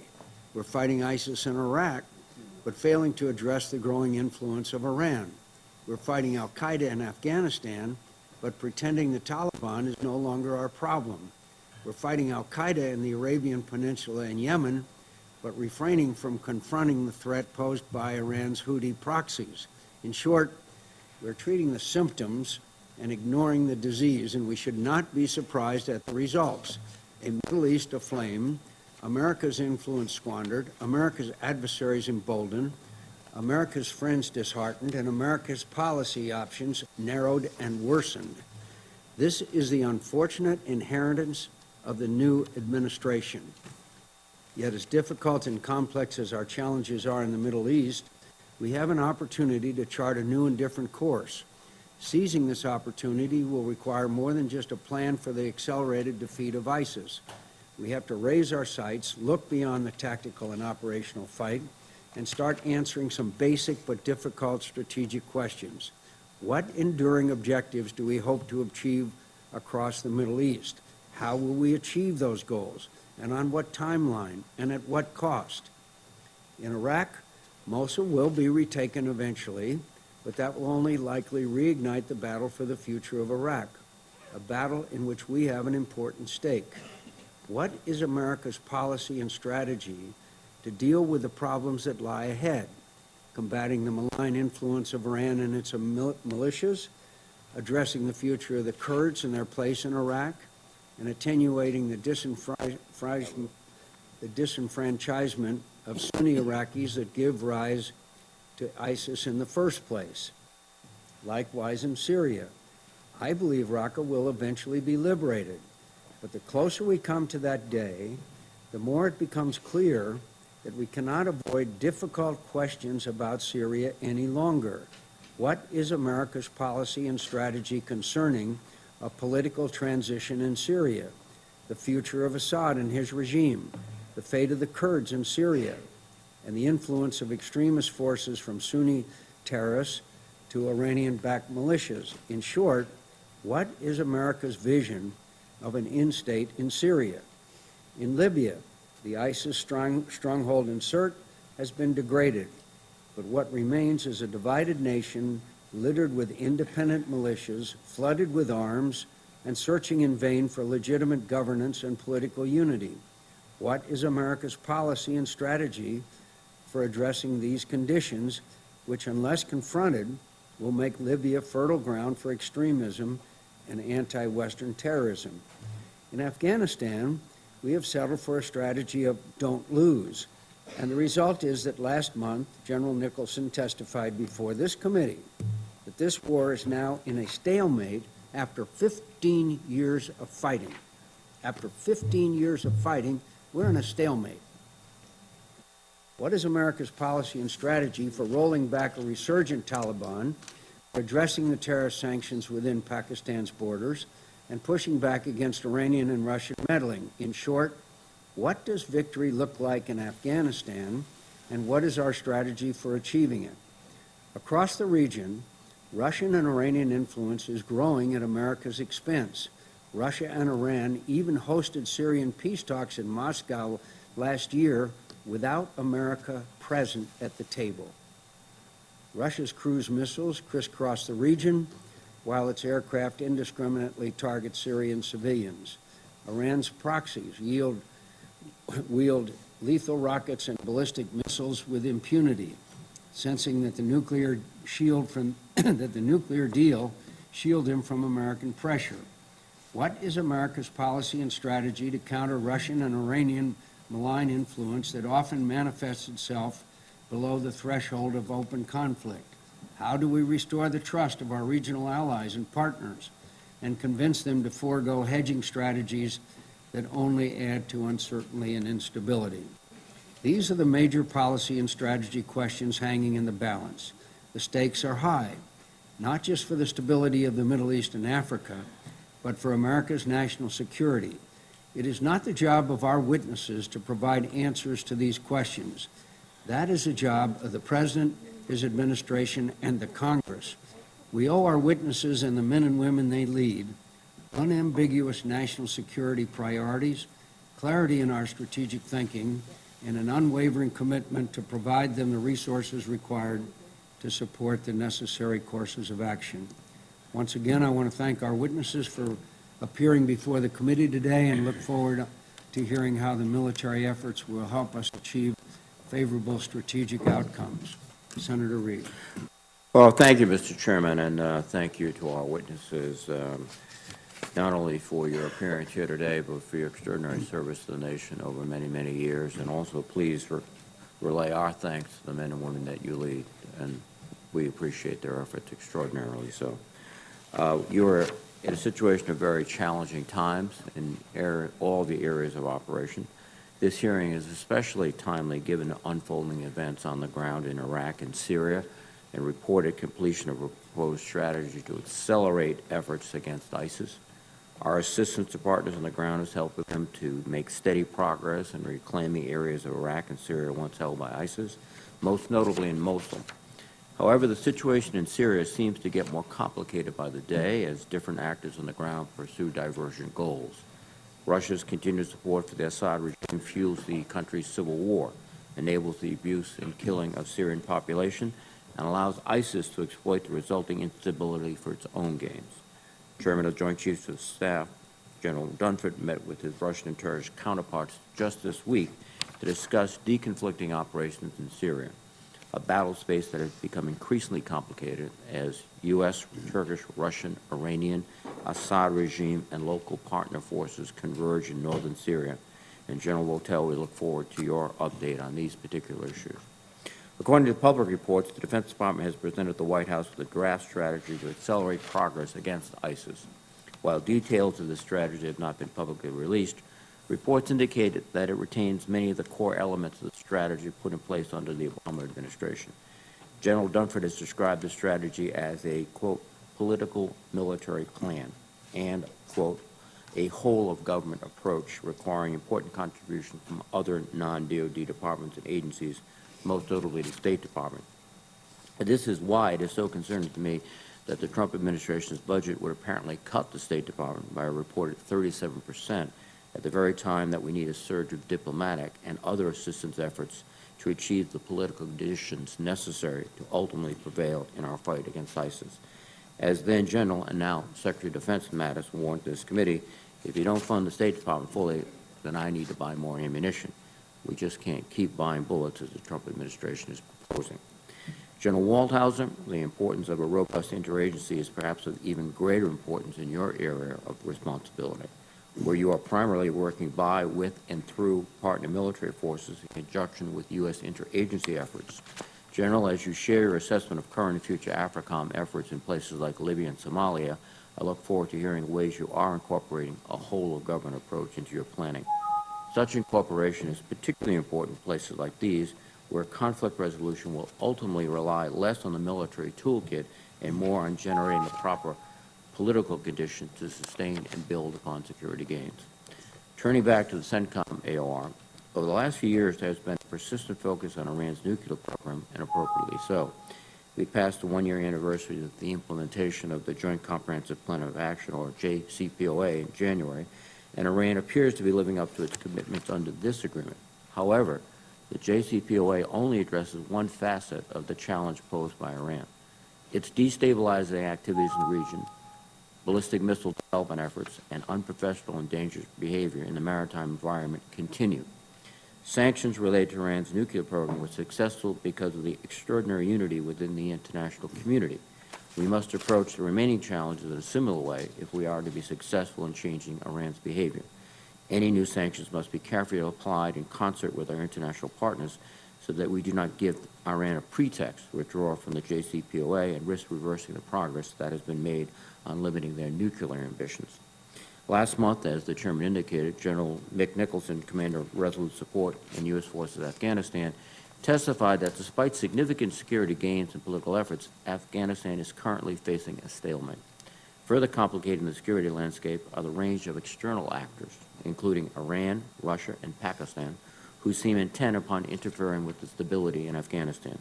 It was General Nicholson's assessment that increased troop levels for the NATO Train, Advise, and Assist mission, as well as the continued growth in the size and capability of the Afghan Air Force, will be necessary to break the stalemate.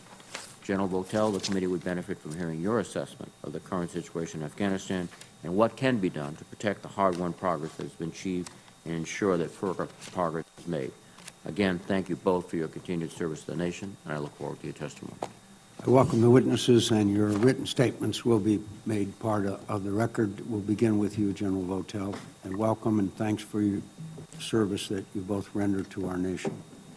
Chairman McCain, Ranking Member Reed, distinguished members of the committee, good morning, and thank you for the opportunity to be here today to discuss the current posture and state of readiness of the United States Central Command. I'm very pleased to appear today with my good friend and highly respected brother-in-arms, General Tom Waldhauser.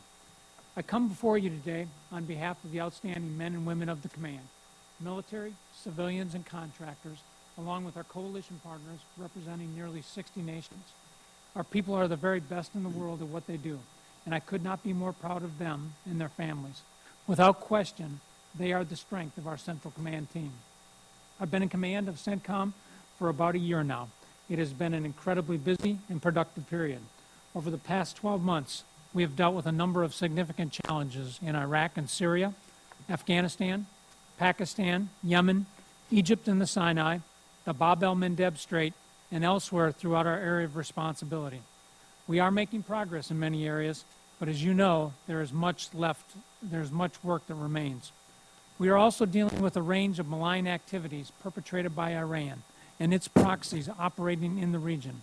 It is my view that Iran poses the greatest long-term threat to stability for this part of the world. Generally speaking, the central region remains a highly complex area, widely characterized by pervasive instability and conflict. The fragile security environments, which reflect a variety of contributing factors, including heightened ethno-sectarian tensions, economic uncertainty, weak or corrupt governance, civil wars, and humanitarian crises, are exploited by violent extremist organizations and terrorist groups such as Al-Qaeda and ISIS. These groups have clearly indicated their desire and intent to attack the U.S. homeland, our interests abroad, and the interests of our partners and allies. At the same time, the central region is increasingly crowded with external nation-states such as Russia and China, and they are pursuing their own interests and attempting to shift alliances. The point that I would emphasize to you is this, that while there may be other more strategic or consequential threats or regions in the world today, the central region has come to represent the nexus for many of the security challenges our nation faces. And most importantly, the threats in this region continue to pose the most direct threat to the U.S. homeland and the global economy. Thus, it must remain a priority and be resourced and supported accordingly. The team at U.S. Central Command remains appropriately focused on doing what is necessary to protect our national interests and those of our partners. Our strategic approach is straightforward: prepare, pursue, and prevail. And I'll explain what I mean by that. We prepare the environment to ensure an effective posture. We actively pursue opportunities to strengthen relationships and support our interests. And when we do put our forces into action, we prevail in our assigned missions. I would also point out to you that today, to the credit and professionalism of our armed forces and coalition partners, we are executing campaigns in the central region with significantly fewer U.S. forces on the ground than in previous years.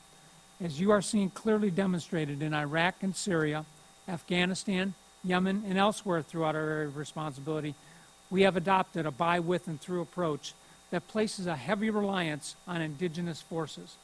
While this approach does present some challenges and can be more time-consuming, it is proving effective and is likely to pay significant dividends going forward. Indigenous force partners continue to build needed capability and capacity, and they are personally invested in the conduct of operations and thus inclined to do what is necessary to preserve the gains they've achieved going forward. We also have a vested interest in ensuring increased stability and security in the strategically important central region. To this end, I will close by highlighting 3 areas where I do believe if we apply the appropriate amount of energy and effort, we can and will have a lasting impact in this part of the world. First, we must restore trust with our partners in the region, while at the same time maintaining the strong trust of our leadership here in Washington. The fact is, we cannot surge trust in times of crisis, and we must do what is necessary now to assure our partners of our commitment and our staying power. Second, we must link our military objectives and campaigns as closely as possible to our policy objectives and our other instruments of national power. In other words, we must align our military objectives and our soft power capability with desired national and regional strategic end states, recognizing that if we don't do this, we risk creating space for our adversaries to achieve their strategic aims. Finally, we must make sure that we are postured for purpose in the region. We must have credible, ready, and present force coupled with foreign military sales and foreign military financing programs that serve to build and shape partner nations' capability in a timely and effective fashion. Ours is a challenging and important mission. Much is at stake today in the central region. We recognize this fact, and I assure you that the CENTCOM team stands ready and willing to do what is necessary to protect our national interests and the interests of our allies and partners. Let me close by thanking the committee for the strong support that you continue to provide to the world-class team at United States Central Command. and particularly to our forces located forward in the region. As I said at the outset, the 80,000 plus soldiers, sailors, airmen, Marines, Coast Guardsmen, and civilians that make up the command are truly the very best in the world at what they do, and I could not be more proud of them and their families. I know that you are proud of them as well. Thank you again, and I look forward to answering your questions. Thank you. General Waldhauser. Thank you, Mr. Chairman.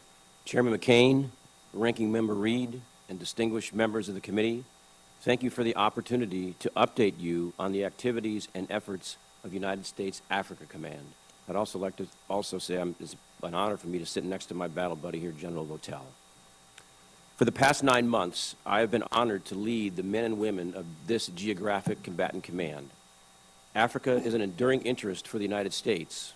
Small but wise investments in the capability, legitimacy, and accountability of African defense institutions offer disproportionate benefits to America, our allies, the United States, and most importantly, enable African solutions to African problems. Parts of Africa remain a battleground between ideologies, interests, and values. Equality, prosperity, and peace are often pitted against extremism, oppression, and conflict. Today, trans-regional violent extremist organizations on the continent constitute the most direct security threat to the United States.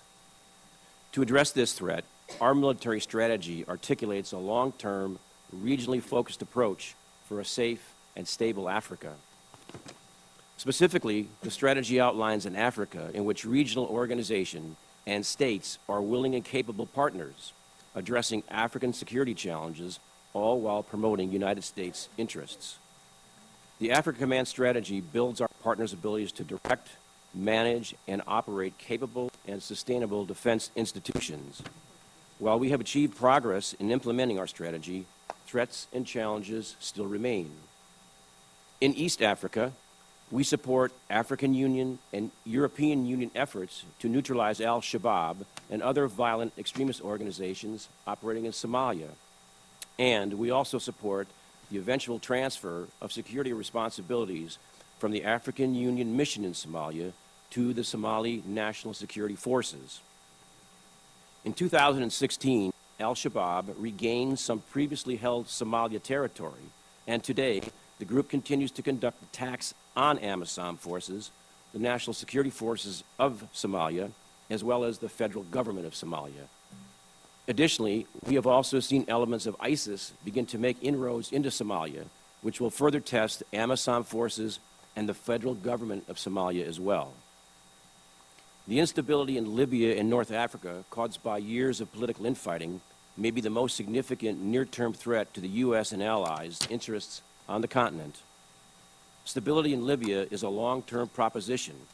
We must maintain pressure on the ISIS-Libya network and concurrently support Libya's efforts to reestablish a legitimate and unified government. This is a significant challenge, and we must carefully choose where and with whom we work and support in order to counter ISIS-Libya and not to shift the balance between various factions and risk sparking greater conflict in Libya.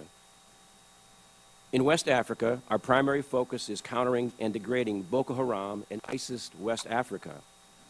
Since 2011, Boko Haram has consistently carried out attacks against civilians and targeted partner regional governments and military forces in the Lake Chad Basin region.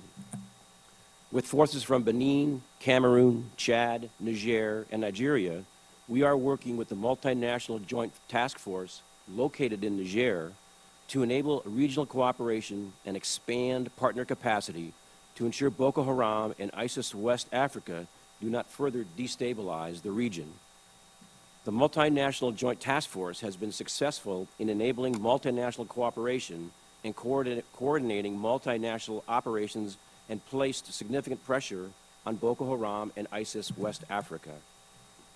In Central Africa, through the combined efforts of military forces, civilian agencies, and non-governmental organizations, we work to build the capacity of our partners to address regional threats such as maritime security, illicit trafficking of goods and persons, the Lord's Resistance Army, and other criminal networks and enterprises. Africa-wide, we support the efforts to enable African partners to respond to humanitarian crises, mass atrocities, disaster contingencies, and to support peace operations. Through the United States National Guard's State Partnership Program, along with their African partners, we've improved disaster management competency and readiness to assist civilian-led efforts. We continue to see great value in the National Guard's persistent engagement and fully support the State Partnership Program's efforts. Africa's security environment is dynamic and complex, requiring innovative solutions. Even with limited resources or capabilities, Africa Command aggressively works with partners and allies to execute our missions and mitigate risk. Moving forward, we continue to focus our decisive effort on building African partner capacity and will continue to work closely with the international and interagency partners to make small, wise investments which pay huge dividends in building stable and effective governments, the foundation for long-term security in Africa. I'm confident with your support, Africa Command will protect and promote United States interests and keep the United States safe from threats emanating from the African continent. And finally, on behalf of the United States Africa Command, I want to thank you for the opportunity to be with you this morning, and I also look forward to your questions. Thank you. Thank you, General. General Votel, you agree that we're in a stalemate in Afghanistan after 15 years? Mr. Chairman, I do.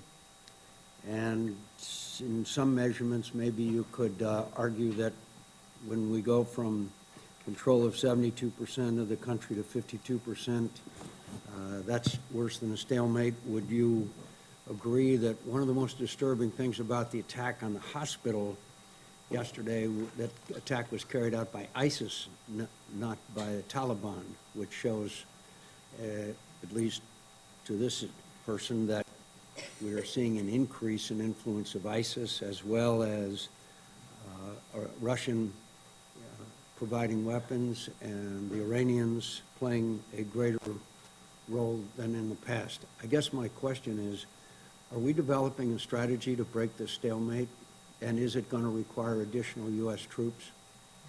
Mr. Chairman, the answer to the question is yes, we are developing a strategy, and we are in discussions with the Secretary and the Department right now. Both General Nicholson and I are forming our best advice and recommendations to the Secretary, and we look forward to moving forward with that. I do believe it will involve additional forces to ensure that we can make the advise and assist mission more effective. And already you have received a capability on rules of engagement which enhance your abilities to combat the enemy. Is that correct? That's correct. You've got a very interesting and challenging situation in Syria, and that is the whole issue of the Kurds, our relationship with them, Erdogan, a relationship with them, the importance of the use of Incirlik, the importance of our relationship with Turkey. And I met with President Erdogan in Ankara recently. He is passionately opposed to Kurdish involvement, and our support of the Kurds, that I understand, are going to be a very vital element in expediting the retaking of Raqqa. This is a complex situation, and it would take all my time, as you know, to go through all this. But I think there's a possibility of an impending conflict between Turkey and the Kurds, as opposed to us all working together to try to defeat ISIS and remove them from Raqqa. Do you see that as a scenario that we should be concerned about? I do, Mr. Chairman, and to that end, we are trying to take actions to prevent that from occurring. Well, we find ourselves in a kind of a strange situation that we and the Russians are allied against the Turks. Is that a correct, as far as the Kurds are concerned, is that a correct assessment? I wouldn't necessarily say that we are aligned against the Turks. We certainly understand what their interests are, and we understand their concerns about the partners that we are working with. Turkey is a vital partner in this effort here. We could not do what we're doing without them. So our efforts are to try to work through this tension through dialogue, through information, and through identifying alternatives that give us a way to move forward against ISIS without damaging the long-term relationship with a NATO partner. Well, as you know, we are working with the Kurds and arming and training them, and they are a very effective fighting force. The same Kurds that Erdogan has labeled as a terrorist organization, and in the view of some, a greater threat to Turkey than ISIS is. Who's going to sort all this out? Well, I think there certainly has to be an effort, Mr. Chairman, at the military level, and there has to be an effort at the political level to address this. And so, I'm not sure there's an understanding of how seriously Erdogan views this issue, and I'm not sure we appreciate the importance of the role that Turkey plays in our effort to retake Raqqa, particularly in the use of Incirlik and other activities that require Turkish cooperation. I hope that we can, unless something changes, I foresee a train wreck here. And I'm not sure that the administration recognizes how seriously, particularly President Erdogan, views the threat that he views that the Kurds pose. Frankly, finally, General Waldhauser, let's talk about Libya a second. Who's the most powerful influence in Libya today? And what's the answer to this chaos? Thank you, Senator. It's difficult to say who's the most powerful partner right now inside Libya. If you took polls, you would see that the Libyan National Army has got great support in the east, and the GNA has support in the west. So there needs to be accommodation of those two organizations in order to get to a political solution there. Does it bother you that Haftar has been visiting with the Russians and went out to a Russian carrier, and obviously now the Russians may be assuming a role in Libya that they never had before? It is very concerning, Senator. Haftar has visited, as you said, on the carrier with the Russians. He's also visited in the country of Russia. Also this week is reported in the open press, Siraj from the government of National Accord has also visited Russia. As is the case with Afghanistan that I mentioned, I hope we will be developing a strategy as regards to Libya, as the volatility of that situation can clearly lead to the rise of ISIS and other extremist organizations, as I know you are well aware, General. Senator Reid. Thank you very much, Mr. Chairman and General Votel. You're now in the process of evaluating the mission and the strategy. And for many years, the mission seemed to be very clear with respect to Syria and to Iraq of degrade and defeat ISIS. Now there are activities, particularly around Manbij, where you are in the process of trying to separate forces. The issue here really is not only defining the mission, but preventing mission creep in terms of starting to find ourselves committed not just to destroying ISIS, but to somehow refereeing a very complicated situation with Russians, Assad forces, anti-Assad forces, Turkish forces, Kurdish forces, and an array of other forces that you can allude to. How are you going to prevent that mission creep, or is there that possibility? Well, thank you, Senator. And yes, I do agree. If we're not careful, we could find ourselves in a different situation. The presence of our forces in Manbij is not new to just the current situation. They have actually been on the ground since Manbij was secured here 6 or 7 months ago. And they are principally there to ensure that ISIS is not able to reestablish itself in the area. And we have undertaken a number of operations in that particular regard.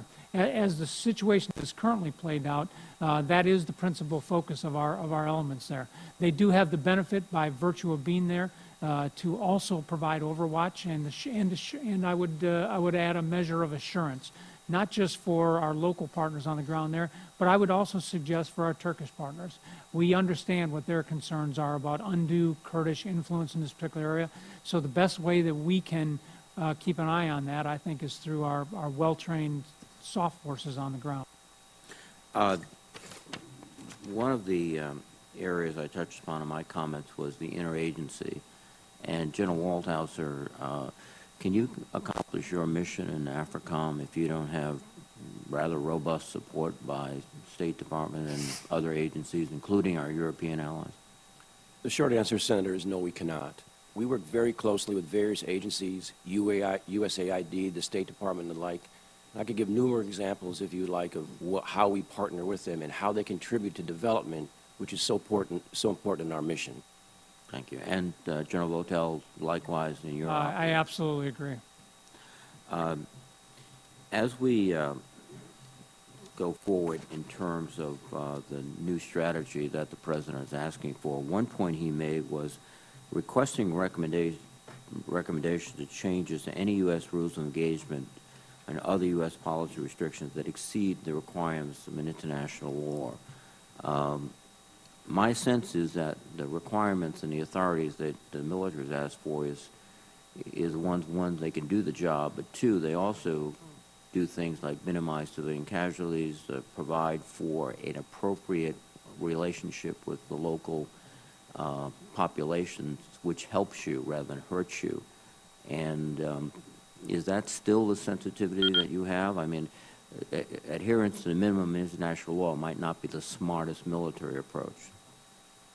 Well, we conduct all of our operations, of course, in accordance with the law of armed conflict, right. And we bring our values to the fight wherever we are.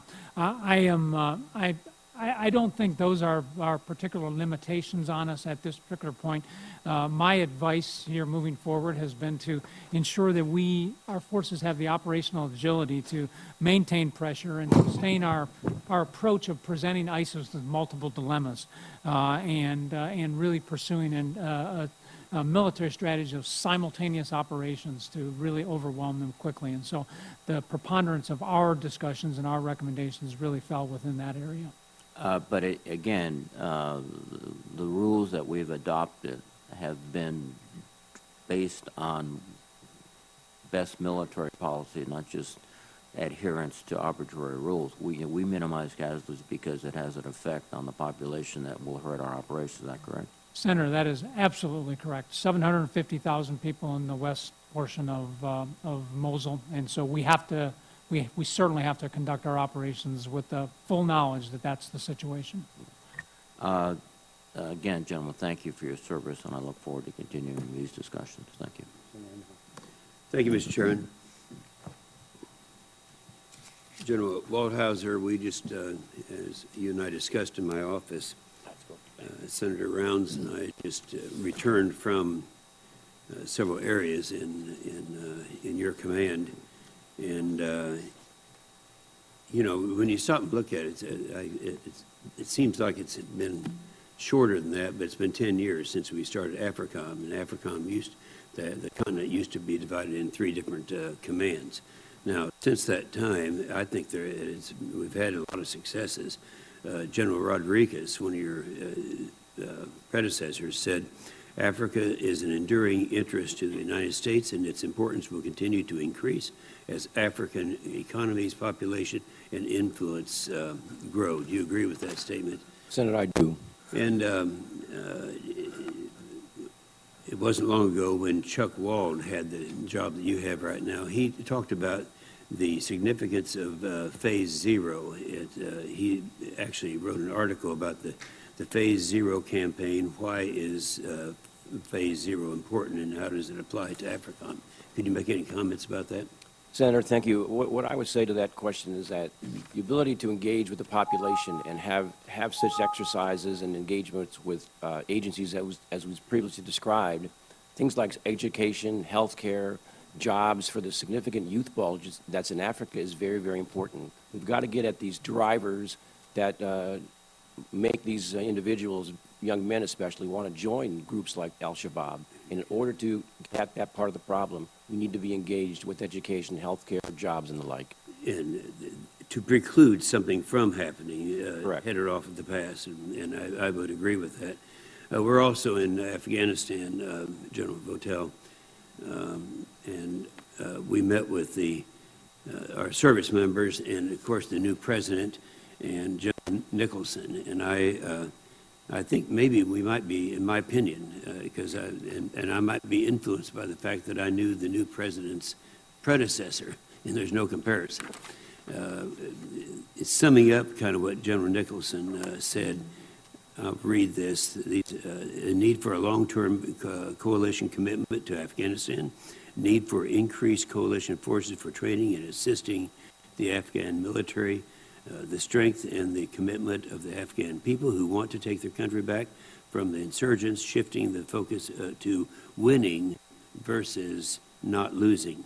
The high casualty rate among Afghan forces, the increase in territory controlled by the Taliban, the importance of cutting the Taliban's access to financing their operations. Do you pretty much agree with his assessment with what the situation is there? I do, Senator. And do you think that maybe when we get some of these less than optimistic reports in these committee hearings that we have, that you get a little bit different idea when you're actually there? And one of the things that I think we're not factoring in enough would be the President Ghani. And I kind of I'd like to have your idea as to what a difference that can make. Because I can remember sitting there with his predecessor and then evaluating the situation, what his commitment is right now and what he really believes his people are going to be able to do. Senator, I absolutely agree with you. I do think we cannot overestimate the strategic advantage of having a leader like President Ghani in place. His willingness to partner, his visionary ideas about this, and his general approach to bringing the coalition on board, I think, have been very good, and I think they provide us a very good opportunity to build upon. All right, with him and with your experience from the last fighting season that we had, since we're coming up now to the next fighting season, do you have any projection as to differences we might see with that leadership and where we are right now? I think that we will continue to see very steady leadership from President Ghani and his government through the next fighting season. I think the challenge we will have will be sustaining the Afghan forces as they move forward. They have, as you have noted, as others have noted, they have absorbed a lot of casualties, and yet they've been resilient through that. But there is a need to ensure that they get into a normal operational cycle that allows them to recover, to rebuild themselves, to reset themselves, and then get back into the fight. And I think that as we move forward, that will be the challenge that General Nicholson and I will have to manage. Yeah, and I would agree with that, and I think that there's an effect that the new president has on the fighting troops over there, on theirs, that will yield a better performance. Thank you, Mr. Chairman. And the fighting season has begun earlier than ever in Afghanistan. True, General? I think the fighting season does not end. I agree with you, Senator. Senator Peters. Thank you, Mr. Chairman, and thank you to both of you today for testifying. Appreciate all that you do. You have a very difficult job, and both of you do it with honor, so thank you so much for your service to our country. I represent in Michigan probably the largest Arab American, Muslim American community here in the United States, and had an opportunity just recently to meet with a number of community members at the Islamic Center and heard some great concern from the Yemeni American community as to what they are seeing in Yemen in terms of Saudi Arabian operations. What seems to be indiscriminate bombing, the killing of large numbers of civilians. I think, according to some estimates, over close to 4,000 civilians have been killed in Yemen by Saudi Arabian-led air campaign, which appears to them as indiscriminate, and according to them, it does great damage to the United States. People see those Saudi attacks as related to the United States, and has been increasing recruitment for folks who want to do harm to the United States because of the actions that are being undertaken by the Saudi Arabians. So if you could comment, General Votel, a little bit about what is happening there to us, and what do you assess the cause of the large number of civilian casualties that we're seeing in Yemen, and what can we do to reduce that? I attribute, thank you for the question, Senator. I attribute those types of situations more to the competence of the forces that are operating there and their ability to properly target. As you are aware, we do not provide intelligence for those things. We do not make decisions for them. But yet we have a relationship with Saudi Arabia. And at my level and at levels below me, my air commander, a variety of subordinate commanders, we have engaged with our leaders, with our partner leaders in Saudi Arabia to talk to them about the effects of this and to provide opportunities for them to learn from our experience in terms of this and improve their capabilities in this particular regard. And I think they have done that. In addition, I personally have reached out and talked to my counterpart about the importance of reaching out to international organizations like the ICRC, Doctors Without Borders, who also operate in these areas, and ask that they establish relationships and begin a discussion with between the Saudi Arabian government and Ministry of Defense and these particular organizations, so we can better understand what's happening on the ground and we can begin to work through this. And I'm very happy to tell you that is taking place now. So you would characterize this as a training issue as opposed to some other factor that's causing for it? I don't attribute it to deliberate decisions to target civilians. I attribute it to a growing need to develop a better and more precise targeting process for their operations. And are we able to assist them in that? We don't assist them directly with targeting on the ground, but we are able to, through our experience, through our people, engage them and help with their professionalism and give them the benefit of our experience and tactics, techniques, procedures, processes that we use to try to absolutely minimize those types of events. And we are doing that. Well, it's good to hear. Thank you. General Votel, you also returned to move to Syria now. You were recently quoted in the New York Times about saying that we want to bring the right capabilities forward, not all of those necessarily resonant in the special operations community. If we need additional artillery or things like that, I want to bring those forward to augment our operations. And I know today in the news there was an artillery unit that I believe is being positioned in Syria now.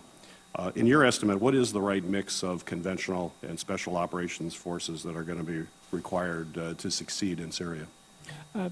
Senator, I'm not sure I can give you an exact percentage-wise mix of this, but what I can tell you is that the way that we operate today with our special operations forces and unique capabilities they bring, through our experience in the last 15 or 16 years, we have become very comfortable and capable of operating together. And so what I have pledged to our commanders and what I expect from them is for them to ask for the capabilities that we need. And then for us to ensure that we have the right command and control, the right force protection, the right resources in place to ensure that it can function properly together. And that to me is much more important than a particular mix of whatever the capabilities are. I think as we move more towards the latter part of these operations, into more of the stability and other aspects of the operations, we will see more conventional forces requirements, perhaps. Great. Thank you, General. Let's get back to Afghanistan, General Votel. Do the Afghan people support the presence of the United States there? I believe that they do, Senator. And how do you measure that? I think we measure that by favorability ratings that we see of them for the government of Afghanistan and the activities that they are pursuing, and I think we measure that through our direct contact with them, with teams we have out there on the ground, and others that interact with the Afghan people on a regular basis. And as a matter of fact, several years ago, there was a Loya Jirga convened of most Afghan leaders, and they overwhelmingly were in support of the United States presence there to protect them against what had happened before. Has there been another Loya Jirga, or do we simply assume that the leadership of the elected leadership of the government represents them? There has not been another Loya Jirga, I think, of the same. I would note in some recent polls that I've seen, the favorability ratings for the Taliban are very low, in the 6 to 7% range, as opposed to much, much higher for the government of Afghanistan. You had strong praise for President Ghani. How is the relationship there between the President and Mr. Abdullah, who was his nearest competitor? It has improved significantly, and I attribute that directly to the engagement of our ambassadors on the ground, who have been personally invested in that and worked that relationship, and it has had a positive impact on our operations. Well, that's good to hear. Now, the information we have, and the chairman alluded to this, the Afghan government controls 57% of the country's districts. A year and a half ago, that figure was 72%. What happened? I think the numbers, and Senator, I would tell you that there are other numbers out there. We have some slightly different ones, but they're in the general ballpark of what you're saying. Generally, those numbers are correct. In general. So there's been a significant drop, as the chairman said, in a year and a half. There have been areas that are we would put into the contested space area here that have increased over the last year. So certainly, your testimony would be that this hasn't happened because the support among the African people of our efforts has diminished. No, I don't think so. I think this is something we did. I think this is an effect of the fighting that is taking place and of the efforts by the Taliban to be more resurgent in specific areas in Afghanistan. Well, okay. General Nicholson said, in talking about the stalemate, that what will break the stalemate are offensive capabilities such as special forces and allowing the Air Force to overmatch the Taliban. Also, he said we have a shortfall of a few thousand troops in Afghan for the train, advise, and assist mission. Would you talk about those two aspects, and would you support a few thousand more American troops to get the job done in this mission? Senator, with respect to the last part of your question, that's certainly a discussion we're having with the Secretary right now. I won't stage a decision here on him. That's certainly his regard, but certainly I agree with what General Nicholson's approach is, and I do agree that one of our efforts to improve the capabilities and equipment of the Afghan Air Force is a big part of this, as is improving and expanding their special operations capability. Thank you, General Waldhauser. The WASP amphibious expedition did over 100 consecutive days of strikes. It's considered to be an impressive success. What lessons have we learned from that deployment, and are we sending you what you need to get the job done in that respect? The WASP and the Marine Aviation that was on board that ship was a significant contributor to the GNA forces and ridding CERT of ISIS. Lessons learned at the tactical level have to do with coordination on the ground and special forces who are there on the ground. But I think it's important to point out that from 1 August till middle of December, there were nearly 500 strikes.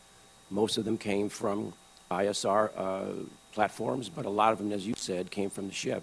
And I think the ability of zero civilian casualties in a very, very dense urban environment underscores the training and the professionalism of those who were conducting that operation. So in sum, that was a huge asset for us. We actually borrowed it from CENTCOM in order to make it happen. But that's how we have to do business these days. There's AFRICOM and CENTCOM coordinate on various trans-regional asset changes, and that was an example where it worked very well. Thank you, sir. Senator Shaheen. Thank you, Mr. Chairman, and General Votel and General Waldhauser. Thank you both for your testimony and for your service. General Votel, there's already been reference to the Marines who have arrived in Syria. The Washington Post story this morning reports that the battalion landing team, 1st Battalion, 4th Marines, will man the guns and deliver fire support for U.S.-backed local forces who are preparing an assault on the city. First of all, is that accurate, and should we take that to mean an assault is imminent? in Raqqa? Well, certainly, we won't talk about any of timings of any of our particular operations, but our intention here with this, and this fell within the authorities that are provided to me right now, was to ensure that we had redundant, capable fire support on the ground to support our partners and ensure that we could take advantage of opportunities and ensure continued progress that we've been seeing. And are you comfortable that that gives us that progress and support that we need? In conjunction with our excellent coalition air forces, yes, I am very confident that that will help us. Thank you. Yesterday in our meeting, and we heard similar comments from General Nicholson when he was here talking about Russian influence in Afghanistan. They're trying to legitimize the Taliban and undermine our mission and NATO's mission there. Can you talk about what alternatives we have to respond to Russian activities there? Well, I think the best alternative that we have is to ensure that we demonstrate our commitment to the mission that we have in place here with the government of Afghanistan. Certainly with our twofold mission focused on counterterrorism, and then of course the train, advise, and assist mission. So the most important thing we can do is send a very clear message that we are going to see this mission through and support the government of Afghanistan in the way that they require it, with military capabilities and other things, to ensure that they can be successful. And to what extent does our effort in Eastern Europe with NATO affect Russia's ability to undermine what we're doing in Afghanistan? How much do they need to be focused on what's happening in Eastern Europe? From my perspective, I'd like them totally focused on Eastern Europe and not on Afghanistan, if we could. I'm being a little facetious here, but I'm not sure that I can comment that there's necessarily a direct relationship between that, Senator. Certainly, I think that if their attention can be drawn to other challenges, other problems that they are focused on, that helps us. Thank you. General Waldhauser, in your statement, you point out that long-term success in slowing the progress of Boko Haram and ISIS in West Africa requires Nigeria to address development, governance, and economic deficiencies, which are drivers of terrorism in that region. As we look at the future where 1 in 4 Africans are Nigerian, what happens in Nigeria has a huge impact on what happens throughout the rest of Africa. Do you agree with that? I most definitely do. With 182 million people in that country, it's the 7th largest country in the world. What happens there has a significant impact, not only on the continent, but it could be in Europe and the United States as well. And to what extent do we feel like they are addressing the threat from Boko Haram and also addressing those deficiencies that have existed there?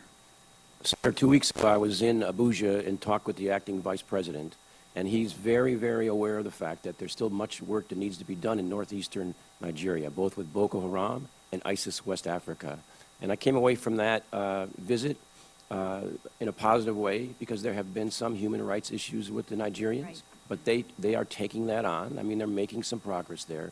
But I think the acting vice president, or the acting president, understands there's still a threat. Boko Haram has weakened a bit, but they're still a threat. ISIS West Africa is still there, and they are still a threat. But this Lake Chad Basin Region Task Force has been doing fairly well with at least trying to keep the problem inside the Nigerian borders. And are they working to address the historic divisions between the Christian southern part of the country and the Muslim north? Are there any initiatives underway that help to resolve some of those historic conflicts?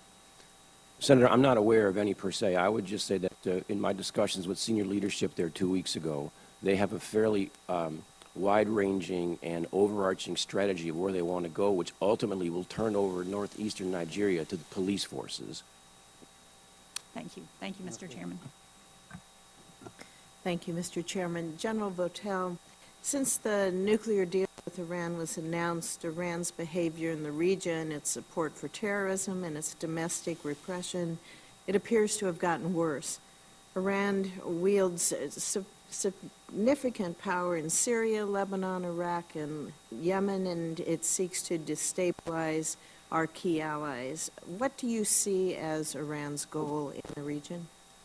Senator, I believe Iran seeks to be the regional hegemon, to be the most influential country in the region. And how would you characterize Iran's regional behavior since the nuclear agreement? Has it improved or has it worsened? I would describe it as destabilizing to the region. It has not been helpful to anything that I can see going on across the region. How would you characterize Iran's relationship with Russia in the region? Again, not having firsthand knowledge on that, I guess I would characterize it as they find areas of cooperation. I am particularly concerned how both Iran and Russia have cooperated to prop up the Assad regime and make them stronger. That is certainly of some concern.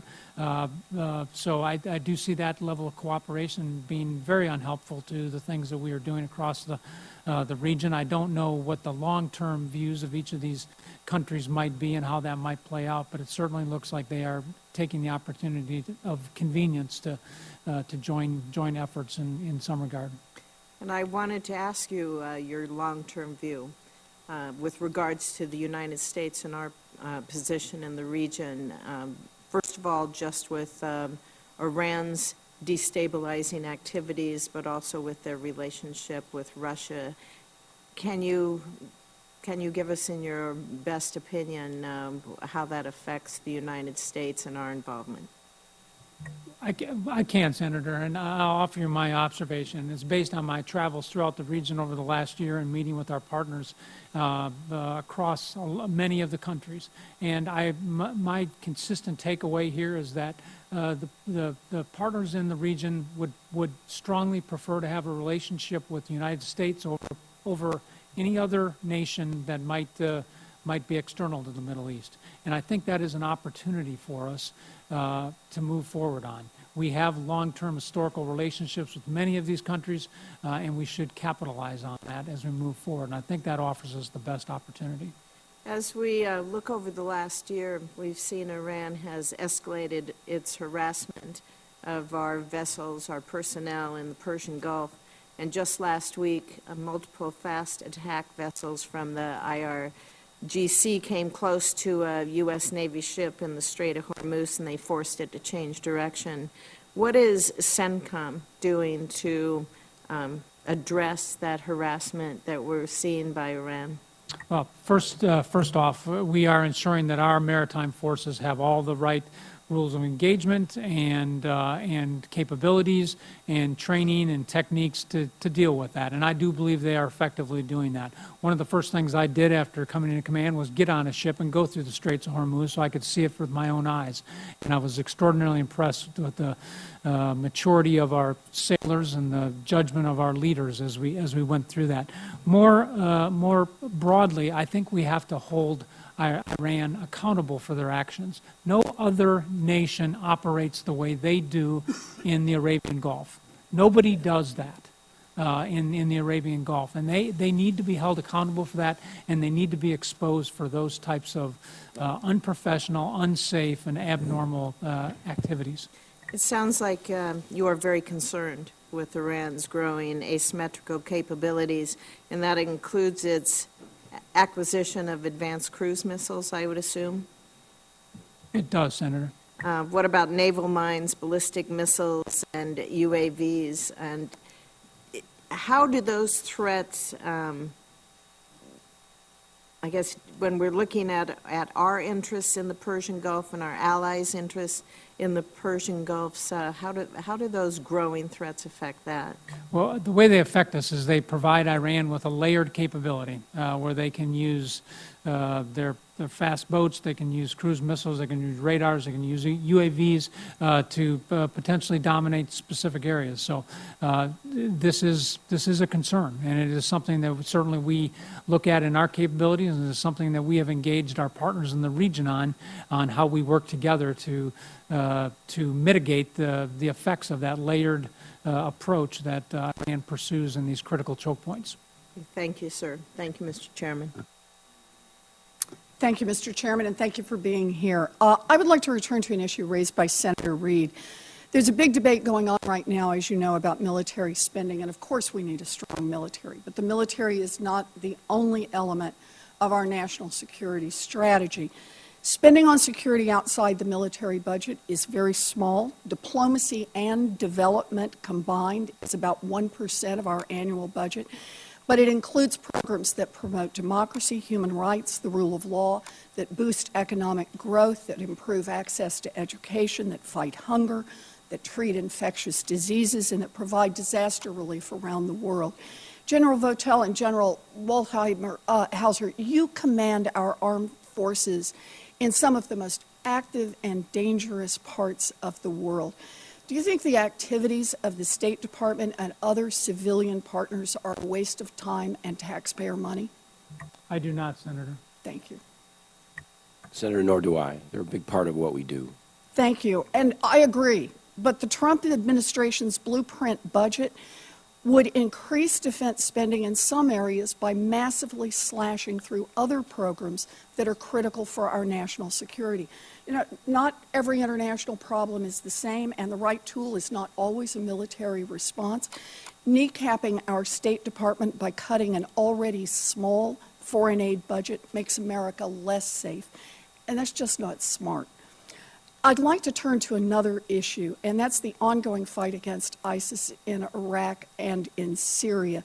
General Votel, you contributed to the Pentagon's plan to accelerate the fight against ISIS, which Secretary Mattis delivered to the White House last week. I have every confidence that the U.S. military can defeat ISIS on the battlefield and help retake strategically important cities. But what I want to ask you is about what comes next.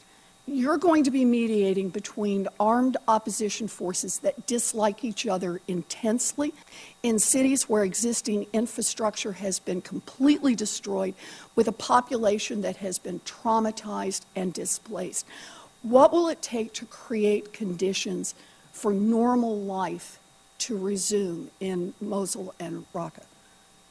I think it starts certainly following up our military operations with good local governance and getting addressing humanitarian aid, addressing issues like demining, of restoring basic services to the people, of trying to bring additional aid in there so small businesses and other things can get going, and then the bigger aspects of governance can begin to take place. And so as we look at our military operations, particularly as we look at places like Raqqa or Mosul, what we have tried to do is ensure that our military planning is very closely linked to the political planning that has what comes next, so that we don't just finish a military operation and then just leave. It is important that we have local hold forces. It is important that we predetermine the local governance that's going to come in and begin to take this over. So I think that's an extraordinarily important point in the transition from military operations to the stability operations and things that come next. I think is a significant lesson learned for us, relearned for us many times, and it is something that we have specifically focused on in this campaign. Thank you. I'm very glad to hear that, General. You know, planning for peace is hard. We didn't do it after we toppled Saddam Hussein, and we are still paying a price for that blindness today. And I don't want to see us turn around and make that same mistake again.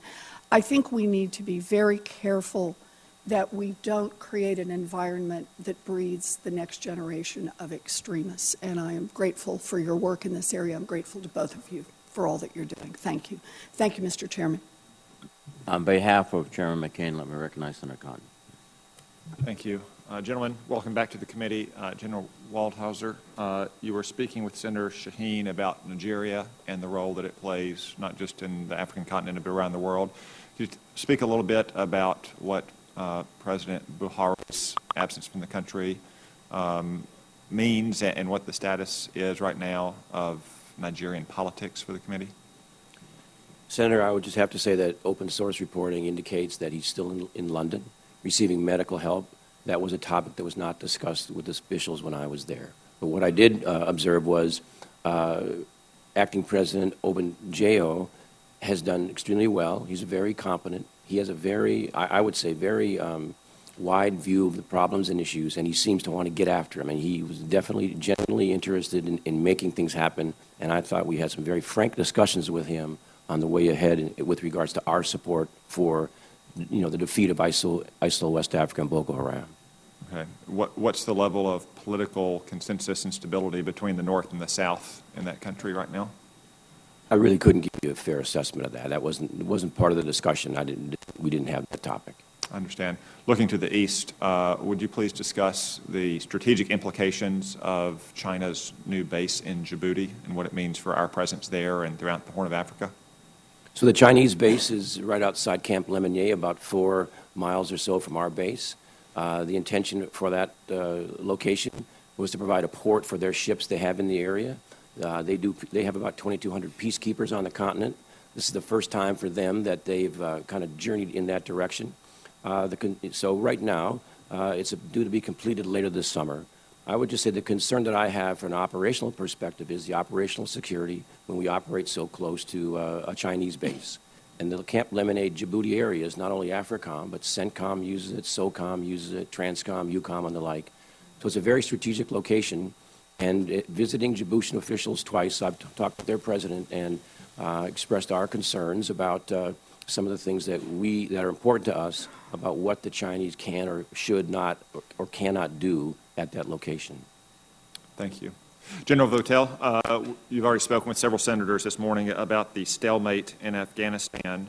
For many years now, we on this committee and many leaders in the executive branch have been lamenting the existence of sanctuaries for the Taliban and other terrorist groups in Pakistan.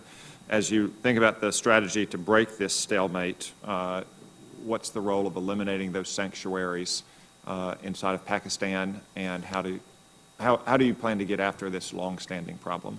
Thank you, Senator. Pakistan, of course, remains a key partner in this fight here. I've been encouraged by my meetings with the new Chief of Army Staff, General Bajwa, and his commitment to help address this. They have done some things that have been helpful to us. Most recently, they've supported General Nicholson in some operations along the border, making sure that they were well coordinated and doing activities on their side of the border. That's a very positive sign and a move in the right direction. And they have done things against the principal concerns that we have, the Haqqani network and Taliban.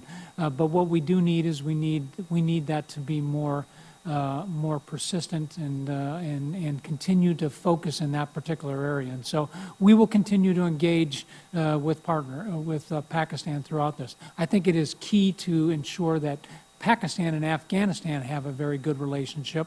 There certainly are tensions along the common border between those countries, and so I think a key role that we can play is in helping move that relationship forward. Let me ask you about a seam on the map between you and Harry Harris, but it's an important seam because it involves Pakistan and Afghanistan and India in PACOM. To what extent do you think Pakistan's Afghan policy is driven in part by its India policy, and in particular, whether or not a independent Afghanistan conducting its own foreign policy might be adverse to Pakistani interests? Senator, I think Pakistan's view of the region, I think as they look at their interests, I think it plays very largely in how they look at both sides of their country. Okay. One final question. Since the 1970s, Russia's influence throughout the Middle East has been minimal, thanks in large part to the diplomacy of Henry Kissinger and Presidents Nixon and Ford. How would you assess the level of Russia's influence in the region today? Russia is attempting to increase their influence throughout the Middle East, as we've seen in Syria. We've seen them do things certainly with our longstanding partner Egypt and others across the region. So it is my view that they are trying to increase their influence in this critical part of the globe. Do you think they've been successful in any of those attempts thus far? Well, they certainly have been successful in supporting the Assad regime, and so that's certainly an example of that. And I'm hopeful that we'll be able to reassert our own relationships as well. Thank you, gentlemen. On behalf of Chairman McCain, let me recognize Senator King. Thank you, Senator Reid. General Votel, let's talk about 4 areas where we're engaged in conflict: Iraq, Syria, Yemen, and Afghanistan. By the way, I want to compliment you on your written statement. It is a primer on the region that I think should be required reading for everyone in this body. It's very well done, very thoughtful, and comprehensive. Who are our allies in Iraq? Who are we fighting next to? The ISF, right? That's correct, Senator. And the Kurds? The Peshmerga, Peshmerga. In the northern part of Iraq. And what religion are the members of the ISF and the Kurds? They are Muslims, and in Syria, we've got the Syrian Democratic Forces and also the Kurds? We have Syrian Kurds, and we are working with local Syrian Arabs, Turkmen, and in some cases local Christian forces. But the vast majority of those forces are Muslim, is that correct? That is correct. And in Yemen, UAE, Saudi Arabia, those forces are Muslim? Absolutely. And in Afghanistan, the ANSF, the Afghan National Security Forces, also Muslim? They are Muslim. And one of the statements you made in your opening comments were our strategy rests upon, quote, a heavy reliance on indigenous forces. Is that correct? That is correct, Senator. And it's fair to say that the vast majority of those indigenous forces are Muslim. That is the case today. So it would be a mistake as a matter of national policy, rhetoric, or discussion if we attempted to alienate or marginalize Muslim citizens of anywhere in the world, because these are our allies in all of the fights that we're engaged in your area. Isn't that correct? I believe it is correct, Senator. And you talked about restoring trust with our partners in the region. Our partners in the region are all based upon Muslim societies. Isn't that correct? They largely are. It is largely a Muslim area. The second area, and this has been discussed to some extent, but again, it's in your report on page 3 and 5 of your statement. The goals that you define cannot be accomplished solely through military means, you say. The military can help create the necessary conditions. There must be concomitant progress in other complementary areas: reconstruction, humanitarian aid, stabilization, political reconciliation. On page 5, you say, however, a solely military response is not sufficient. This must be accomplished through a combination of capabilities if we're going to achieve and sustain our deterrence posture, our strongest deterrence posture. Again, just to put a fine point on what was been discussed previously, to solely rely on military strength in solving these very complex and difficult problems would be a serious mistake. Would you agree? I would agree, Senator. I think we have to have a combination of all of our elements of power, hard power and soft power. Thank you. Next question. This is a slightly different subject. How, in your work with a lot of these allies, you work with these countries, with Iraq and other countries in the region, how would it be received in the Arab world if the United States relocates its embassy from Tel Aviv to Jerusalem without a settlement of the Palestinian-Israeli conflict? I think that from my personal discussions with some in the region, I think that it would create some challenges for some of those countries. Some challenges? Can you expand? It would certainly serious be, challenges? Yeah, it could potentially be very serious. And does that include our staunch ally Jordan? I believe it. Yes, sir, it does, Senator. Thank you. Final question to both of you. Foreign military sales and foreign military financing programs, are they appropriately calibrated to meet your needs in the region? My sense is that is an area where we could use some work. From my perspective, Senator, the importance of the foreign military sales and foreign military funding programs is to help build capability for our partners that's interoperable with us. They generally want to buy U.S. equipment because it comes along with training, it comes along with sustainment, and it makes them more interoperable with them. I think we have to take a long-term view in terms of this, and I think it is in our interests for our partners in the region to use capabilities that are interoperable with ours. General Waldhauser, in just a few seconds I have left, a quick update on the status of ISIS in Libya. Status in ISIS in Libya is they right now are regrouping. They're in small numbers, small groups. We try to develop the intelligence. But after they left CERT, we developed intelligence. We bombed them on January 18th, and they were in the southern part of Libya. They've scattered again now. They're in small groups trying to regroup. No longer control CERT. Correct. No longer control CERT. They were out of CERT in the middle of December. Thank you. Thank you, Mr. Chairman. By the way, General Votel, just to complicate things further, Barzani, the leader of the Iraqi Kurds, does not support the KRG, the Syrian Kurds, right? That is correct, Chairman. Senator Ernst. Thank you, Mr. Chair, and thank you, gentlemen, for being here today and your time and attention to all of our questions. General Votel, we had an interesting conversation the other day.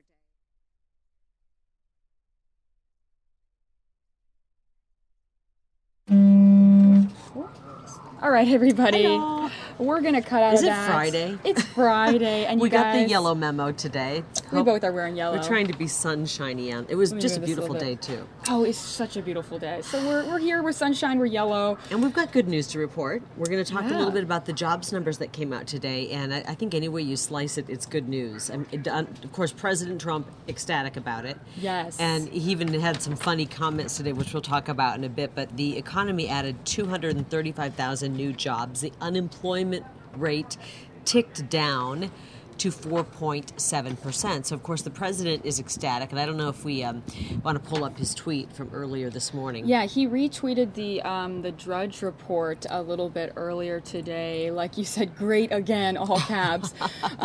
So that's interesting. And did you say that number, 235,000? I know, net jobs added. So, he's touting it as an improvement over the previous administration. The final month of President Obama's administration, 187,000 jobs were added.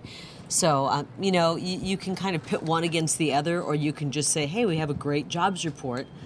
That's good news. Donald Trump has made it his mission to meet with CEOs. He's met with labor leaders. He ran on improving the economy. And while his poll numbers may not be great with everybody, there's a lot of people who don't like Donald Trump.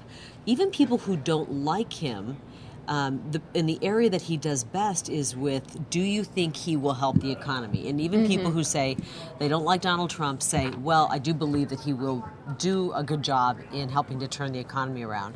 So this is definitely a positive sign. We know the stock market's been going crazy. They call it the Trump effect or the Trump bump.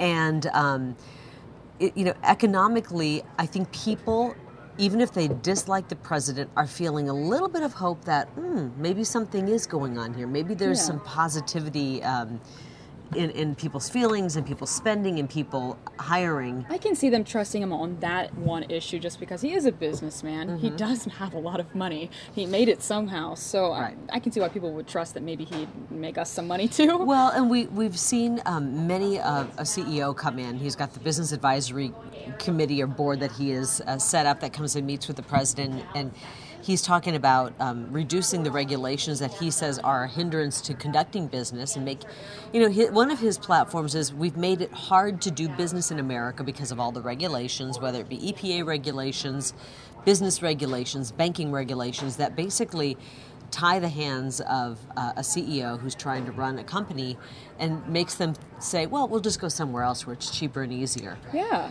So we've had some commitments from several large corporations to add jobs, to invest in America. And I think this is a really good, it's a really good sign. And, the funny thing is, though, in the past and during the campaign, and of course you'll remember this, Mary Kate, every time there was a positive jobs report during the Obama administration, Donald Trump would say, oh, those are phony numbers, those don't count.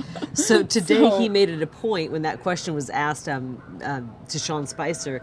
Sean Spicer said, no, the president wanted to make it very clear he does not think these are phony numbers today. So today it's not phony. But, exactly. That's interesting because he think about all the car companies that he brought back here that they were, they were having them made in Mexico. Now he's saying, I think he brought Ford to Michigan, which added a lot of jobs, and then the Carrier plant that he added in Indiana, and that was really quick.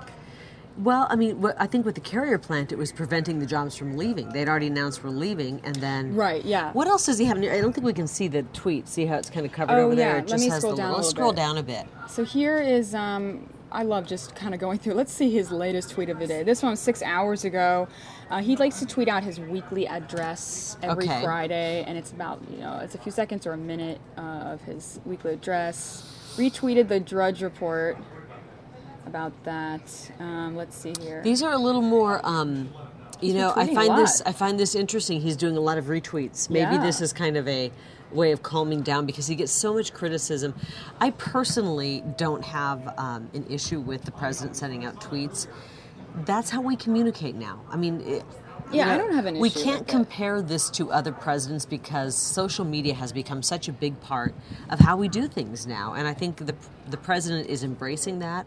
But for some people, they just get really worked up when he sends out a tweet. They really get wrapped up, in my opinion, in his communication style. Mm-hmm. And they just can't get past, they call it not presidential, etc. They With just the can't, all caps. yeah, and, they just can't get past the fact that we've got a president who tweets and uses that as a method to communicate, and that Yeah. he's a little bit crass sometimes, or he's not quite as smooth as President Obama, his predecessor, was. I mean, President Obama, Very whenever he controlled. spoke, it was so well thought out. Sometimes it was almost plodding, and you're kind of going, okay, come on, get to the meat of it. I know. But anything he said verbally in spoken word could be typed up, and it would look like the most amazing written word. Right. Now with Donald Trump, he speaks like a regular person, and so I think disaster. Just well, a total yeah, disaster. he'll say things like a total disaster. He's very honest. Big league. Yeah. He speaks like I think regular people do, and it's such a stark contrast to what we had with President Obama that I think people just aren't used to it, and especially some of the members of the media who have a big issue with him tweeting, and they're constantly complaining about it. And part of me wants to say, just get over it. This is what he does. You're not going Yeah, to change the even guy. if- He's in his 60s. You're not going to change him. Yeah, even in an interview, he said, I wish I didn't have to, but I like to tweet because it's just quicker, and it's my way of calling out the media after a bad story's been written about me. I'm not going to hold a press conference every day. Or get right to the American people and say, here's what I think. And it's completely not through the filter of any news organization, reporter. It's straight from basically from his fingertips. Right, and then you and John Hope can just pull the tweet up on the screen and talk about this is the story of the day. He tweeted Right. it instead Right. of a whole press It's conference. funny, I'm not going to name names, but when he was first elected, there was an anchor who was so incensed, a national anchor who was so incensed about him tweeting that he said, it's our policy and we will not be sharing his tweets, that this is, if he wants to speak to us, we'll share that, but we will not be posting his tweets, blah, blah, blah. That lasted about one day. Right, because so much that's news the was way it made goes. via the president's tweets that this Yeah. news organization quickly threw that policy out and said, okay, we're going to be sharing tweets now. Yeah, that's just what they have to do. So Well, one of the fun stories that we were talking about earlier, and Mary Yeah. Kate brought this to my attention, was the Let's, research. First of all, I'm amazed that any research money went into this, but it did, so we're going to talk about it. Yes, a new study released saying the more attractive men that are around women makes women want to order salads or And eat healthy healthier. food. So And I love basically, this. this was really funny. It was if you go to a restaurant and you're either seated with on a date or in the company of an attractive man, or the waiter's attractive, you as a woman are more likely to order a salad versus some sort of kind of fattening, yummy, fun meal. Right. What do you think about this? I mean, do you agree? Do I agree that this happens? It sounds like it does. I don't really do that. I'm kind of eat what I want to eat. But what about you? guilty. Because I'm not in the dating world. I've been married for many years. That's true. I guess if I was with someone for a while, I would order what I want. But I think the first couple of dates, I'm embarrassed to order the cheeseburger. I don't order a salad because I don't really like salad, but I will order something I can eat with a fork that's a little bit daintier. Is that weird? Yeah. Well, no. Okay, so I'm going to look at it through like a job interview or something, because since I'm not in the dating world and I'm married, when I go out to eat with my husband, I eat what I want, he eats what he wants. Right. But if I were on, let's say, a job interview where I'm thinking, okay, I could embarrass myself if I order something with pesto, I'm going to end up with something in my teeth, or I'll often order a soup, something that's just easy. I'm not going to order, like you said, a hamburger where you've got food all over and your lipstick's coming off and all of that. Right. So I do understand that. I just want to order something that's a little neater and I don't have to worry about some sort of a mishap. But if this is the case, if I were a restaurant, and I wanted to make sure people were ordering things and spending money, I would hire ugly waiters. Yeah, that's what they say in the study. They say this could actually be bad for business if you have attractive male waiters. Yeah. Because the women are like, oh, I wanted a hamburger, but now I'm just going to have a kale salad. Now that you're here. But Yeah. what's funny in the study is it's actually the opposite for men. When men are around really attractive women, they want to order more. They want to order steak and all the hearty stuff, I guess, to Maybe look to more prove manly. that they're like, and they yeah. have money and that they can take care of you, and so they want to order all that food. Interesting. Okay. So I don't know. I think the first couple of dates with the guy, I'm definitely too embarrassed to order what you really want. What I really want, which is always the meaty, hearty stuff. Like I love wings, I love ribs, I love I've always hamburgers. heard though that men go that's kind of a turnoff for men when they have a date and she orders a salad. They're like, oh come on, I want a girl who's gonna have the steak, Right. have the the cheeseburger, whatever. I think guys say that. They're like, oh, why can't she just order something? Because I think they think if we order a salad, we're concerned about our looks. Right, that we're no fun. Right. So I think, okay, what I think you should do, Mary Kate, if you want my personal advice, order the cheeseburger. Order the cheeseburger. But let's say you're at a restaurant. Maybe some of these restaurants now, have you seen like Mad Greens, which is all salads? Oh, yeah. Maybe on places like that, they should hire good-looking people. Because they'll want the salad. Yeah. Yeah. I guess Okay, so it's your only option. that's smart. Yeah, if you order the hot guy at the salad place, they'll Then order you're- more. yeah. But don't order a hot guy at a McDonald's because Order a hot guy. Are you, or order a hot guy. Don't hire a hot guy because Yeah. then the orders will be bad. Yeah, at you McDonald's. get to Not the that- McDonald's and you're ready Yeah. to order the Big Mac, and you go, I'm just going to have the side salad. Thanks, but no thanks. So that's kind of an interesting little study. Yeah, I thought that was It's a Friday story. Yeah, I thought it was just sort of interesting. Having physically attractive male employees may actually be bad, as they could decrease women's consumption of the food. And then it says, after exposure to an attractive female, men seem to display their status and wealth through an increased inclination to consume expensive drinking and dining options. So the men have all the fun, is what it sounds like. I'm Yeah. gonna, you know what I'm gonna do? I'm gonna take this and I'm gonna throw it in the circular file back here. It's not fair, you guys. Well, if you were on a first date with a guy and he ordered a salad, what would you think?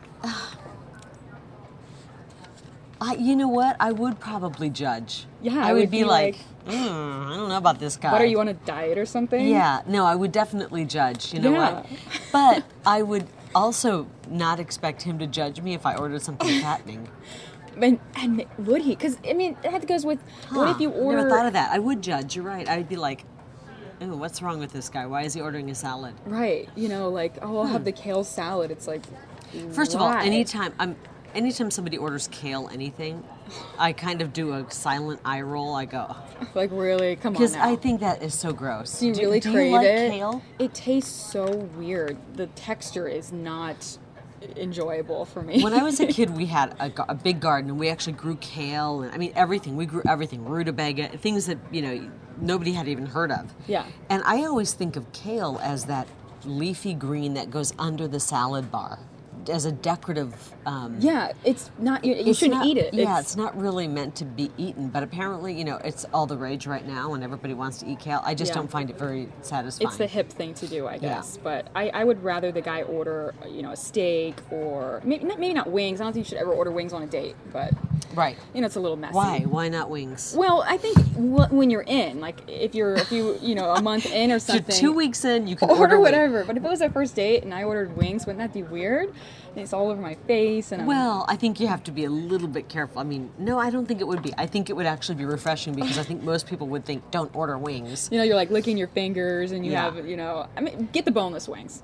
The boneless wings, yeah. Get the boneless wings.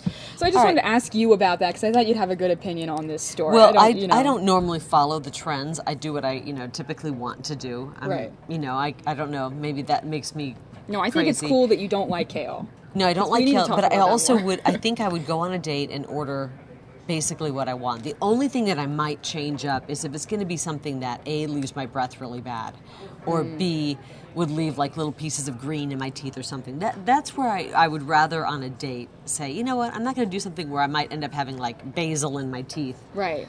But I am going to eat what I want to eat. If it's something that's not going to be way too messy, I'm going to do it. I know, because what I always want is I always want the burger with the garlic aioli and the caramelized onions, and that's not what you should order on a date. That's disgusting. And then it's ending. The date's over. Yeah, it's like, oh, well, I should have All ordered right. that kale salad. Thank well, you for I'm chatting with getting me. it back to getting ready for the news today, and The real news. Yeah, But I do like that you know this what? study came We up. might do something on this. You This is should. good. You should. It's a good study. And Thank you. I highly recommend wearing yellow today if you haven't gotten dressed yet. Yes, you guys join the Look movement. how great it is. Thanks, MK. Thank you, Carrie. Bye. Happy Friday. You too.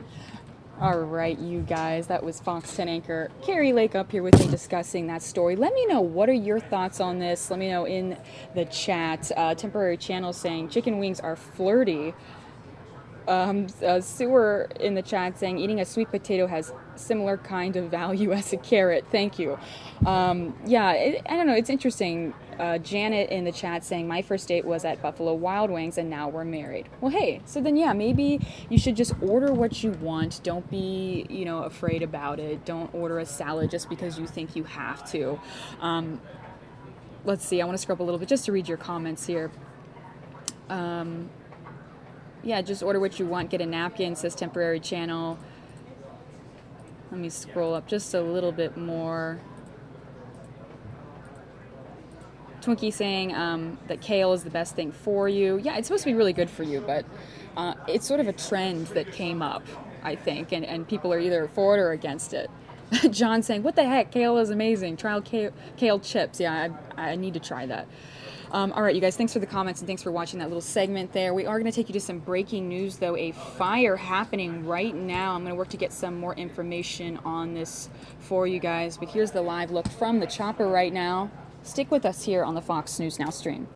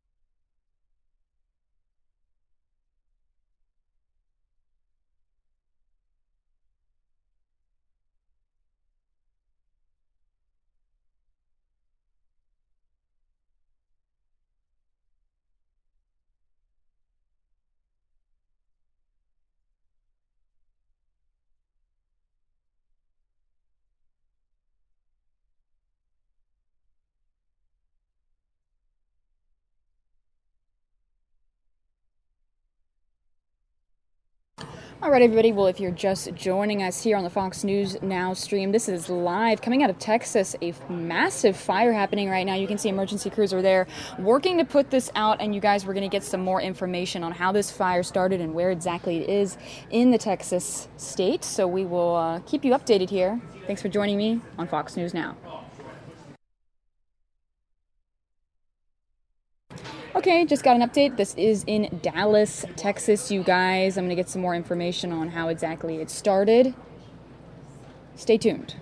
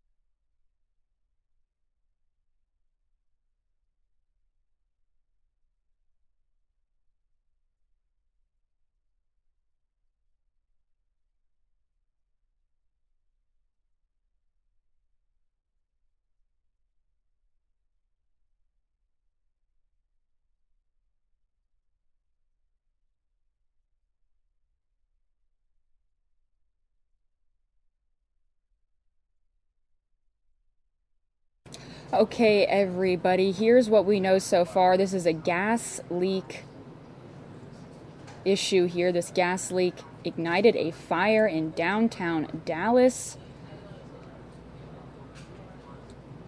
I believe this is the first tweet that Dallas Fire Rescue sent out. Let me put it in the upper right-hand corner of your screen here. Give me 1 second. So you can see Dallas Fire Rescue tweeted about 50 minutes ago, structure fire working on 2nd in the 2000 block of Main Street. That's what they tweeted just a little bit ago. And then I want to pull up here.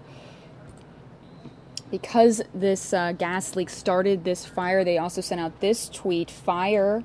They actually use the fire emoji here in the Twitter account. Fire and the 2000 block of Main Street is a result of cut gas line. Gas service will be shut down and possibly impacting a number of locations in downtown Dallas right now. Again, that's coming from the Dallas Fire Rescue Department official Twitter page. We're going to keep an eye on that to give you guys all the updates here as we watch this live breaking news on the Fox News Now stream. But we do know emergency crews are there right now working on this gas leak that ignited it into a fire in downtown Dallas today. The Dallas Fire Rescue spokesman says that a company struck a gas line in the 2000 block of Main Street around 3 p.m. Several witnesses say they heard a loud explosion before the fire started. The black smoke from the fire was visible for miles, and you can see that it looks like they've toned it down a little bit since then, but they're still working to put this out. I also want to pull up a tweet from the Dallas Police Department as well. They're giving updates during this fire here.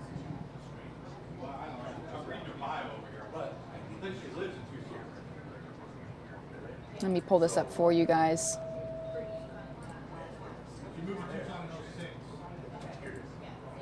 Here's the tweet that they sent out about 19 minutes ago. They said, Cesar Chavez north and southbound between Pacific and Young, Commerce at Pearl, both directions on Main Street shut down at Harwood, Elm and 45, and all ramps. You can see this is affecting a lot of areas there right now as they're working to put out this fire. And of course, Dallas Fire Rescue teams are on the scene right now.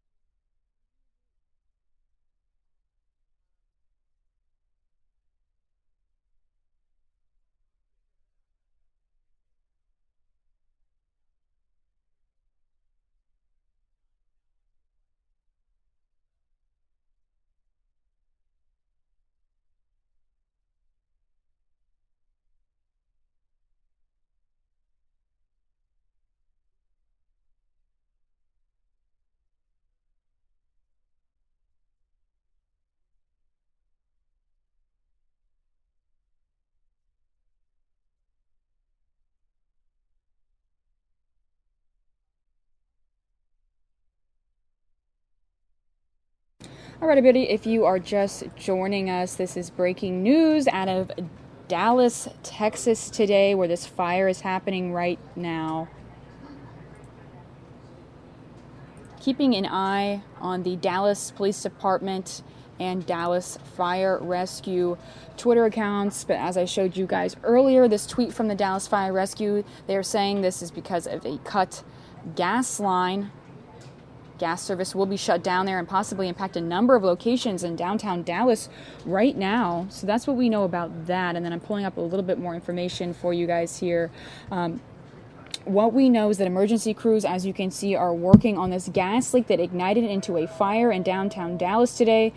The Dallas Fire Rescue spokesperson says that a company struck a gas line in the 2000 block of Main Street around 3 o'clock. Several witnesses say they heard a loud explosion before the fire started. The black smoke from the fire was visible for miles. Working to get some more information on this breaking news for you guys here. And we have been having a little bit of audio issues with the stream. So at 3 o'clock, that's in about 7 minutes, we are going to shut down the stream and start back up to fix that audio issue. Thanks for your patience.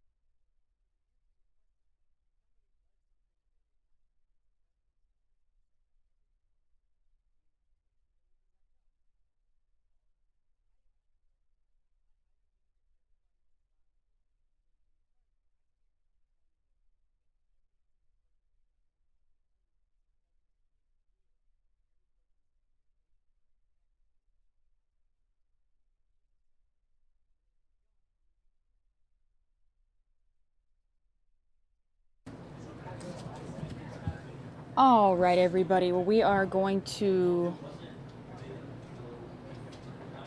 shut down the stream here just to get the audio issue fixed for you guys. We know there's a little bit of a lag right now, so we're going to shut down the stream and start it back up. So in just about 3 minutes, search again on YouTube for Fox 10 Phoenix, and our live stream will be up and going again. And Mike Page will be taking you into the next few hours of the show. So we'll be right back, you guys. In the meantime, I'm going to give you a live look of the White House.